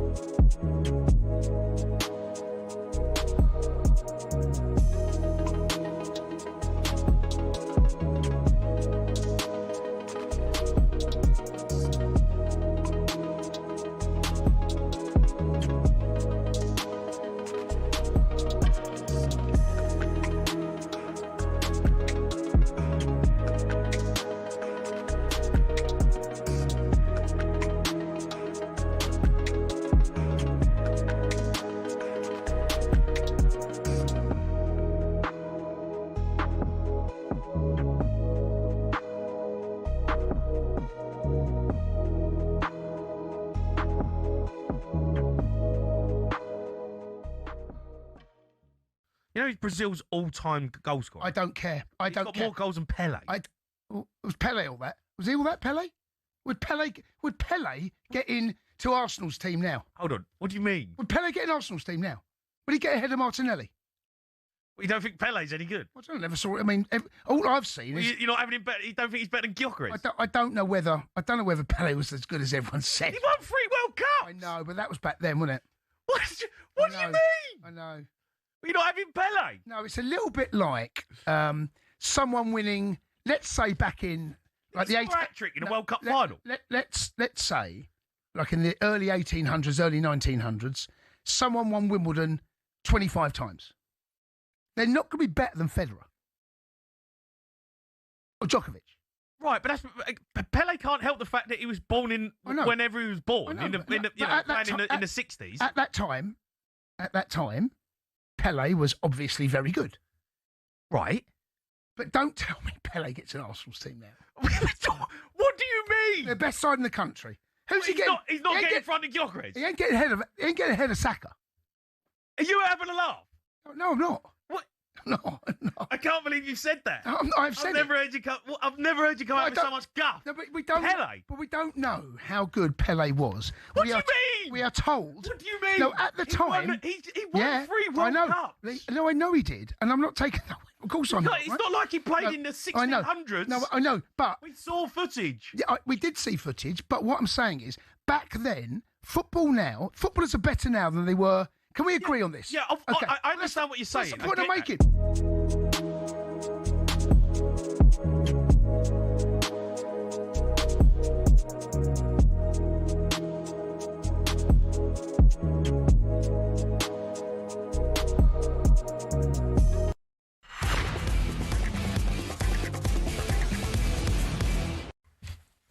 Good afternoon, welcome back to talkSPORT Goals, live on talkSPORT's YouTube channel and on your smart TVs on a busy Sunday afternoon of football, which saw Nottingham Forest go to Tottenham Hotspur and win earlier on today in the Premier League in a massive game down at the bottom of the table. Villa 2, West Ham 0, Newcastle 1, Sunderland 2, and the Carabao Cup final is Arsenal 0, Man City 0. Lee, how are you guys pricing up half-time?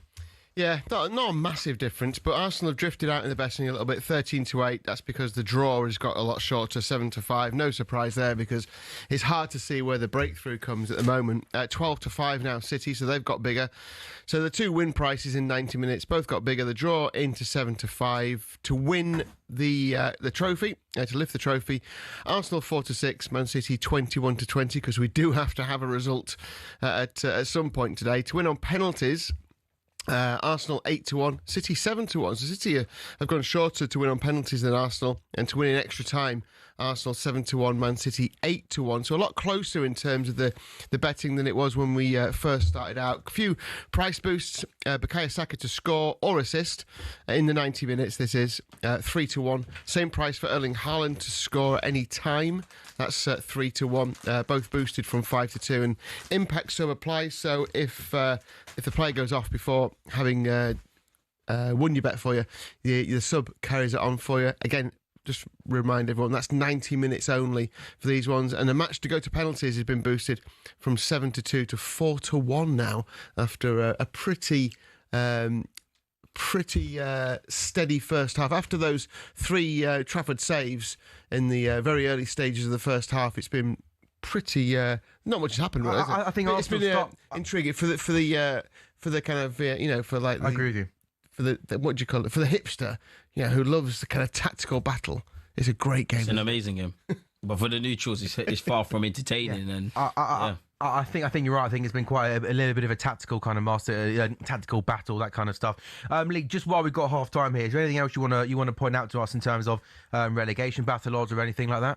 Yeah, well, the latest in the relegation was that Spurs have obviously shortened a fair bit into 5-4 to be relegated. We've boosted them out to 6-4. So if anyone does fancy Spurs to go down and wants to back them at 6-4, you can do. But West Ham are the favourites at 6-5, 5-4. Not a lot between those two prices, obviously. Forest out to 11-2. Which is if you still think Forest, I mean, this is going to be one of those relegation battles that's surely going to change week in, week out. Yeah. So Forest 11-2 might look big. Leeds even bigger still at 13-2. Fascinating running. Obviously, we've now got a bit of a break. As we were saying earlier on, West Ham have got the FA Cup game to come. Forest have got the two-legged tie with Porto in Europe, and Spurs have just got relegation to focus on. West Ham Leeds, isn't it? In the FA Cup final, yeah. So they've both got each other to play extra games, and at least Spurs haven't got anything to worry about in terms of extra activity. But the thing they have got to worry about is this goal difference now. Like we said before the game started, could be crucial, that couldn't it? Before the game started today, it was an extra point for them. There was an 8-goal difference between them and Forest, and somehow they've conspired to lose 3-0 at home, and that goal difference has been cut to 2 from 8. Mad, remarkable. Yeah. I mean, whatever you think about Igor Tudor and whether it was the right decision or not, he is not only not winning games, he is conceding more goals than they were before he came in. It's unbelievable what's happening there, really. Yeah. 4 against Arsenal, I mean, which was mad in itself. Same old week in, week out. Yeah, 2 against Fulham, 3 against Palace, 1 against Liverpool, 3 against Forest today. Mad. And the 7 that they conceded in Europe. Say what you like about that win in midweek.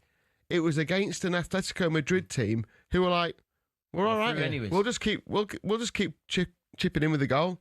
As long as we don't lose 3-0 here. Even if they'd lost 3-0, that was only level on aggregate, wasn't it? It would have been 5-5. They knew they were going through regardless. So all they had to do was score a goal, and then Spurs had to score 4 or more. I'm not buying it. I'm not buying that was like a massive moment in their season or anything, because they were already through. Yeah. That's fair. Lee, good stuff. Thank you as always. CJ, how would you sum up that first half? I think we were the better team from the initial period. I think we've had invention in our play. I can't accuse a single one of our players of not standing up to be counted. I think, as I keep reiterating, if you've been watching Mikel Arteta against Pep Guardiola, it's from the same hymn sheet. Both teams kind of cancel each other out. Not really much to scream and shout about from midfield or just in general play. Haaland's obviously had a chance. We had a great chance with Kai Havertz. So we've turned up. I think towards the end of the first half, City were probably the better team. They started making us have a couple of things to think about, but I don't think anyone watching this game can be surprised that it's 0-0, really. Stalemate. That's fair, isn't Yeah, it? yeah. I just saw the 10-second highlight reel of the first half on TV. Made it look like a brilliant game. Yeah. Shout out the Just editors. that Trafford triple save probably made like a really, really and good even game. that, like, it saves you'd expect him to make, really and truly. Like, The Havertz one was a good one, but I guess Havertz. but made yeah, it but then the other efforts after that, you'd expect someone of Trafford's quality. He's unlucky not to be number one at City, but they got Donnarumma's good, isn't he? yeah, they've got Donnarumma. Half time then. Arsenal 0, Man City 0. We'll be watching the second half with you in a couple of minutes' time.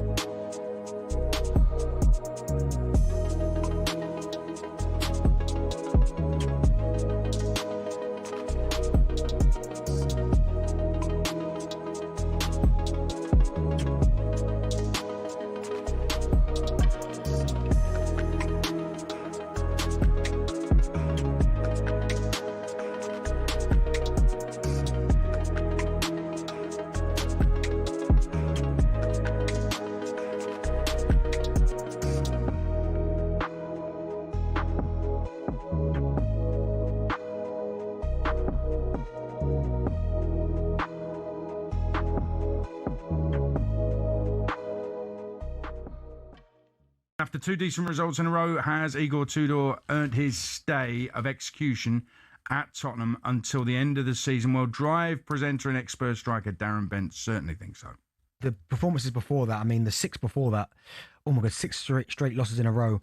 I thought, what's going to happen here? Like, where's it going to end? And they put in a decent performance against Liverpool. And as you said, they beat Atletico in the second leg. And they have got confidence now because that's 2 unbeaten now in all competitions, 2 unbeaten. The game on Sunday's the one. It's so big. But clearly now that Igor Tudor is going to be here for the foreseeable now. That he's here to the end of the season. Yeah. I can't see them making a change now this season because you've seen... If they were to lose Forest, lose away at Sunderland, he'd still be there. Potentially, yeah. I think so. Very interesting. Spurs Nottingham Forest on Sunday is absolutely gigantic. So would you agree with Darren Bent there? Have we seen enough that's been good from Igor Tudor? That was a brilliant point away at Liverpool. And the game in midweek, which I watched, I thought there was a lot more spirit, a lot more, really wanting it more for if you're a Tottenham player. So they've got to take that now into this game on Sunday against Forest. Look, Forest will know they're coming off that win as well. They'll be really happy with how they got the result away from home. They'll probably sit back Forest and try and hit them on the break, but they've got good players as well. Gibbs White, Adore. Jesus up front, Anderson in midfield. So they've got a decent squad of players itself. So it's going to be an interesting game. But I think the first goal is, I know it's an old cliche. First goal is going to be really important in that game. If Forest can somehow nick it, then you can see the fans really getting a little bit frustrated. But one thing about the fans the other night, they really, really got behind the team.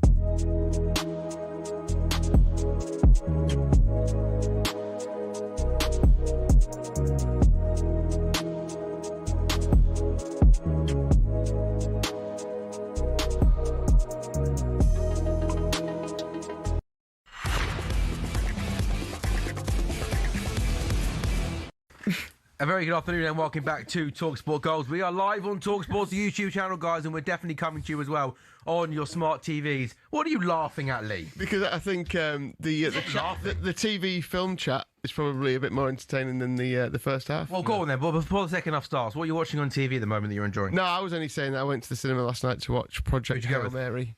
The wife. Oh, really? Date night, is it? Yeah, date night. So you still, even when you get to your, older than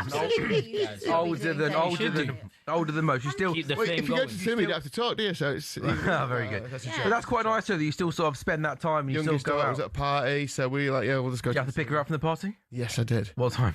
It was supposed to be 11. Yeah. Then she negotiated. Who leaves the half party at 11? 11:30. I went a 15:15.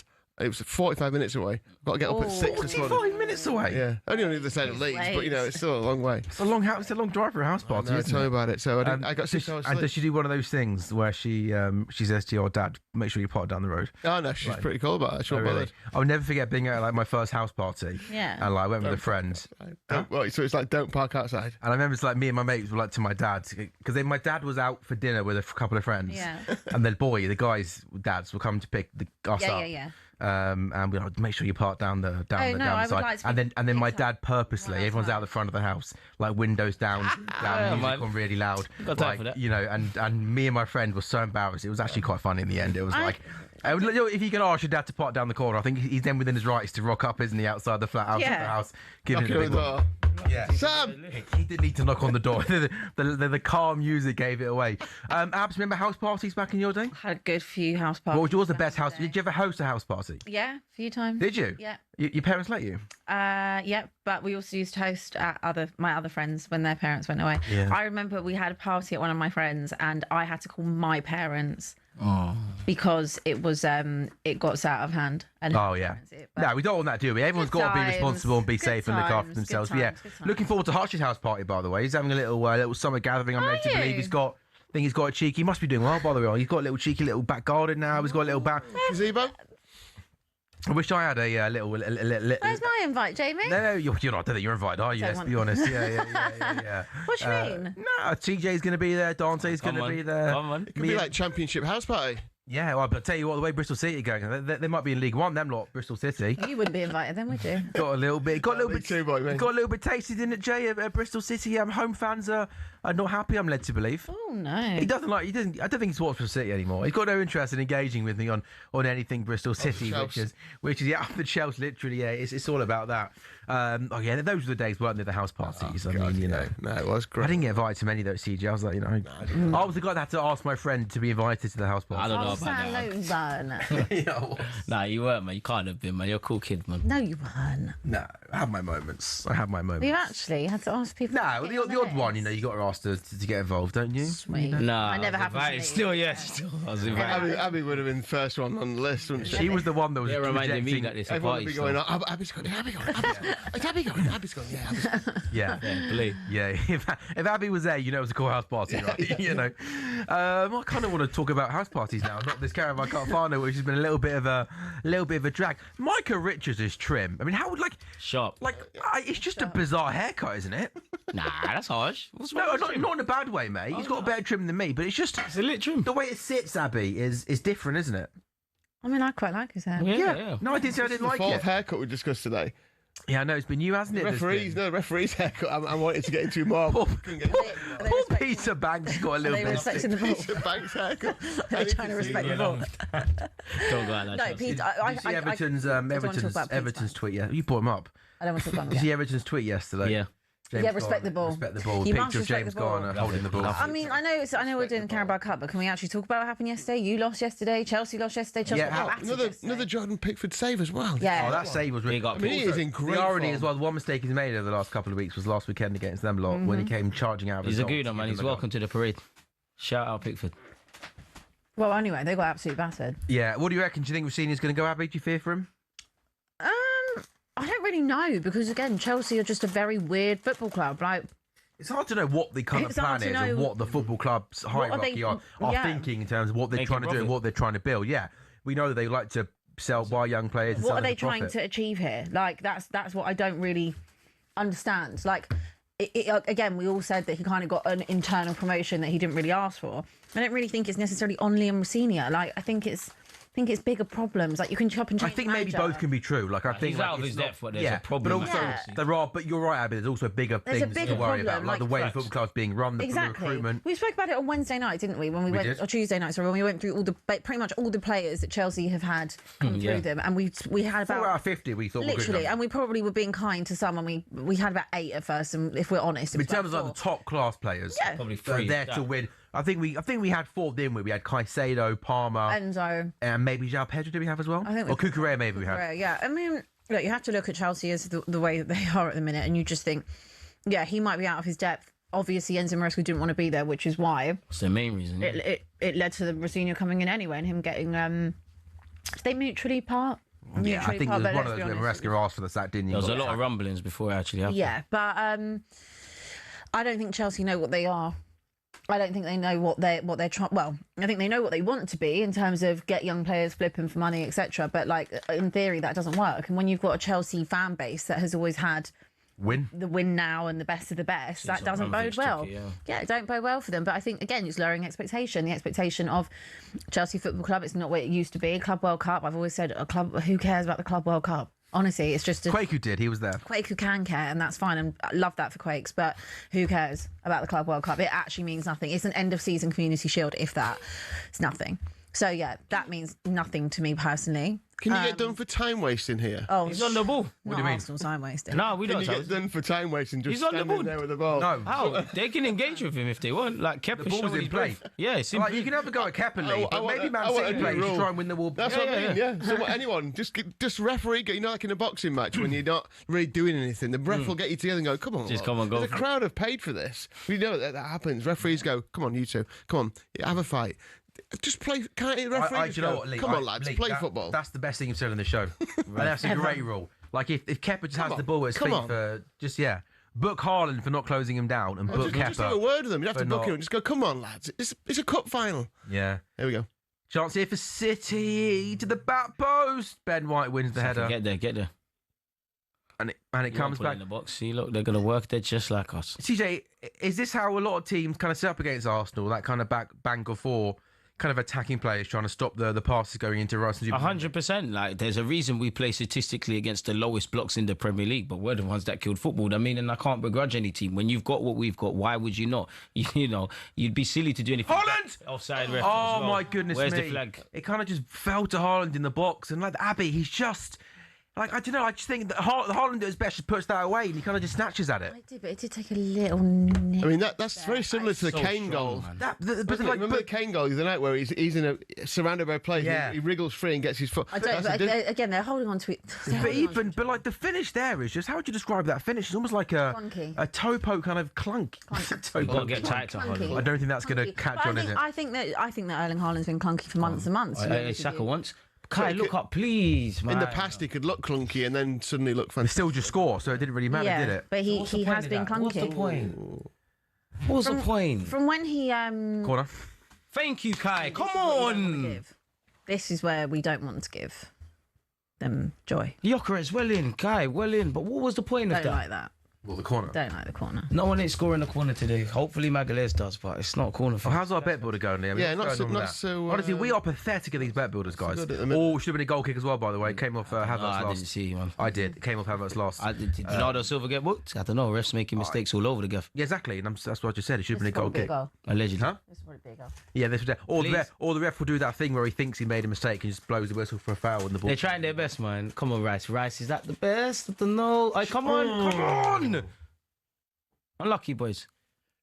Yeah, nothing is coming on the bet builder yet. We've got shot on target for Gyökeres, shot on target for Gabriel, card for Rodri. Kepa, you all right, bro? Kepa, are you okay? Oh my goodness me! Kepa, are you okay? He dragged him back then. He did. Oh, hello. What's he doing here? Oh, he's giving him a yellow card. My goodness me! Wait, what? So Doku gets played in down the left-hand side. The keeper comes out to try and collect it. He gets nowhere near it. Doku goes round him, and the referee's then blown for a foul. And he's given Kepa, the goalkeeper, a yellow card. CJ, he didn't look convincing there at all, did he? I can't see any of that. I just hope Kepa isn't going to do that again. I don't know why you're out in that area. Yeah. Or come out and just deal with it. Well, yeah, he's holding him. Kepa. It's one of the first times that City have played it over the top. I mean, I think that could be. Kepa, what's all that about? I don't think it's a red because I think there's two Arsenal players that are covering. But he's definitely holding him. Yeah, no, definitely a foul and a yellow, I think. But Did you not see that? Nah, man, I saw Doku holding him. It's 6 of one, half the dozen of the other. It's physical game football. But yeah, Lee, I think the fact that there's cover coming round, two Arsenal players. I mean, Pep Guardiola there, Abby, is saying to the officials what's going on there. Well, book him. Don't let him talk to you like that, ref. I would argue, Abby, that I think it's definitely a foul and a yellow. That I think there was two Arsenal players that were covering Kepa. Yeah, I think that it's a fair point from Pep. Could they? Very tight angle to score from there. And he's holding me, but he's holding him. Sorry, not holding me. But yeah, I think you'd have to. He's not going to be the last. He's not going to be the last man in that situation. I think there was enough Arsenal defenders. I don't think it was a red, but I understand why Pep would feel aggrieved on that. Yeah, I thought I thought that was a fair decision, given it was tight angle and there was Arsenal players coming around on the line. And obviously VAR agrees because it remains a yellow card. But City have got a free kick from a really, really tight angle. Oh, that is so. Thank the Lord. He saw his name in lights. I mean, Semenyo basically almost hits that like a. Look, Pep's right. Like what are you doing? Yeah, he hits that high and wide. It was almost like it was a try conversion as opposed to a free kick. He saw his name in lights. He saw the highlights. Just put it in the mixer. It has been a game, hasn't it, Abby? Just lacking a little bit of quality in that final third at the moment. Yeah, it has, but I thought it was always going to be a tight one. I think that you'll start to see it open up a little bit. But no, I don't think anyone wants to go too early because, again, if this is going to go to extra time and pens, you need to wait. Bide your time. Yeah, it does. It does feel like it's got pens written all over it, doesn't it? Who'd you back in pens then? That is a really good question and a hard question to answer off the top of my head. Who would I fancy on pens? Be one of them that goes round. Just like the Grimsby Man U game. I don't know. The changes of having Kepa and having Trafford, if it was, like, I don't know, part of me, I would rather have Donnarumma and Raya if I was a Arsenal fan. Who do you think has got the better technicians, the better kind of... The better. Thank you. Come on, Rice. You're the horse, mate. Rice, come on. I mean, how would you price up? He's onside. He's definitely onside. How would you price out a penalty shootout? Would you just go both teams like the same price? Well, earlier on it was when I looked at it at half time. I'll tell you what it is right now. But when I looked at half time, it was City was slight favourites to win on penalties. So match to go to penalties is 16 to. Is 7-2. Don't foul him. But yeah, the to win on penalties live is now 7-1. Both the same. It was, but it was slightly 7-1, 8-1 Arsenal, 7-1 City at half time. I'm thinking when it gets to pens though, is that where you just make it the same price? Because it's almost difficult to actually work out who is possibly better at penalties. Maybe unless it's like a Premier League team, unless something obvious like like a good goalkeeper. Been subbed off. Caoimhe Kelleher for Liverpool had an unbelievable record in penalty shootouts. He won us a couple of. Thank you. Definitely not ref. A couple of finals at Wembley, 2 against Chelsea once in the same season. Ref, come on, man. How many? Ref, how many? What are you not happy about, CJ? Oh, there's a lot of fouls that have gone unpunished. Ref, get your head in the game. Poor Peter. Relax, please, Trossard, relax. Poor Peter Banks is taking a pelter today, isn't he, Lee? Listen, I'm sure he's trying his best. I'm not complaining about the rest, but you're right there. Just I want to see his hair. I've still not seen his hair. That's what I'm most intrigued about. If I speak, I'm in big trouble, quite literally. Yeah, leave the man's hair alone, man. Come on, let's not get personal, Abby. No, I'm not. How would you feel if somebody made a comment about your hair today? People make multiple comments about me, and I don't respond. Do they? Have you ever seen the talkSPORT comments? Yeah, I did in that Quaker video 2 weeks ago. They're very lucky that I don't respond. Yeah. You wouldn't have time, Abby, to get through them. I actually wouldn't, but I would love to. No, but you shouldn't, because that's probably giving them what they want, right? Yeah? You rise above it. Yeah. Haters going to hate, Abs, right? Haters going to hate. As long as you're living your best life, then it's all right good. if you're getting hate, I reckon. Facts. What's that? Hated, adored, never ignored, something like that. There we go. Here comes Bernardo Silva then for Man City. Into the box. On his left foot. Oh. Can he get a shot away? This game needs a goal, by the way, badly. Doku! Holland! Really good header. That was Trossard there back in. Come on, block the shot. He wants to pull it on his left. Turkey's got stand him up. Just stand him up. Rodri? There were so many bodies Keep in your there. shapes, boys. Keep your shape. Both teams, it's like a brick wall, is it? Trying to get to us is like a brick wall. Both teams not in possession are basically having 10-11 on the edge of the box, aren't they? Just looking to kind of be compact. Although I actually back Arsenal to be more compact in this situation than I do with City. Yeah, same.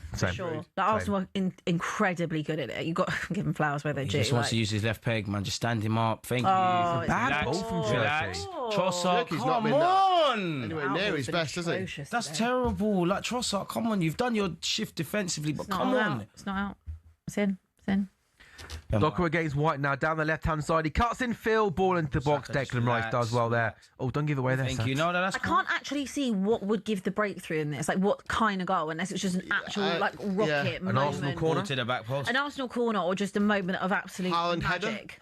No, sure, like a Rodri, long range. I don't know, I've got Declan Rice long range. Yeah, but I'm saying from both sides. I could see that happening for Arsenal, but I would say Arsenal corner more likely. You mean from a City point of view? City point of view, like Rodri long range or something like that. Yeah, it was a long time though. You've seen a Rodri long range.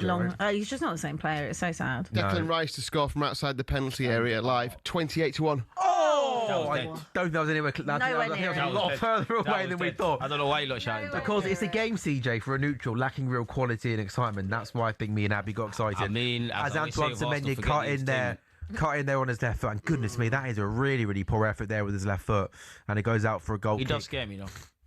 Yeah, he's done well, hasn't he? Feels like he'll be the one to make it happen for C. Still sitting in Arsenal 56 minutes gone. You can see the talk, can't you, Lee, after this game from the neutrals. It hasn't been an entertaining game. What's football become? True. Liverpool yesterday? Woeful, terrible, awful, embarrassing. The players are a disgrace. The manager's lost it. And we are absolutely... we are embarrassing and pathetic. And I cannot believe that we are 5th in the Premier League table. Does that tell you how bad the league... does it show how bad the league is then? Yeah, it does. But also, we were really fortunate in our first 5 games of the season. That's when we were drawing 5 games. And we had those ridiculous 5 last-minute winners that gained us 10 extra points. They were we should be... So where should you be? Oh, so we should be 10 points less off, which should be around 15, 14. Thank you, Magalad. So you get your body there, Kai. Please. Kai, come on. The first touch has got to be vetted there. Come on. Is it because the Premier League's bad or more competitive? I don't know which one it is. I think it's more like to Brentford, Bournemouth, Brighton, any other team probably capable of beating decent teams. I think everyone is capable of beating anyone, probably other than my own team, in all honesty. But I wonder if Liverpool being 5th, though, I say, and Chelsea being 6th, the quality got closer together. Yeah, well, I think I've always said that the ceiling seems to drop and maybe the floor seems to rise a little bit. Also, like Manchester United having an upturn of 13-point swing or something. They got the most points in the league, I think. Yeah, of course. I mean, I guess you could put them in that bracket of the Brightons and the Bournemouths and stuff like that, people that didn't have any other extra games. Yeah. Well, then people are saying Arsenal have benefited from the fact that all the other teams, City, Liverpool. Chelsea, Liverpool, have dropped off dramatically. That's their fault. Don't know if is that true, do you think? I mean, that's like saying Usain Bolt only won a race because he's the fastest never. It was a clunky touch. I knew it was going anywhere. It's opening up. The second half is opening up. There's a lot of gaps. Haaland went 1-on-1 there against Saliba, Abby, and you're right. His first touch was woeful. It was a clunky touch. I've seen him be clunky for months and months. I remember when he played. It'll be interesting to see what if Pep takes him off. When we played City and we got that draw. Right. 2-2. The 2-2. I looked at him and I thought, you look knackered, mate. Yeah. You look so tired. He looks slow. He looks heavy. He looks lethargic. He looks nothing like Erling Haaland. And I know he's still had a great season goals-wise, but by his standards... Most of those goals came in the first half of the season. By his standards, he don't look half the player that he usually is. And obviously the expectation, the bar is so high when it comes to Erling Haaland. But yeah, I mean... it's a big call, I think, to take him off. I know he hasn't got a good return rate in games like this. Go on. I thought I was about to score there. Same, I would love it. Okay.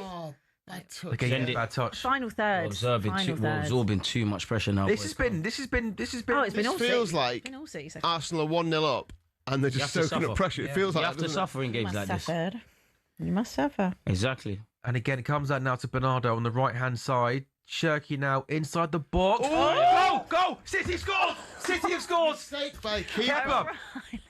Manchester City are leading Arsenal by a goal to nil. It happens. And Kepa has made a really, really bad mistake. A chirky ball into the box. It goes through Kepa's arms. And it is O'Reilly. What a moment for him, by the way. From a close range, heading into the back of the net. And Abby, it'd been coming in terms of the pressure the City were putting on Arsenal. Oh yeah, it had definitely been. I mean, Arsenal haven't been at it at all second half. All Arsenal have done is sit behind the ball and absorb, and at some point, pressure bust pipe. You wouldn't have thought it would be a mistake, though, would you, TJ? That's kind of the strange thing. It's not often you see, obviously because Raya's not in goal, but Raya doesn't do that, does he? I mean, Raya's made mistakes. Every human being's made mistakes. Kepa, at the end of the day, you've made a supreme mistake there and you've dropped us in it. Got to get on with it. There's no point feeling sorry for yourself. I'm sure he hopes that the ground opens up. You're an experienced individual. No. It's a clanger. I mean, come on. I mean, a lot of us Arsenal fans wanted Raya to start, and you're kind of damned if you do, damned if you don't, Mikel, in that if things like this happen with Kepa, your second choice keeper, you're asking what's going on. We've been here before. 0-0. Yeah. How much do you want it? Yeah, he just doesn't deal with the ball in at all. It kind of goes through his hands. Come on, Kepa, man. And O'Reilly reacts quickest to the back post. Yeah, it's a bad moment for the goalkeeper. Come on. I always wonder, Lee, how hard it is when you're not playing every week to then have to come into a game like this. And so look at the smirk on Abby's face. You can't get the smile off your face. Not at all. I haven't seen you smile that much all afternoon. I haven't seen a smile this much in the start of the season, by the way, since you beat Burnley 3-0. Half an hour to go. Look at Pep, look at the passion there from Pep, by the way. He's kicked. By the way, look, I have not seen a Pep Guardiola celebration like that in a long time. It seems like a little bit of relief. It probably is. A little bit of relief. But I don't want to get too carried away with this, and I don't think anyone else should either. I want to see Arsenal come out now and really Arsenal take need it to Man City. Arsenal need to come out. Do you not think, CJ? Right. Just relax, boys. You had to be able to suffer. Relax. Just keep doing what you're doing. No, I understand that, but what you have been doing hasn't necessarily worked because We've you had have them penned in their half. They've had ours. But this second Next half, 10 minutes, the just second relax. half, you haven't had them penned in. You've been penned in the entire first. time. It's our time to suffer. It's a 90-minute game. That's what Pep's going to do. What we need to do is psychologically get with it and just relax, because now there's starting to be gaps. As you can see there, we need to get the ball. We need to play 10 or so passes. We need to forgive Kepa for that mistake, and we need to keep it moving. We ain't been a goal down in the game before. Can happen. And this is a City side that will give you opportunities. How bad do you lot want to win a trophy at Wembley? Don't make it happen. It's true. Which is interesting to see what City do as well, isn't it? Do they revert back to sitting back, or do they just carry on with these tactics and push forward? Arteta, I think I would carry the on temptation is to sit back and Arsenal take over. I would but carry on City exactly need to what carry they're on, doing. don't they? Carry on exactly what you're doing. Arteta, there needs to be changes. What changes, CJ, would you make? I'm looking at Martinelli. That's the first protocol. Ref, look what Semenyo's doing. Thank you. Martinelli's the first one. Keep it like that after 10 minutes and then we'll see. It's the big call, Madueke for Saka. Because Saka is, he's had a tough couple of weeks, hasn't he, CJ? Man. You didn't keep Saka on. See what the last 15 minutes are saying, then you throw your Madueke's on. Yeah. Wait, so give it another 10. Last 10. 80th minute. Then you bring on Noni. Yeah, it's quite late, no? It's 10 minutes of football and there'll be a decent amount of added on time.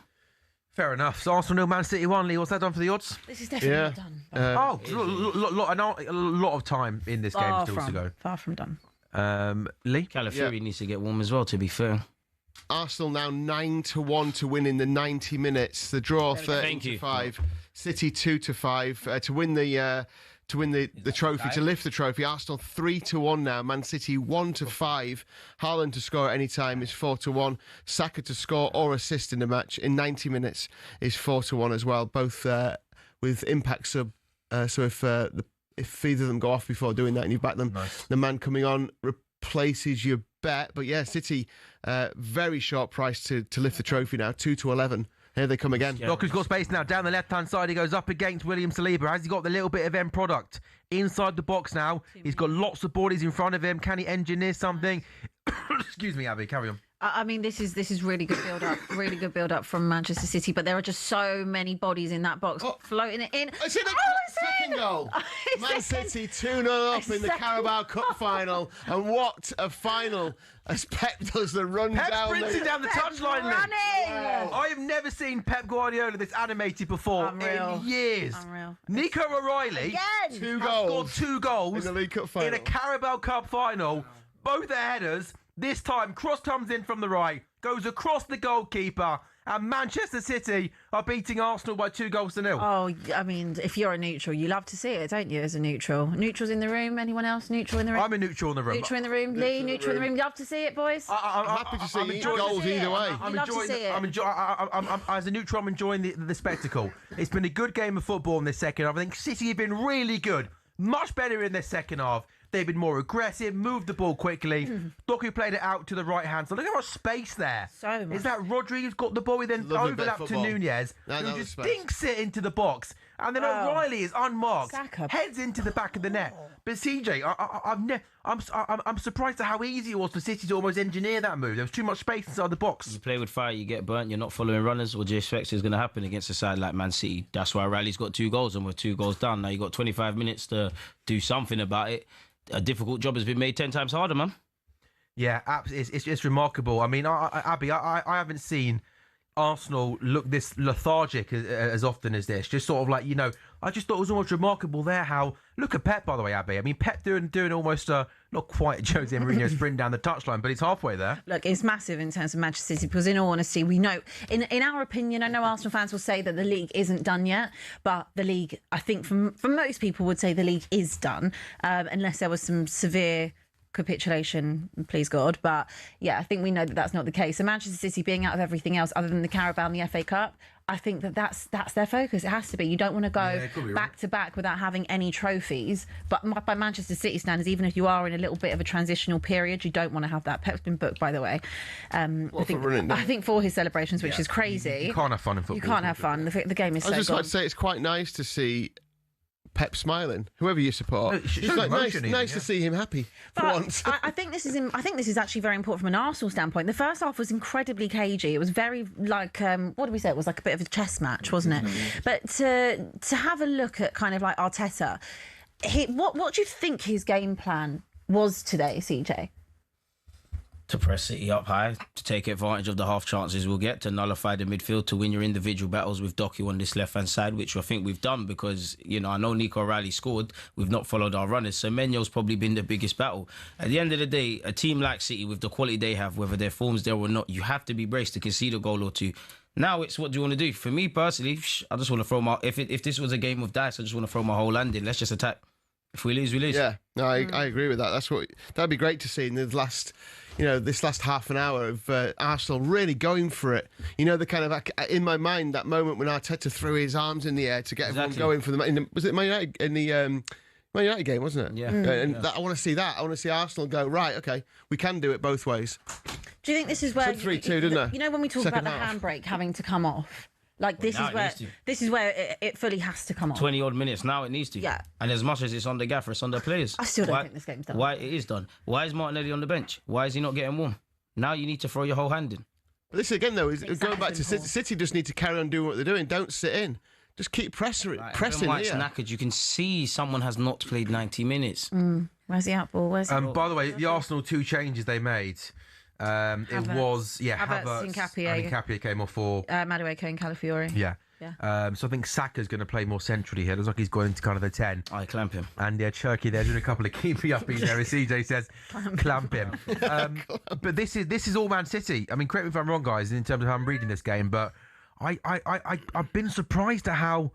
I don't know if lethargic's the word. There you go. Even just that there, do you know what? That there from Ben White. That there from Ben White. I'm happy to see that, CJ. I didn't see it. I don't know what. what. It's the first sign of aggression I've seen CJ Benjamin. from Arsenal. All I'd say is Benjamin. Nothing is right. Benjamin. Get into them, Arsenal. I didn't see what he did. I just saw Benjamin went for the ball. The ref's giving him a foul. What I would say is... Hey, he did what you told him to do, by the way. I don't know what I told him to do. You play silly silly games, you win silly prizes. If you're going to win the trophy, win the trophy. None of that. But you know what? CJ, that's good to see. More of that. I think Arsenal... And don't get twisted. I like it from a Cherky perspective. I love the showmanship. You're doing it against my team.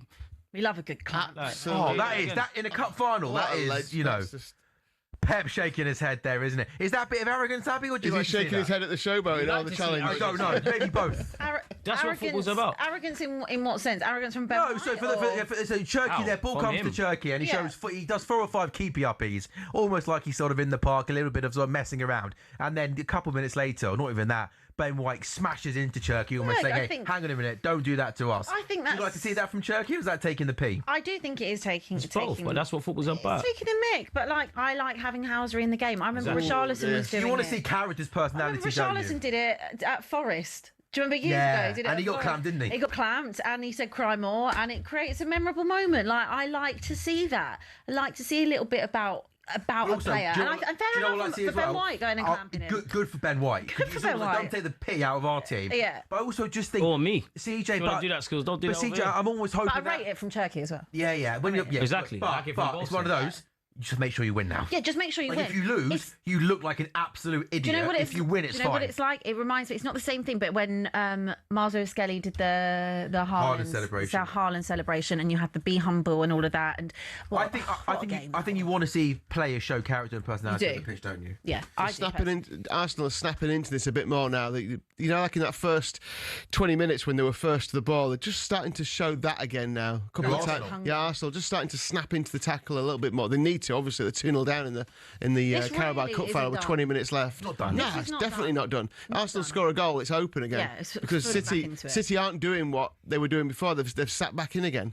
Haaland has worked hard though today, by the way. Like in terms of off the ball, hold-up play has been very good. Off the ball, he's worked really, really hard. It's just in front of goal. Yeah, he looks like a proper 80s centre forward. Yeah, he hasn't got any of the kind of finishing any ability, but proper ramrod kind of centre forward. I'm led to believe, by the way, that Gary Neville on TV has just laid into Cherky for saying it was about necessary and a bit needless. So. Oh, shut up, Gary Neville, man! Like, just shut up, man. Who really cares what Gary Neville has to say? Is he connected to Arsenal or City? I know he's a pundit and whatnot. Just shut up, man. You're worse than Jamie Carragher. Just shut up.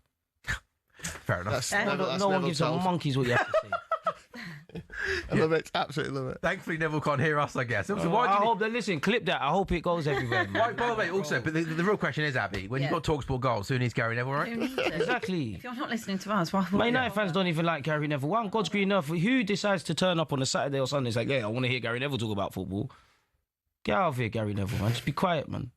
Talking too much. You don't fancy going on the overlap? No, I don't fancy going on the overlap for a 5 minute favor. Oh my God, like dead. I'm too knowledgeable for that. Safe. Don't want that. What I want is my team to actually show some pride and get a goal and make it difficult. But Abby, you're a fan of it. You think Cherki is good for the game? Oh, How can you not be a fan of it? I like the housery. I think that's like the game is so Part of soft football, isn't now. it? Like Exactly. football, like, let's be honest, the game is completely gone and it is soft. Like I like seeing old school things in football. Characters. You want to see play with emotion. And I passion. like Barclays era football. I was brought up on that. On that, by the way, Yakubu back at Everton yesterday felt. Here comes Madueke now. Was that going to be a free kick or was that a dive? Do you know what? CJ, Noni Madueke there, he gets the ball on the right-hand side, and that's the first time that I've seen an Arsenal player drive. Try and be direct, try and make something happen. He cuts in field, wins the free kick. It's a chance now for Arsenal. There'll be a goal here. This is what you need to do. Again, there's only... Listen, Mikel Arteta, I'm sure there's things you could do tactically while you've still got subs. But for the players out there, you lot are the ones at Wembley. You guys are 2 goals down. What are you lot saying? What would you have him do at this point? Because obviously he's Mikel Arteta. No, but I'm asking you, what would you like to see Mikel Arteta do? Max Salmon? I'm more looking at the players. No, I'm more looking at the players. You lot put psychologically, the players are the ones out there. Put the handbrake down and you lot sort this out. I tell you what, a goal now would make it a great spectacle. Someone make it happen. I can see this being 72 gone, Arsenal 0, Man City 2. Declan Rice has got a free kick, 25 yards out, right hand side. Is the delivery there? Rice whips it in! Oh, it's a chance for Calafiori. He gets his head on it, straight at the goalkeeper though. It remains 2-0 for Man City. I know, honestly, every time Arsenal have some type of set piece, you do think it's going to end up in the back of the net. You do. If I was Arsenal, I'd be doing everything possible just to try and win free kicks, win those set pieces, win corners. You'd rather lose 2-0, 3-1. That's the territory we're at now. I don't know what happened to you in that 15-minute spell. It was very un-Arsenal, to be pegged back in and be so negative. City just pressured them, though, didn't they? They pressed them in, and it was like almost. It felt like almost oppressive how they were pushing them back further and further, and Arsenal were happy to do it almost. Even the goal. If you look how City play for the goal. If you look, Abby, on the right-hand side inside the box, how easy it is for the 2 passes to be played, and how no one's sort of closing down, putting pressure on. It's almost very un-Arsenal. They allow City to have so much who space. Was that on? Who should take the blame for that? But even in that situation, though, there's no. It's almost like. Hey, listen. Just hammering it over the back of City. Just get it long, clear your lines. They don't want to do that, do they? Arsenal. They don't want to kind of play your way out and absorb it. It didn't seem like they had much of an outball today, Arsenal. No. I feel like, in all honesty, Saka could have a moment of brilliance, but I feel like Saka offered very little today. Trossard has offered very little. I think Kai Havertz was, again, very, very poor. That's why I mentioned that Madueke run down the right side. I felt that was the first time that... Scocker's still on the pitch. Look at this. Yeah, he is. Here comes Cherki now. Holland! Oh, Gabriel does well to read the ball. Now Declan Rice. What can Declan Rice do? The rest of you, this is not acceptable. This is where ball comes up to Gyökeres, and that's too easy there for Ake. This also kind of really tees up that Premier League clash, doesn't it, between the two of them? But you have to hope though for the neutrals that City find themselves maybe a touch closer. Oh yeah. In what? In terms of the game? In terms of points. I think it's a big lead, even with the game in hand. Let it go. Just let it go. Yeah, no, I agree with you. Let it go. By the way, Nico O'Reilly on a hat-trick, by the way. That would be one of the most mental stories. Local lad for Man City scores. 300-20 was for a hat-trick before the match started. By the way, obviously someone is going to have a 10 quid on that. Someone's going to have a quick... But you know what? Not by the way, I've never seen Abby this chirpy before, by the way, in the last 18 months on this show. I've never seen you talk so much in a quick amount of time. Considering I wasn't talking at all the first time. Yeah, no, I noticed that, by the way. Great hating. This is a good hay watch from Abby Summers. Great hay watch. Yeah, but dock your wage for that first half performance, this is the worst we're going to be. No, because sometimes you have to bide your time. Oh, good from you. And I'm not done yet. As in, I don't think this game is done, so I don't want to go early. I'll wait. And everyone's going to say, but you're in a relegation battle and you lost 3. Yeah, I'm aware. You've got to take any W. I've got to take the sun when it comes out, wherever it comes out. Yeah, no, when you stop talking about Arsenal. Here comes Saka now. What can Saka do? As I've said, all of that is dead, man. Where's Gyökeres as well, by the way? Where is anyone? I literally said to CJ about 3 minutes ago, is he still on the pitch? And that wasn't even a bad mind thing to say. I didn't even know he was still on the pitch. Better from Arsenal. But you can just have a second and a minute where you turn it round. So. No, it's done. Noni back post. And man are doing nutmegs. Try to make. Oh no! Just do the basics. CJ, can I ask you one question? Go on, man. Ask what you want. Apart from PSG in the Champions League, genuinely, I was thinking this. Have you done a show with us where Arsenal have lost? Premier League wise. I think that's I swear I've never done a show. I know you lost to PSG. I have. I can't tell you for the life of me at the moment. You reckon you have? Yeah, I have still. No, he didn't do PSG with us, did he? No, in the semi-finals last year. I have. I think he did. Did you do PSG with us? Yeah. Yeah, I think he did. I have. I've definitely been here and we've lost. Yeah. Or drawn as well. Did you? Yeah. As if you can remember. I was going to be. I remember the playing it, game. yeah. Of course I do. Don't be silly. I remember the tifo. The tifo. Yeah, careful. You know, I don't even want to do this about Spurs, but you lot were doing all this waffling at Tottenham Hotspur High Road and whatnot, Tottenham High Road, and look got slapped against Forest. Allow me. You got your nibbles. Allow me. Allow me. Because we can lose this. We're still celebrating in May. We're winning the league. You man are going down. I might celebrate staying up. I don't know. Man. It's unlikely. You got your nibbles. I've been mature. You got your nibbles. Thank you. Leave me alone. Starving out here. I hear it. If there's a miracle, it needs to happen now. Got some jammy dodgers there. We got Want a some. sweetie? We got some. My team is losing. My team's losing. You think I want sweets? You want a sweet? Who told you I had an appetite? Yeah. I just wanted to know if you wanted something. Just leave me alone. You know, don't want you to get low blood sugar and stuff. Nah, I'm cool, man. 77 gone, then Arsenal 0, Man City 2. Arsenal maybe in the last 5 minutes. Chance now. No, Here comes no. Calafiori, left-hand side, inside the box. Go! Oh, my goodness me, what a chance! Wow. That was a cross shot, thinking more of a shot, and it just goes past the far post there from Calafiori. We didn't want that. None of us wanted that, did we? I want Arsenal to score. I think it'll make it a good final, sort of 15 call minutes. yourself neutral, yeah. Oh, I am a neutral. Oh, and Trossard Lily just sticks out a leg, yeah. and he just couldn't direct it goalwards, could he? Good effort there from Calafiori. Yeah, no, it was good effort. It just, God, it's so close. Hit the post as well. Yeah, City just got a little bit open there, didn't they? Arsenal are trying to open them up a little bit more. They've got to, haven't they? They've got to throw everything at this now. The worry, obviously, for Arsenal, as CJ just said, this could finish up being like 3-1 or something because but Arsenal have got to try and got to now, even if it does leave you a bit open, you've got to try and show. I'd rather lose 3-1 than 2-0 if you are to lose. Absolutely, yeah, completely. City just seem to just slowed down, like the kind of their ability to get forward. Arsenal, City are just going to be all that housery is going to come out here, isn't it? City buying free kicks just to frustrate Arsenal. Fascinating last 10-15 minutes. Yeah, and again, an Arsenal goal makes it really, really exciting. Nico O'Reilly, who would have thought, well, maybe somebody will come out with a bet slip in a few minutes' time on Nico O'Reilly to score a couple of goals. Arsenal 0, Man City 2. Nico O'Reilly with a brace. This Arsenal team this season have been nothing short of phenomenal in terms of where they control games, win games, dominate games. I was really, really surprised in that first hour how poor Arsenal were in terms of out of possession, allowing City to have it. Like even just there, like just in the last 5 minutes, Lee, it feels like the first time in this game they're trying to win the ball back. They're trying to. Yeah, after that first 10 minutes, remember the first 10 minutes were really good from Arsenal. But it's 16-1 the draw now, by the way, in 90 minutes. So if they're going to level this up now, 16-1, Arsenal are 80-1 to win it in 90 minutes. Does seem very unlikely. And City 1-40 to carry on and win the title win the trophy in 90 minutes to win the tie, to lift the trophy. 22-1 Arsenal and 1-100 Manchester City. Here comes Calafiori now. He's got infield to Zubimendi. Gaffer, makes ups, man. Come on. Why on God's green earth is Trossard still out there? Let's make changes now. Let's take a defender off. Ben White's knackered anyways. Let's just go for it. Let's literally just go for it now. Buy time now, aren't they? City are literally just like it's like 5 minutes or 2 minutes left. The way they're just playing around now. I mean, that's poor from City. The problem is here for City is that they've attacked there and they've got numbers, not massively, but it's like 3-on-4, and they just slow down, mess about with it, and then put it out of play and give the ball straight back to Arsenal. City should be pushing forward and trying to get a third here. Why did you do that, Raz? Why? You see? That's poor from Arsenal, though, similarly. Gaffer, Ben White is knackered. Come on.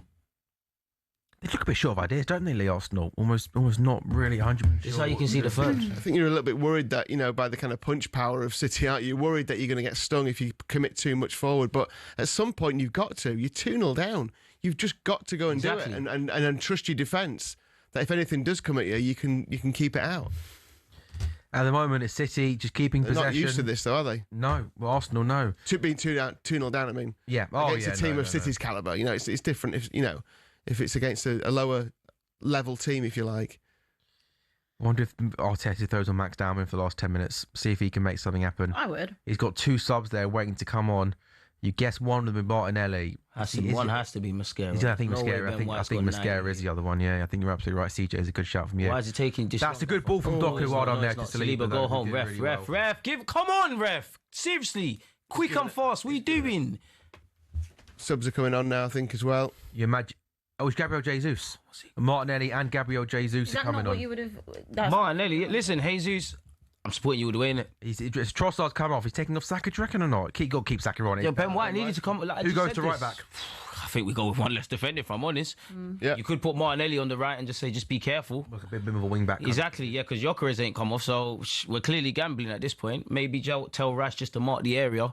Go for it. I thought Trossard was really, really poor. Rice is taking 81 minutes. I think all of the Arsenal players today, CJ, have been below their best, haven't they? You've fallen off in the second half. You started great, and then you've just fallen off a cliff, really. And I've never quite felt we've died on our sword today. What about Rice and Zubimendi? Because this is the quietest I think I've seen Rice. They've nullified. City have nullified the midfield. So then we knew what time it was. We knew both teams are going to lock off the central areas. What are you going to do out wide? It's something we see at Arsenal week in, week out. So Arteta has to have a plan against that. And with 8 minutes left, clearly there's not one, unfortunately. It's unfortunate Eze's missing, but we knew this. It's a real shame, isn't it? Yeah, I'm gutted for him. And Timber. Yeah, and Tim, yeah, good point. To have played against City in 2 successive cup finals, effectively, for Palace, obviously scoring for them. Yeah, it's a real shame. 7.5 minutes to go. Then the second half's flown by. Arsenal 0, Man City 2. Kepa gifting O'Reilly an opener before he heads in again 4 minutes later. Pep Guardiola is aiming to become the first boss to win this trophy on 5 times. The Gunners seeking their first major silverware since 2020. And Abby, it's just not happening for Arsenal. There's no I mean, even pumping it forward, long ball would be better than what they're doing at the moment. I mean, they've just literally got the ball into midfield after some fairly pedestrian build-up and then just hit it straight out of play. Calafiori, relax. You need to get the foot on the ball and get it forward quick. Zubi, Rice, who wants it in midfield? Cala, who wants it? It's so strange no one's actually coming to get that. No, they can, but you have to go together. If one person goes, the lane's cut off, and it's not going to happen. That's why you see them knocking it side to side. Odd from you lot when you were pegged in by City in that first 20 minutes. Stuff like that. I found it odd that you didn't have an outball. If you were going to get possession back, where was the speed and the width to break? Where was that? Because at some point in that 15-minute period, but before City scored their first, and you were fully under it, when you did get the possession back, where was your outball? You have to talk to the gaffer. Would you not say that this is again? And I'm really not trying to dig here, but what I will say is it's not another example of Arteta coming up very short when it comes to coming up against Pep. Listen, in the big moment. You haven't got over the line, and unless a miracle happens, it's going to be from the same hymn sheet. But I think the players are getting away with murder. At the end of the day, all big enough, old enough, ugly enough to be able to stand up in adversity. Players are doing the same kind of things and expecting different results. For the gaffer, I do think the last 20, you can see the gaps. I think Ben White needed to come off sooner rather than later. Is what it is. We struggled to get to finals. It's our first in 6 years, so it's progress in that regards, but it's so far yet so close. And Arteta hasn't lost at Wembley, at least until this period, so it's a learning curve. But if the same things happen, the same results are going to happen, innit? You just said that. Didn't you just say you hadn't got there for 6 years? Yeah, we've been on 6 year absence at Wembley. So his record is what, just that first one? No, he's won every game he's played as a manager and as a player at Arsenal. So what? FA Cup as a player. Yeah. He's been to 2 Community Shields in the FA Cup final. Sorry, I forgot about that. So this would be his first L at Wembley, which is a learning curve for him because it's not going to be there forever, but I actually forgot about that. Shot ourselves in the foot today, man. Yeah, City are really controlling this now. Buying fouls, holding onto the ball until someone clatters into the back. The Gyökeres fans are going home as well. They're really playing this the right way now. They're just eating up 2 minutes while we've been chatting there. Just nothing's happened. Just kept it around. Same place. They've moved about CJ 5 yards up the line. Just seen a tweet from Jonathan Norcroft of the Times saying a week ago I was at the Emirates to see Arsenal finally embrace risk, or so it seemed. What a regression. Arteta has the best team and squad in the country, but has not asserted it, at least not so far. From a coach's point of view, would you like to have seen Arteta been a little bit more brave in a game like this, a cup final? Not really. There's nothing I've seen today that I haven't seen all season, really and truly. If anything, I can nitpick and say Martinelli could have come on quicker, Trossard could have come off sooner, Ben White's looked a bit knackered. But not really. I mean, that's going to get a lot of engagement and it sounds great, but in reality, it's not what I've seen with my eyes. I think the players are getting away with murder today. Yeah, no, fair enough. And again, I appreciate, so you're basically saying, CJ, that the way Arsenal set up in this game is quite similar to other games this season, right? Listen, It's nothing new, is it? We know this is a cup final with Arsenal and City, but if you've genuinely been watching this game, cool, on your bingo sheet, you probably didn't have Nico O'Reilly to get a brace, but you've seen this week in, week out when Pep versus Arteta. The players, it's a cup final. You're looking at someone to show an individual moment of brilliance. As mad as it is, Gabriel Jesus winning the ball there is actually something I won't forget. The players, these are the moments you want to be in as a professional footballer. And you know what? You're absolutely right. It's them. That pass, I think, almost sums up how poor Arsenal have been today. Gabriel Jesus had a real simple 2-yard ball to Bukayo Saka, and he passed it straight to a Man City player. Exactly. I mean, Lee, I think the approach in parts of this game, Lee, has been quite surprising. I mean, I think when you got as many good players as Arsenal do, I still maybe think at times, can you take a few more risks? But one thing I would say, Lee, I can't believe how passive Arsenal have been in this game. And even just moments like that, a real lack of quality, almost just not doing the basics right, Arsenal. Yeah, I think that's maybe a symptom of the pressure that they're under now, because they've got to get it done, and it's an unfamiliar position to be in. But let's not forget they've been playing against the second best team in the Premier League, and a team who have played they've almost out Arsenal today in the way they've controlled this game. Chance. Oh, the bar! Oh my goodness! Ref, have a look. It's not a foul. Play on. Get up! Ball comes in from the right-hand side. I think it was Gabriel Jesus who got his head on it. It felt like the ball was in the air for ages. I didn't like that. And it finally bounced off the bar. And Arsenal don't make something. Can again, it's Noni Madueke who I think put the ball in again from that right-hand side. I think possibly been Arsenal's best player, even though he's been on the pitch for 10, 15 minutes. At least he's trying to make something happen, trying to be direct. Exactly, Abby. Saka! Good challenge. He's going to win it. Yeah. Come on, Manon, come on. Yeah. He's going to buy a foul. He's dying. Don't foul him. Please, now someone make the foul, because they're going to break. Yeah, and here it is. Semenya's up against Calafiori 1-on-1, although his first touch isn't good. And it's going to just allow Arsenal players time to know. I mean, you almost just maybe a bit early to take the ball into the corner. But City at the moment are sitting pretty comfortably. Antoine Semenya's got the ball. 88 minutes gone. Arsenal 0, Man City 2. What can Arsenal do to try and drag themselves back into this game? They have been nowhere near good enough. Even at 2-0 down, it feels like they've just been a little bit too laborious in possession when they are on the ball. A little bit of lacking quality in the final shape, third. Sam, is good. I mean, City's shape has been very similar to Arsenal's. Like that. They've controlled the game. That pressure, that 10 minutes when they put the pressure on, which drew the mistake eventually, that won the game, didn't it? Because Arsenal just couldn't get out. I think Arsenal were really confident that they could get out, but they actually couldn't do it. Stand up. Shirky's taking the ball done into nothing the box. yet. He's a great player doing great things. Just stand up. Yeah. He hasn't gone nowhere with it. No. But where is the output? This is where you need to get there. Gyökeres has struggled today, CJ. hasn't Not he? even just him, the whole team. There's gaps. The second half, there's been gaps. Gyökeres is still my guy. Love all you players. We just have to eat this one today, man. 1 minute left then of normal time. Sorry, Lee. I can't imagine there's going to be too much time added on in this game of football. Arsenal 0, Man City. It's also, by the way, you see Pep celebrations. Yeah. I don't remember seeing, by the way, look how much space Doku's got here. Doku! Drags his shot wide of the post. We know Pep is a winner. Yeah. And we know that not winning the big things would have hurt Pep so much. Those celebrations look more relief than anything else. 100%. And that's why I think he stays next season. I don't think he wants to leave Man City while they're not at the top of Europe, or certainly England. I agree with you. I think there's so much debate over will he, won't he, and I know a lot of I think Kim said it the other night. Why is he just not committing to it either way? And Kim wants to go. I don't think Pep knows. But I also think that we saw Jurgen Klopp come out in the January and say he was leaving, and you were on for the quad at that point, and it really didn't end well. And I think sometimes when you've still got things to play for, I don't think it's sometimes helpful. Let people speculate. But I think whatever is going on inside Manchester City, and I think those players will know whether or not he is or he isn't staying. In my opinion, I think they would at this point. I really do. But I think that it doesn't need to be spoken about in the media. Why do you need to have the circus and add the pressure to it? At the minute, they're probably not going to win the league, but they can still finish the season with a Carabao Cup, which they'll likely do in 4 minutes. And they will also finish, hopefully, with an FA Cup for themselves as well. So I can't see Pep going out on that when he's got 1 more year left on the contract. I think that he does stay and carries on their rebuild and then goes out at the top. And they'll be much more competitive next season, you would think, in the Prem. Well, from a City point of view, you'd hope so, wouldn't they? I just want to ask CJ something quickly. Again, it's just a genuine question when it comes to Arsenal and their mentality, because it is something that we have obviously spoken about, and I have mentioned to you before about them. This was a big opportunity for Arsenal to show that mentally they can get across the line against Manchester City in particular, but also in a cup final. We haven't seen that today. Does that worry you? Get on with it. Prove them wrong. Until you prove people like yourselves wrong, you've proved you lot right.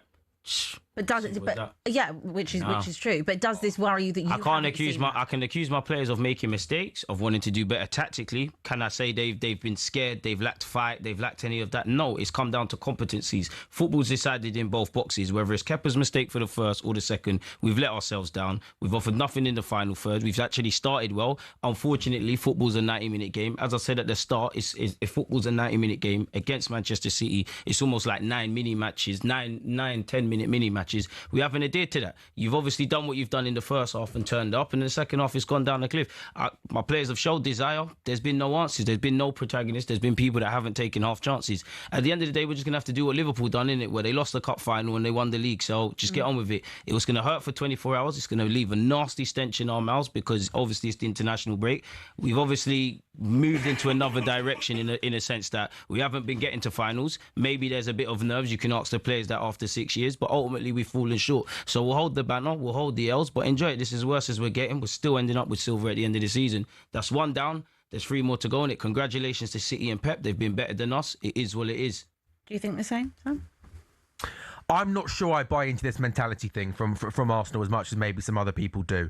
I've always thought, I think almost as time has gone on and Arteta's continued to build a big squad, a strong squad, I almost kind of think the years of hurt and disappointment of not winning the league, you can always use it as a positive because they know the feeling of always what goes wrong and what not to do. So I think this game comes down to possibly poor tactics of Mikel Arteta and ultimately a little bit of poor quality from Arsenal in that final third. We've seen this season how good they are as a team. Look at Nico Riley just gambling into the final third and just going unmarked. Noni, square it.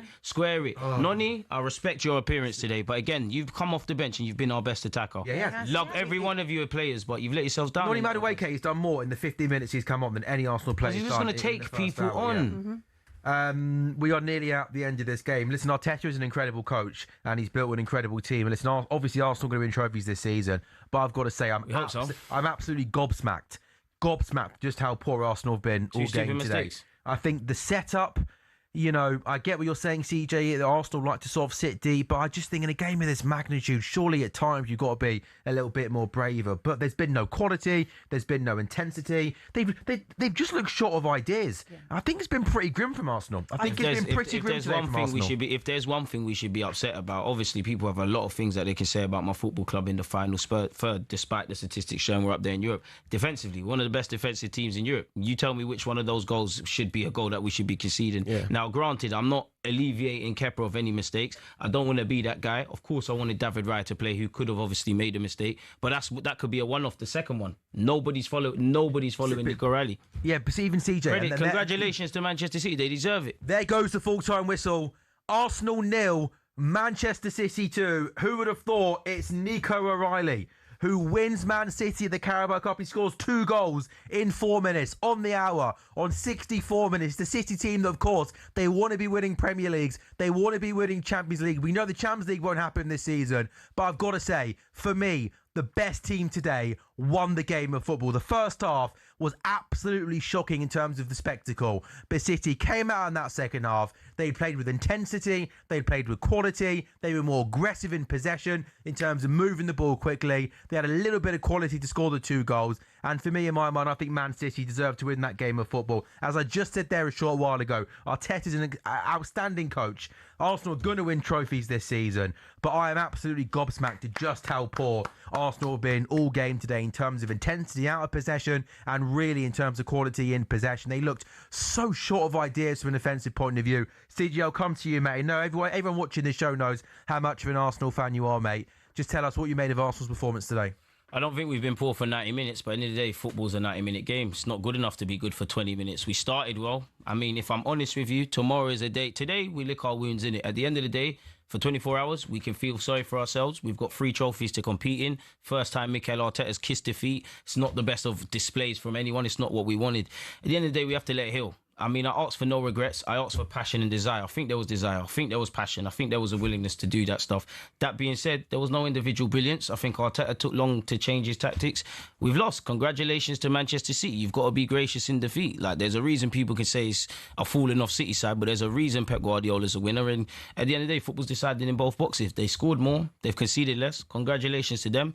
enjoy it. It's the worst we're going to get. Just get this Premier League trophy over the line, and these wounds are healed, innit? Abby, what did you make of that performance? Do you think Man City were the better team on the afternoon?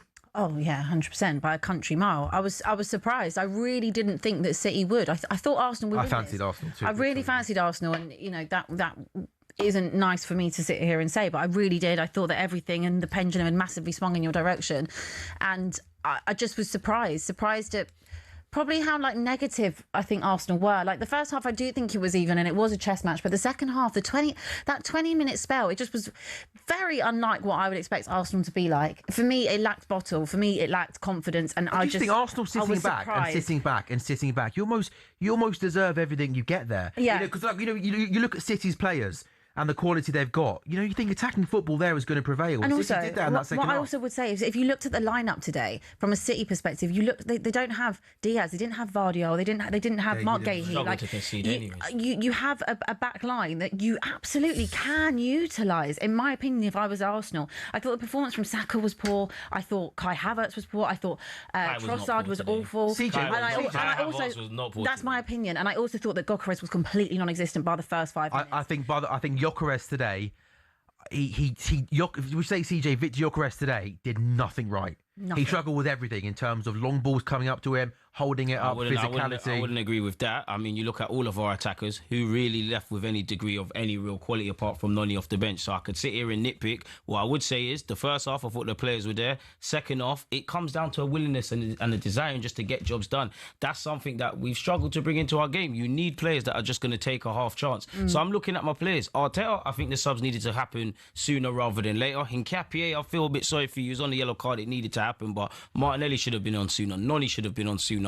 Gyökeres, you're kind of damned if you do, damned if you don't, because unless you're going to go with Kai, who struggled for 90 minutes this season like Ben White, to just go through the middle, what else are you going to do?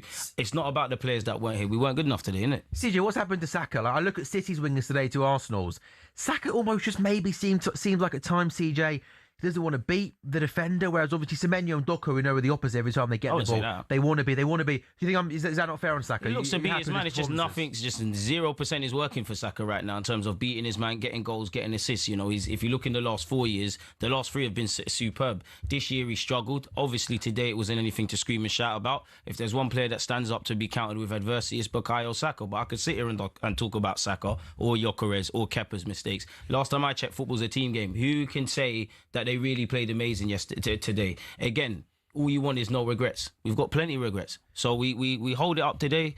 Tomorrow, tactically review the game, and we've got nothing to do but just try and be better and get the league over the line, man. CJ, I'm seeing lots of people, and I think this is unfair because I think, hindsight's a wonderful thing, but I'm seeing lots of people saying that Arteta should have played Raya and goal instead of Kepa. Oh, 100%, man. That's fair. Even if Kepa's your Carabao Cup goalkeeper, the whole competition. Come on, listen, I don't want to be that guy in it because... Well, City played Trafford and goal, not Yeah, they played Trafford. Trafford's a better keeper than Kepa. I don't want to be that guy because Raya could have played, it still wouldn't have been enough today, and Kepa's put... Well, he might have caught that first one. He hasn't put his foot wrong, but I've also seen Raya make mistakes. He hasn't put a foot wrong. He deserves it. Me, personally, I thought Raya should have played. We're playing the best team in the country. We're playing in a cup final. I think you play with your best goalkeeper. That being said, people said Kepa deserved it. It is what it is. And even with Kepa, I don't want to be that guy because you have made a mistake. You have made it difficult for us. That's a 1-2 minute flashpoint in a 90-minute game. Which other player could say they left it all out there or couldn't have done better? If they can, then fair enough. We might be able to blame Kepa. But last time I checked, it's a team out there. I personally think you should play your best players in your final. Simple. I agree. I don't care if you've been on the journey. Yeah, it's not a charity case, it's not, is it? like... We've just seen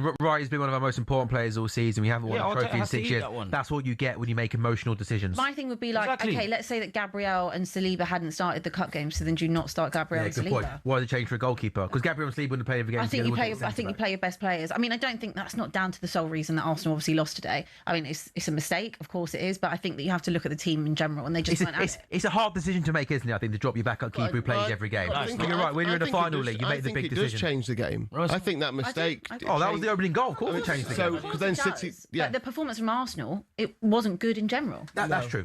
Hold your head, boys. But without the goal, hold your head. I think maybe it was a symptom of the pressure that City were putting on them as well, and that they couldn't. I think Arsenal maybe thought we can soak this up. We can soak this, and we'll just come back in 10 minutes. I do think it's easy to pin it all on the reason they lost that game. Kepa. No one can I didn't say that.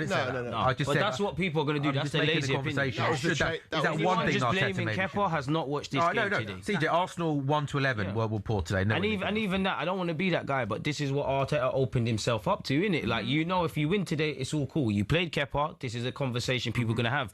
I'm not trying to make this about Kepa, but if I'm just looking at basic competencies, cool, you can argue Raya might not have made that mistake. Raya gives us a lot on the ball. Kepa can't really do that. Can I ask you one question? Go ahead. I think City this season have been really easy to guess at and play through. It didn't look like it today. But no, because they didn't have to defend Abbey. Yeah. Again, just to ask you one more question about the approach to the game. Do you think going defensive against a team that you could easily have got at was slightly strange? I don't question how we approach this game in at least 60 minutes of this game. What we've shown is an inability to pivot, unfortunately, on the day. When we've conceded, we've not really gambled enough. I don't think my players have really been galvanised enough. And I think for Mikel Arteta, you knew Benjamin White weren't going to get 90 minutes. There was a lot of gaps. Yes, we've made 2 mistakes, but we've been very naive today, if I'm completely honest with you. But you know what? I love these boys. We pick ourselves up and we go again, innit? Congratulations to City. Let's keep it moving. It's worth remembering in the future as well. When anyone mentions a quadruple in future for any team, like it's fun not to that mention, easy. isn't it? But it's not. It's nowhere as easy. That's as why it's people never been make done, it. right? Yeah, absolutely. But yeah, and also, you know, Pep Guardiola, I think that's his 19th major trophy for Manchester He's a freak, City. isn't he? This was his first. That's his fifth League Cup. Could be. Circle moment. Yeah, it's an amazing record that he's got. And the guy that was... I'm happy for him, by the way, Trafford, because it was a strange situation, wasn't it, in terms of coming to the club thinking he was going to be number one, starting off as number one goalkeeper. Yeah. And then he kind of made a mistake against your lot, wasn't it, second game of the season. Game. And there was like, oh yeah, Donovan was coming in. But fair play to him, big moment there. He's been open about his He's been honest as well. Yeah, fair play to him, yeah. And those 3 saves just showed them again there, you know, brilliant. And that's like, obviously, if he doesn't make one of those 3 saves early on, then it's a completely different game. Yeah, definitely. I think that triple save was huge in such early doors because Arsenal were on it. Arsenal were on it from minute. From minute. The first 15 minutes was Arsenal's best moments of the game. Absolutely, that was their spell. I thought you're in for a long day here, Manchester City, but actually it just didn't work out that way. And the other one is Haaland. I mean, I know we criticised him during the game for kind of clunky touches, but the hard work that he put in terms of leading that first line, and even right towards the end of the game with like 30 seconds left, he's charging defenders down and putting the ball out. So I think there were great performances all over the pitch from Manchester City, coupled with poorer than usual Arsenal performances. I don't think Arsenal were quite as bad as you lot are making out. Why not? I just think they were just a bit off. You know, I think City. But I think what's happening here is that we're labelling Arsenal as being awful. You're not taking into consideration. I thought City were very good credit today. for that second half. We stuck to the script too much. I don't think Arsenal were like 5 out of 10. I think they were like 6.5 out of 10, and City were 8.5. I don't think they were awful. I just thought. What did you like about the Arsenal performance today? No, I just thought City were much better. I thought City controlled the game for once, and Arsenal didn't really have an answer to that because no one's done that to them.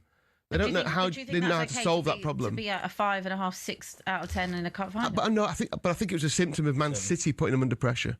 Do you know what I mean? I think City... They're meant to be the best team in the world, Lee. But they haven't come up against that all season. No one else has done that to them. Best team in Europe, best team in England. Have we won the Premier League champs? No, you haven't. I don't know. And they've got to do that again against City, haven't they? I don't know what Arsenal fans put that on me, and I don't know. I'm not putting on you. I'm saying you've got the best defence in Europe. You've got this. We've got a very good defence. Obviously, a player switched off, but where's all this best team in Europe and best team in this and that? Okay, clearly, you don't talk to your own fans. What are we talking about? I definitely talk to more fans than Arsenal fans than you. What are we talking about? Who said we're the best in the world and whatnot? We're one of them. Yeah, we are one of those, but who said we're the best? Not rising to it. Come on.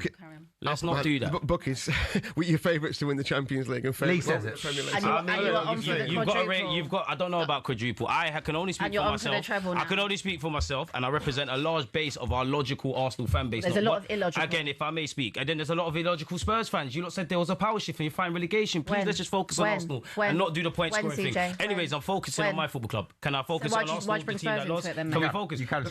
Because I'm speaking. Exactly, simple as that. We lost to Manchester City. It is what it is. I don't know who called us one of the best teams in the world and whatnot, or the best team, better yet. We just have to keep going. This is the worst we're going to get, so enjoy it now. Enjoy it. Please don't. It did sound like it did. Let's not do that point score thing on my football club. No, because I don't know where this best player in the world stuff and best team ever, please. I was actually having a conversation with you about it. CJ, can I ask you a question about moving forward? You're emotional right now. I'm definitely not emotional. I'm just having a conversation. I'm passionate. Let's not confuse that. Like, emotional of what? Football? Really? CJ, you are a passionate man. It's a 9-point lead at the top against City. They have got a game in hand, which is a nice lead to have. How do you think this Arsenal team bounce back from this? You've got no choice but to sit in this kind of pain and get on with it. You know, some of these boys are lucky. They're going to be going off to the international break. So it's going to have to get on with it. We've lost. It is what it is. We could draw inspiration from Liverpool last season. You know, you lot were upset about losing the final. I'm sure you had your parade, didn't it? End of the day, we're in a good position in the Premier League. Just got. And we were in a similar position to you in terms we had a nice buffer on second place, which makes it, because you think if this was, let's say, 3 or 4 or 5 points, that really, I think the fact you got a 9-point lead, I think maybe makes coming back less nervy than maybe what it would be if they were a little bit closer. The reality is, and it's easy for me to say because I don't play for Arsenal, but I genuinely be thinking nobody cares. Nobody cares that you haven't won this since 1993. Nobody don't care that you've got a 20+ drought for a Premier League trophy. It's like you can lick your wounds today, feel sorry for yourselves. You got to get back on it tomorrow. CJ, by the way, I'm looking at social media here, and I follow lots and lots of Arsenal fans. I mean, by the way, Lee, you said, didn't you, that you don't think Arsenal have been as bad as maybe I'm making out. Fair enough. But I tell you what, so these are Arsenal fans, by the way. Just read one tweet here. Play like cowards and you get what you deserve. It was a pathetic performance. I mean, CJ, is that being completely harsh, or were you disappointed at the approach from Arteta? What Arsenal fan is that? I need to see the verification. I need to see your Arsenal passport. I need to see your username and whatnot. I wouldn't call us cowards today. Okay, was it cowardly performance, maybe? No, I wouldn't say anything around us was cowardly. What we haven't done is something we've struggled in the Premier League, in that we stick to the script. Clearly, going into this, whatever we thought about tactically has played out. Something that's good with Arteta. When we need to kind of quote unquote put the handbrake down, someone showing a bit of individual brilliance, which takes good players to being great. We haven't done that. We haven't taken our half chances. Madueke and Calafiori off the bench have had them. What's going to happen here is, by the way, it's inevitable that this happens, is that the media start using the B word again. Bottle. Let them, man. Let it fuel you. That will happen, won't it? Because what can that they will say? happen. It will happen, but they used to say that, and they still said it. They said it about us yesterday. They're going to say it about us now. Until you prove them wrong, they're right. Now, obviously, take off that statement what you will. We can't feel sorry for ourselves. You go and win the Prem, no one's going to call you bottlers, but you have to hold that and wallow in that today, man. Simple as that. We're going to take a break in a second. Before we do, very, very briefly, Abby, City, that second half, I've been really surprised at how poor City have been at times this season, in terms of a lack of control in game, domination in games. We've just seen in the league, haven't we, in the last couple of games, dropping points to Forest and West Ham in silly games they really should be winning.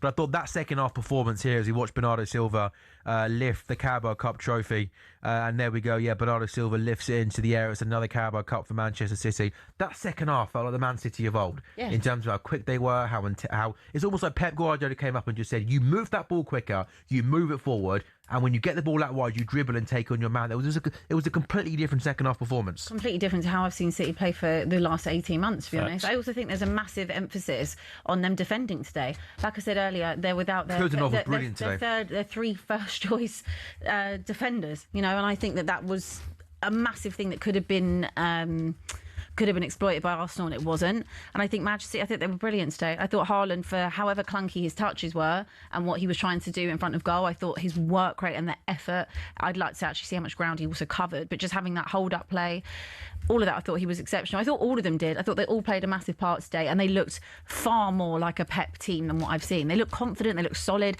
But then again, I would also say that Arsenal didn't really test them. They tested them for about 15 minutes. But that was the point I was making to you, Lee, in terms of I'm disappointed by Arsenal. Because City, Abby, have been, I think, lots of many, many worse teams in the league than Arsenal this season. Have been able to find joy playing through against City. Manchester City. And that's why I just wanted maybe Arteta and Arsenal to be a little bit more braver in terms of their approach and setup. But it's not the first time we've questioned Mikel Arteta and his bravery. Like, we've done that quite a few times over the last few years, especially when it comes to Manchester City. I remember that game right at the start of the season. We were like, people were sitting there saying, take the handbrake off.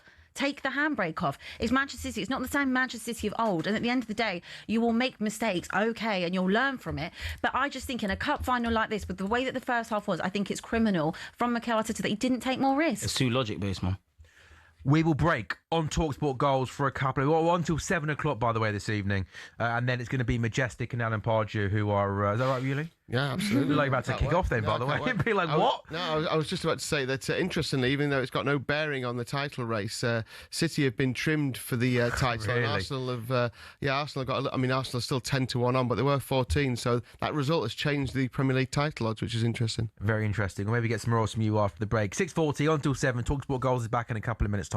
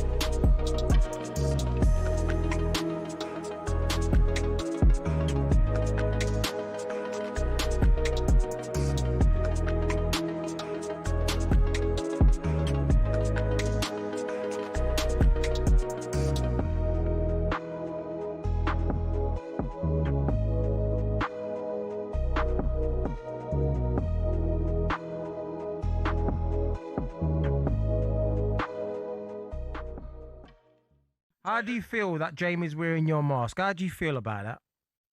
I can't even see him. I can't see him. I haven't got the mask on. I haven't got the mask on. Fully got it on. See it. Breathing in there, the lot. Do you know what? All I can say is I wish I had the mask on now. To be fair, you look like Ange. It's just who we are, mate. Your team play like Seriously though, mate. Can we end it now? Mate. You've turned into a meme club, you are. Can we end this interview now? No. Hold on, say that again. You've turned into a meme football club. I remember. I mean, the last week, I don't think I've ever known a week like it, right? So you go back to Wednesday of last week and 74 minutes on the clock, and you think about what's happened. Conceded 5 goals in 30 minutes. Slap. Jesus Christ. Listen, has anyone seen Candy? Dennis Wise? Right, okay, hold on. Solar. Yeah, hold on. Listen, what's that? Who's that? No, leave it, man. Leave it. No, you swear. No, I'm doing something. No. But did you think he would come from 3-0 down? Did he think he'd come from 3-0 down? It was confident. It was encouraging signs, he said. You're Encouraging signs. PSG. I'm a United fan. He's a bloody United fan. Hey! Don't swear. Come on, boys. Listen, at the end of the day. Hold on, who are you playing in the Champions League? No, listen, who's going to play next year? Who's going to play next year? Champions League. I'm getting sick of United fans.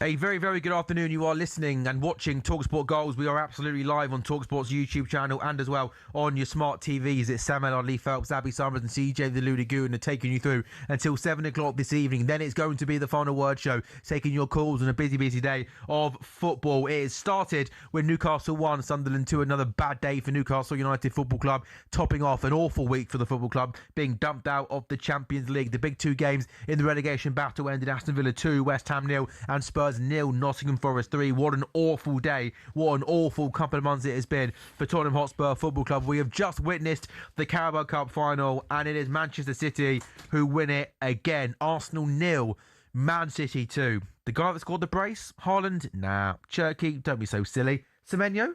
Was it Foden? Marmouche?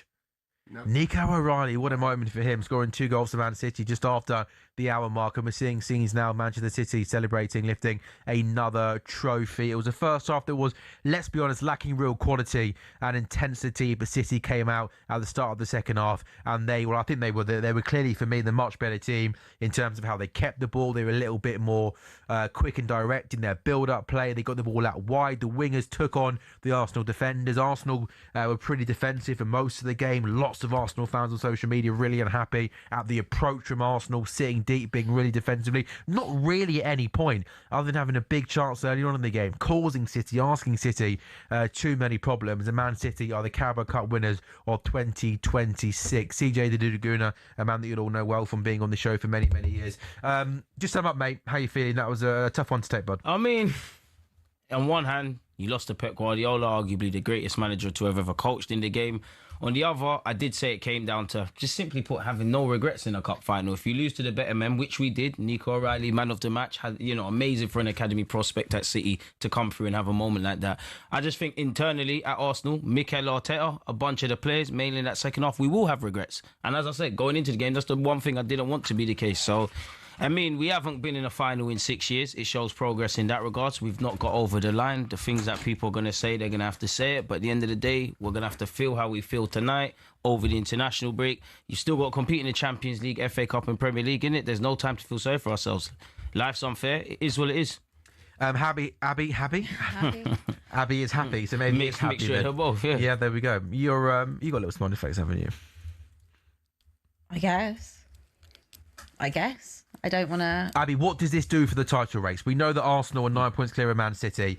We know that City have got a game in hand, and we know that Man City play Arsenal at the Etihad Stadium. So I guess if you're taking the glass half full approach from a Man City point of view, in terms of what they can control, they can get it down to 3 points. That is what they can control. Is there any way you can see this Arsenal team finding it difficult to bounce back from a tough defeat like this? No. The thing is, they've got 3 weeks now. 3 weeks They've off. got 2 weeks. They play the 2 FA weeks, Cup. sorry, because you've got the FA Cup. Southampton But the away. next time they have a Premier League game is 3 weeks. Yeah, so when Arsenal Who come is back their from the who's the international game? break, Arsenal play Bournemouth at home. they got on the Southampton 11th. away in the FA Cup. Then they go to Sporting in the Champions League. And the next league game is Bournemouth's home at League 7. Then the one after that is the City game, by the way. Yeah, so for example, let's say that was an away game. I think I would feel there's maybe a little bit more pressure for Arsenal or jeopardy or Arsenal to slip up somewhere, but I think at home they'll be fine. I think that it's huge in terms of getting that down to 3 points, but I just can't see Arsenal dropping 3 points. The other thing I you've can't got to see them think about losing. is I can't see them losing. I the can't amount see of them games that Arsenal have got, though, Abby, as well. Arsenal have now got the Champions League to negotiate as well as... They've got the squad to do it, Lee. Yeah, but City have got like... they've both got the squad to do it, but City have got more time off now. Let me ask you, because again, if I say it, then of course I'm saying it because I'm biased. Go on, I'll answer it. Do you both think that Arsenal are going to bottle this league? No. No. Do you? No. I think Arsenal win the Premier I League. think it'll be closer than it is now, though.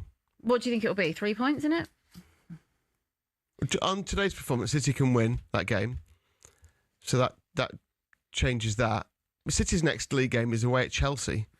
Who knows what happens there? It's difficult to say, isn't it? But I don't think it'll be a 9-point win. If they might fancy playing Chelsea at the moment, I don't think it'll be a 9-point gap by the time it's finished. I think there are twists and turns yet. I know that Arsenal stung the place out today. I want to see what Arsenal are like when they come back from the international break. I think what they'll be like is they'll just go straight back to what they're normal. I agree. Because no other team is like that. I can't But if City do what they did to Arsenal to other teams this season, they win every game. This is the problem. How many times have we said this? Exactly, City have been EJ. so incredibly inconsistent You the must whole be season. so frustrated to be Pep Guardiola because they shouldn't be 9 points adrift of Arsenal. It definitely shouldn't That's be. the point that a lot of people make on social media. Watching that game, you're thinking, how are City 9 points behind Arsenal when they play like that? But that's not the first time we've said it. We've said that Arsenal haven't blown anybody away. I think Even Arsenal. now we should be more ahead of them. That's I think several Arsenal win points. the We've league, dropped Abby, silly points this because season. It's I a weird think one. the years of pain, of hurt, of bottling it, if you want to use that phrase, I think they can learn from that, and that can make them a better team, a stronger team. Yeah. I think they've got a real sort of 19, 20 players. They've got lots and lots of strength in depth.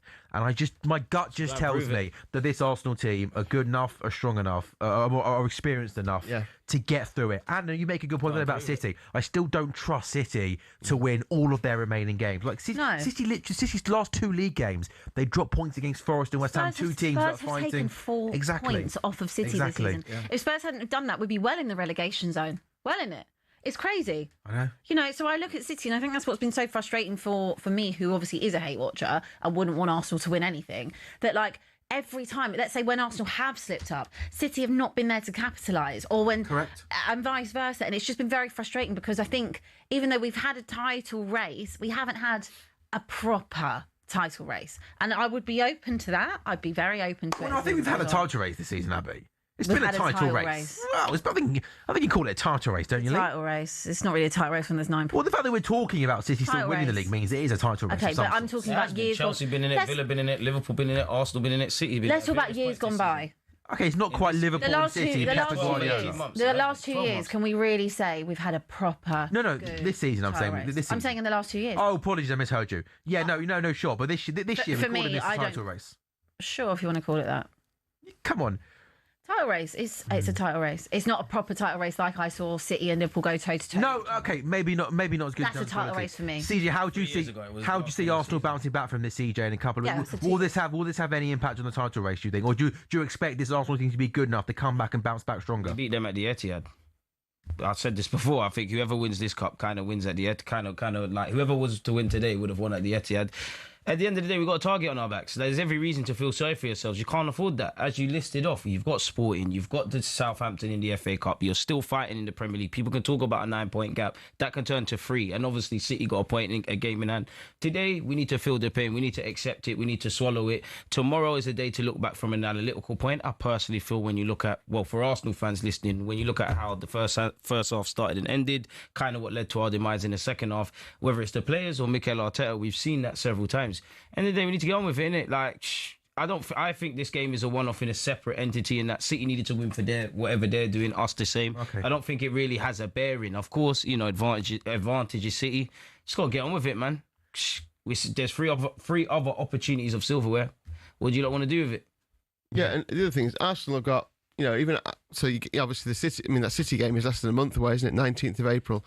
Then after that, they've got Newcastle at home, which could be tough depending on where Newcastle are. But at the moment, you wouldn't think it would be. Fulham. Then they play West Ham, Burnley, and finish off against Crystal Palace, who will be on the beach. So it's in their hands. Simple as that. It's in their hands. Of course, it's in their hands. I think this is Arsenal's league title. Like, a lot of people said whoever wins this game wins the league. I think you mentioned some stats earlier, V, that it's not always that straightforward, is it? That you win the Carabao Cup and then guarantees that you're then going to go on and beat the best team and stuff like that. The mental element of it. I think that's what a lot of people think. Like, is that bounce of having the first domestic trophy of the season? I'd be shocked. I would be absolutely dumbfounded, floored if Arsenal didn't win the league. Yeah, no, I would as well. Let's see. Football's huge odds on to do it. Yeah, of course they are. And again, I think the fact that City game maybe is so close after the international break is maybe a good thing for City to try and kind of claw those. We see if they go to City and lose, and then we're talking the gap goes to 6 points. City got a game in hand. How Arsenal kind of bounce back now. CJ, do you think we'll see any adaptability from Mikel Arteta moving forward in terms of how he sets his team up? And would you like to see Arsenal be more brave moving forward? I mean, I think we have had bravery. We just haven't had competency in the final third. You can't call that performance today brave, would you? I would call it brave. We're lacking competencies. Brave in what respect? My players didn't lack courage. They tried. I can argue about the fine margins and players not having the overall quality in the final third. But bravery, I don't think that comes from the manager in the second half. First half, I think he sets the team up, doesn't he, from a tactical point of view? Of course, but again, at the end of the day, it's like a boxing coach. You can give them all the ideas. You lot are in the fight. And I think in the second half, we kind of stick to the script. I need my players to be protagonists. That's where I need the gaffer. You mentioned about him learning. Going into this game, you might have potentially thought, are you going to start Gyökeres or Kai Havertz? For whatever reason, both of them have started. So it's another learning curve. We have learned in some regards, but in terms of just getting over the line, you ain't done it today. And I think there's a lot for Mikel Arteta to reconsider. If there was one thing I would more have question marks for Arteta today, it's could Calafiori have come on sooner? Could Noni have come on sooner? The goalkeeper you said, maybe. Exactly. Did you have to start Kepa ahead of Ryan? Now, granted, the same thing could have happened and Ryan makes the mistake. People are going to say, why didn't Kepa start? But a lot of that was predictable. And I just think when I look at my team, love you boys to bits, but we clearly work on everything from like the Monday to now, all the eventualities. But there's a bit of football that's random and unpredictable. That's something for Arteta to bear in mind. And it's also on the players. What separates the good players from the great players is taking your half chances. Nico O'Reilly, man of the match, he just followed his run. Saka's obviously switched off. It's a game where it's a one-off. You haven't done what needed to be done. So we've been here before. We'll be here again. It is what it is. Can't complain. You lost. Do you think possibly? I mean, Bukayo Saka. I don't know what you thought, CJ, but I love Bukayo. I think he's a top player. Bukayo Saka. But I mean, Bukayo Saka. In the last couple of weeks, maybe slightly longer than that. He just doesn't look the Saka of old, does he, in terms of that quality in the final third? I always think Bukayo Saka's at his best when he's gliding down the right-hand side, cutting in on his left foot. And you watch him more closely than I do. But it feels like, for me, when I'm watching Saka, he's often, at the moment, a little bit too safe in possession, rather than... Is that fair, CJ? His confidence is shot to the floor, man. Again, a lot of it is poor form. A lot of it is coming back from injury, but his confidence is shot to the floor. And obviously, for Arsenal, that's the only thing I care about. But going into the World Cup, I do think he's second-guessing himself. I said it once and I'll say it again. I'll always back Bukayo Saka. It's really been your first poor season. If anyone responds to adversity, it is Bukayo Saka. But today, going into it, I thought, you know what? Could it be one of them where you've had a bad season? Today, you play well. Everybody starts loving you. You and a number of our attackers just haven't been good enough today, and it's what we become accustomed to. We fully believe in our defence. Obviously, tactically, City stifled Zubimendi and Rice getting on the ball, but generally they're okay. Where you look at our attacking options, that's where you lot have been a lot of hot and cold, and I don't know if that's for the players individually, Mikel Arteta, or a bit of both, but there's nothing I haven't seen today that I haven't seen on other occasions. There was more to give. It is what it is, man. Just what do you think, if you had to put your finger on it, why do you think Saka has struggled this season, CJ? A bunch of things, you're getting doubled, tripled up against. You've had injuries that have been stop, start. You're just playing poor. Sometimes it is. Do you think he's fully fit? No, I don't really think he's fully fit, but I don't want anyone listening to think that's a cop-out. I just think you're playing poor, and I back you all the way, but get out of your poor form. Form is temporary, class is permanent. You just haven't been good enough, but Saka's my guy. There's a lot of things that we can improve. I'll never get at Saka because there was a time where we weren't in cup finals or going into this game, for example. I'm looking at several players to stand up to be counted. 9 times out of 10, it was Saka or bust. So he was poor today. It kind of continues to form the recency form that you've had, but I back Bukayo all the way, man. We just have to lick our wounds and go again. Abby, do you maybe think Mikel Arteta should possibly a bit more rotation on that right hand side? Like we saw him away, okay, come on. I thought he looked really, really dangerous in the sort of 15, 20 minutes when he came on immediately. Yeah, but I think that you don't have a cup final and don't not start Saka. Yeah, sure, appreciate Don't that. not start. I mean, I don't know what changes needed to be quicker, I think man. it was what 65. Yeah, around 65. Ben White, Calafiori That's coming a on. fairly normal time to make substitutions. Like the team wasn't playing poorly in the first half. Yeah, okay, like. It was even. Like it was very even in that first half. Nothing in that first half. Nothing really. It was a poor first half. Nothing either way. City are typically poor in the second half, so Gaffer, I don't know what's going on today. Nothing either way in that first half. Arsenal started fairly strong, it evened out, it levelled out, and I wouldn't have made changes at half time, in all honesty, if I was Mikel Arteta. I think the first 15 minutes he made those substitutions personally for me at the right time. I just think that the tactics were wrong in terms of telling them to not be brave. Or whether or not it was on him or whether it was on the players themselves. I just think that's when you have to be brave in a cup final. If you're not going to do it, then when you're going to do it. CJ, Abby, Lee, thank you very much for being great company over the last couple of hours. It's been a really good day of football. It finishes, though, with Manchester City as your Carabao Cup winners. talkSPORT Goals is back now in a couple of weeks' time. The international break takes over. Watching on talkSPORT's YouTube channel, your smart TVs, Majestic and Alan Pardew are here in a couple of minutes' time. Get your calls and get involved in the show. 03717 22 3344. But the first piece of silverware of the season, it goes to Man City and Pep Guardiola. Have a good evening, guys.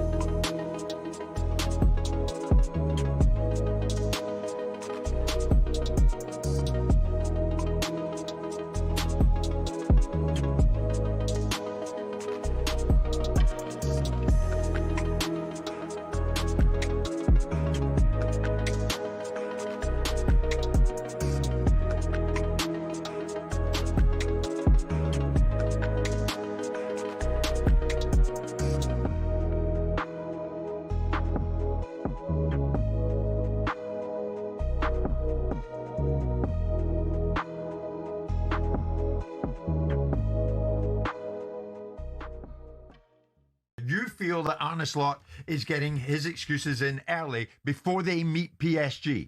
I just think that ultimately Liverpool have had a great result and well done them.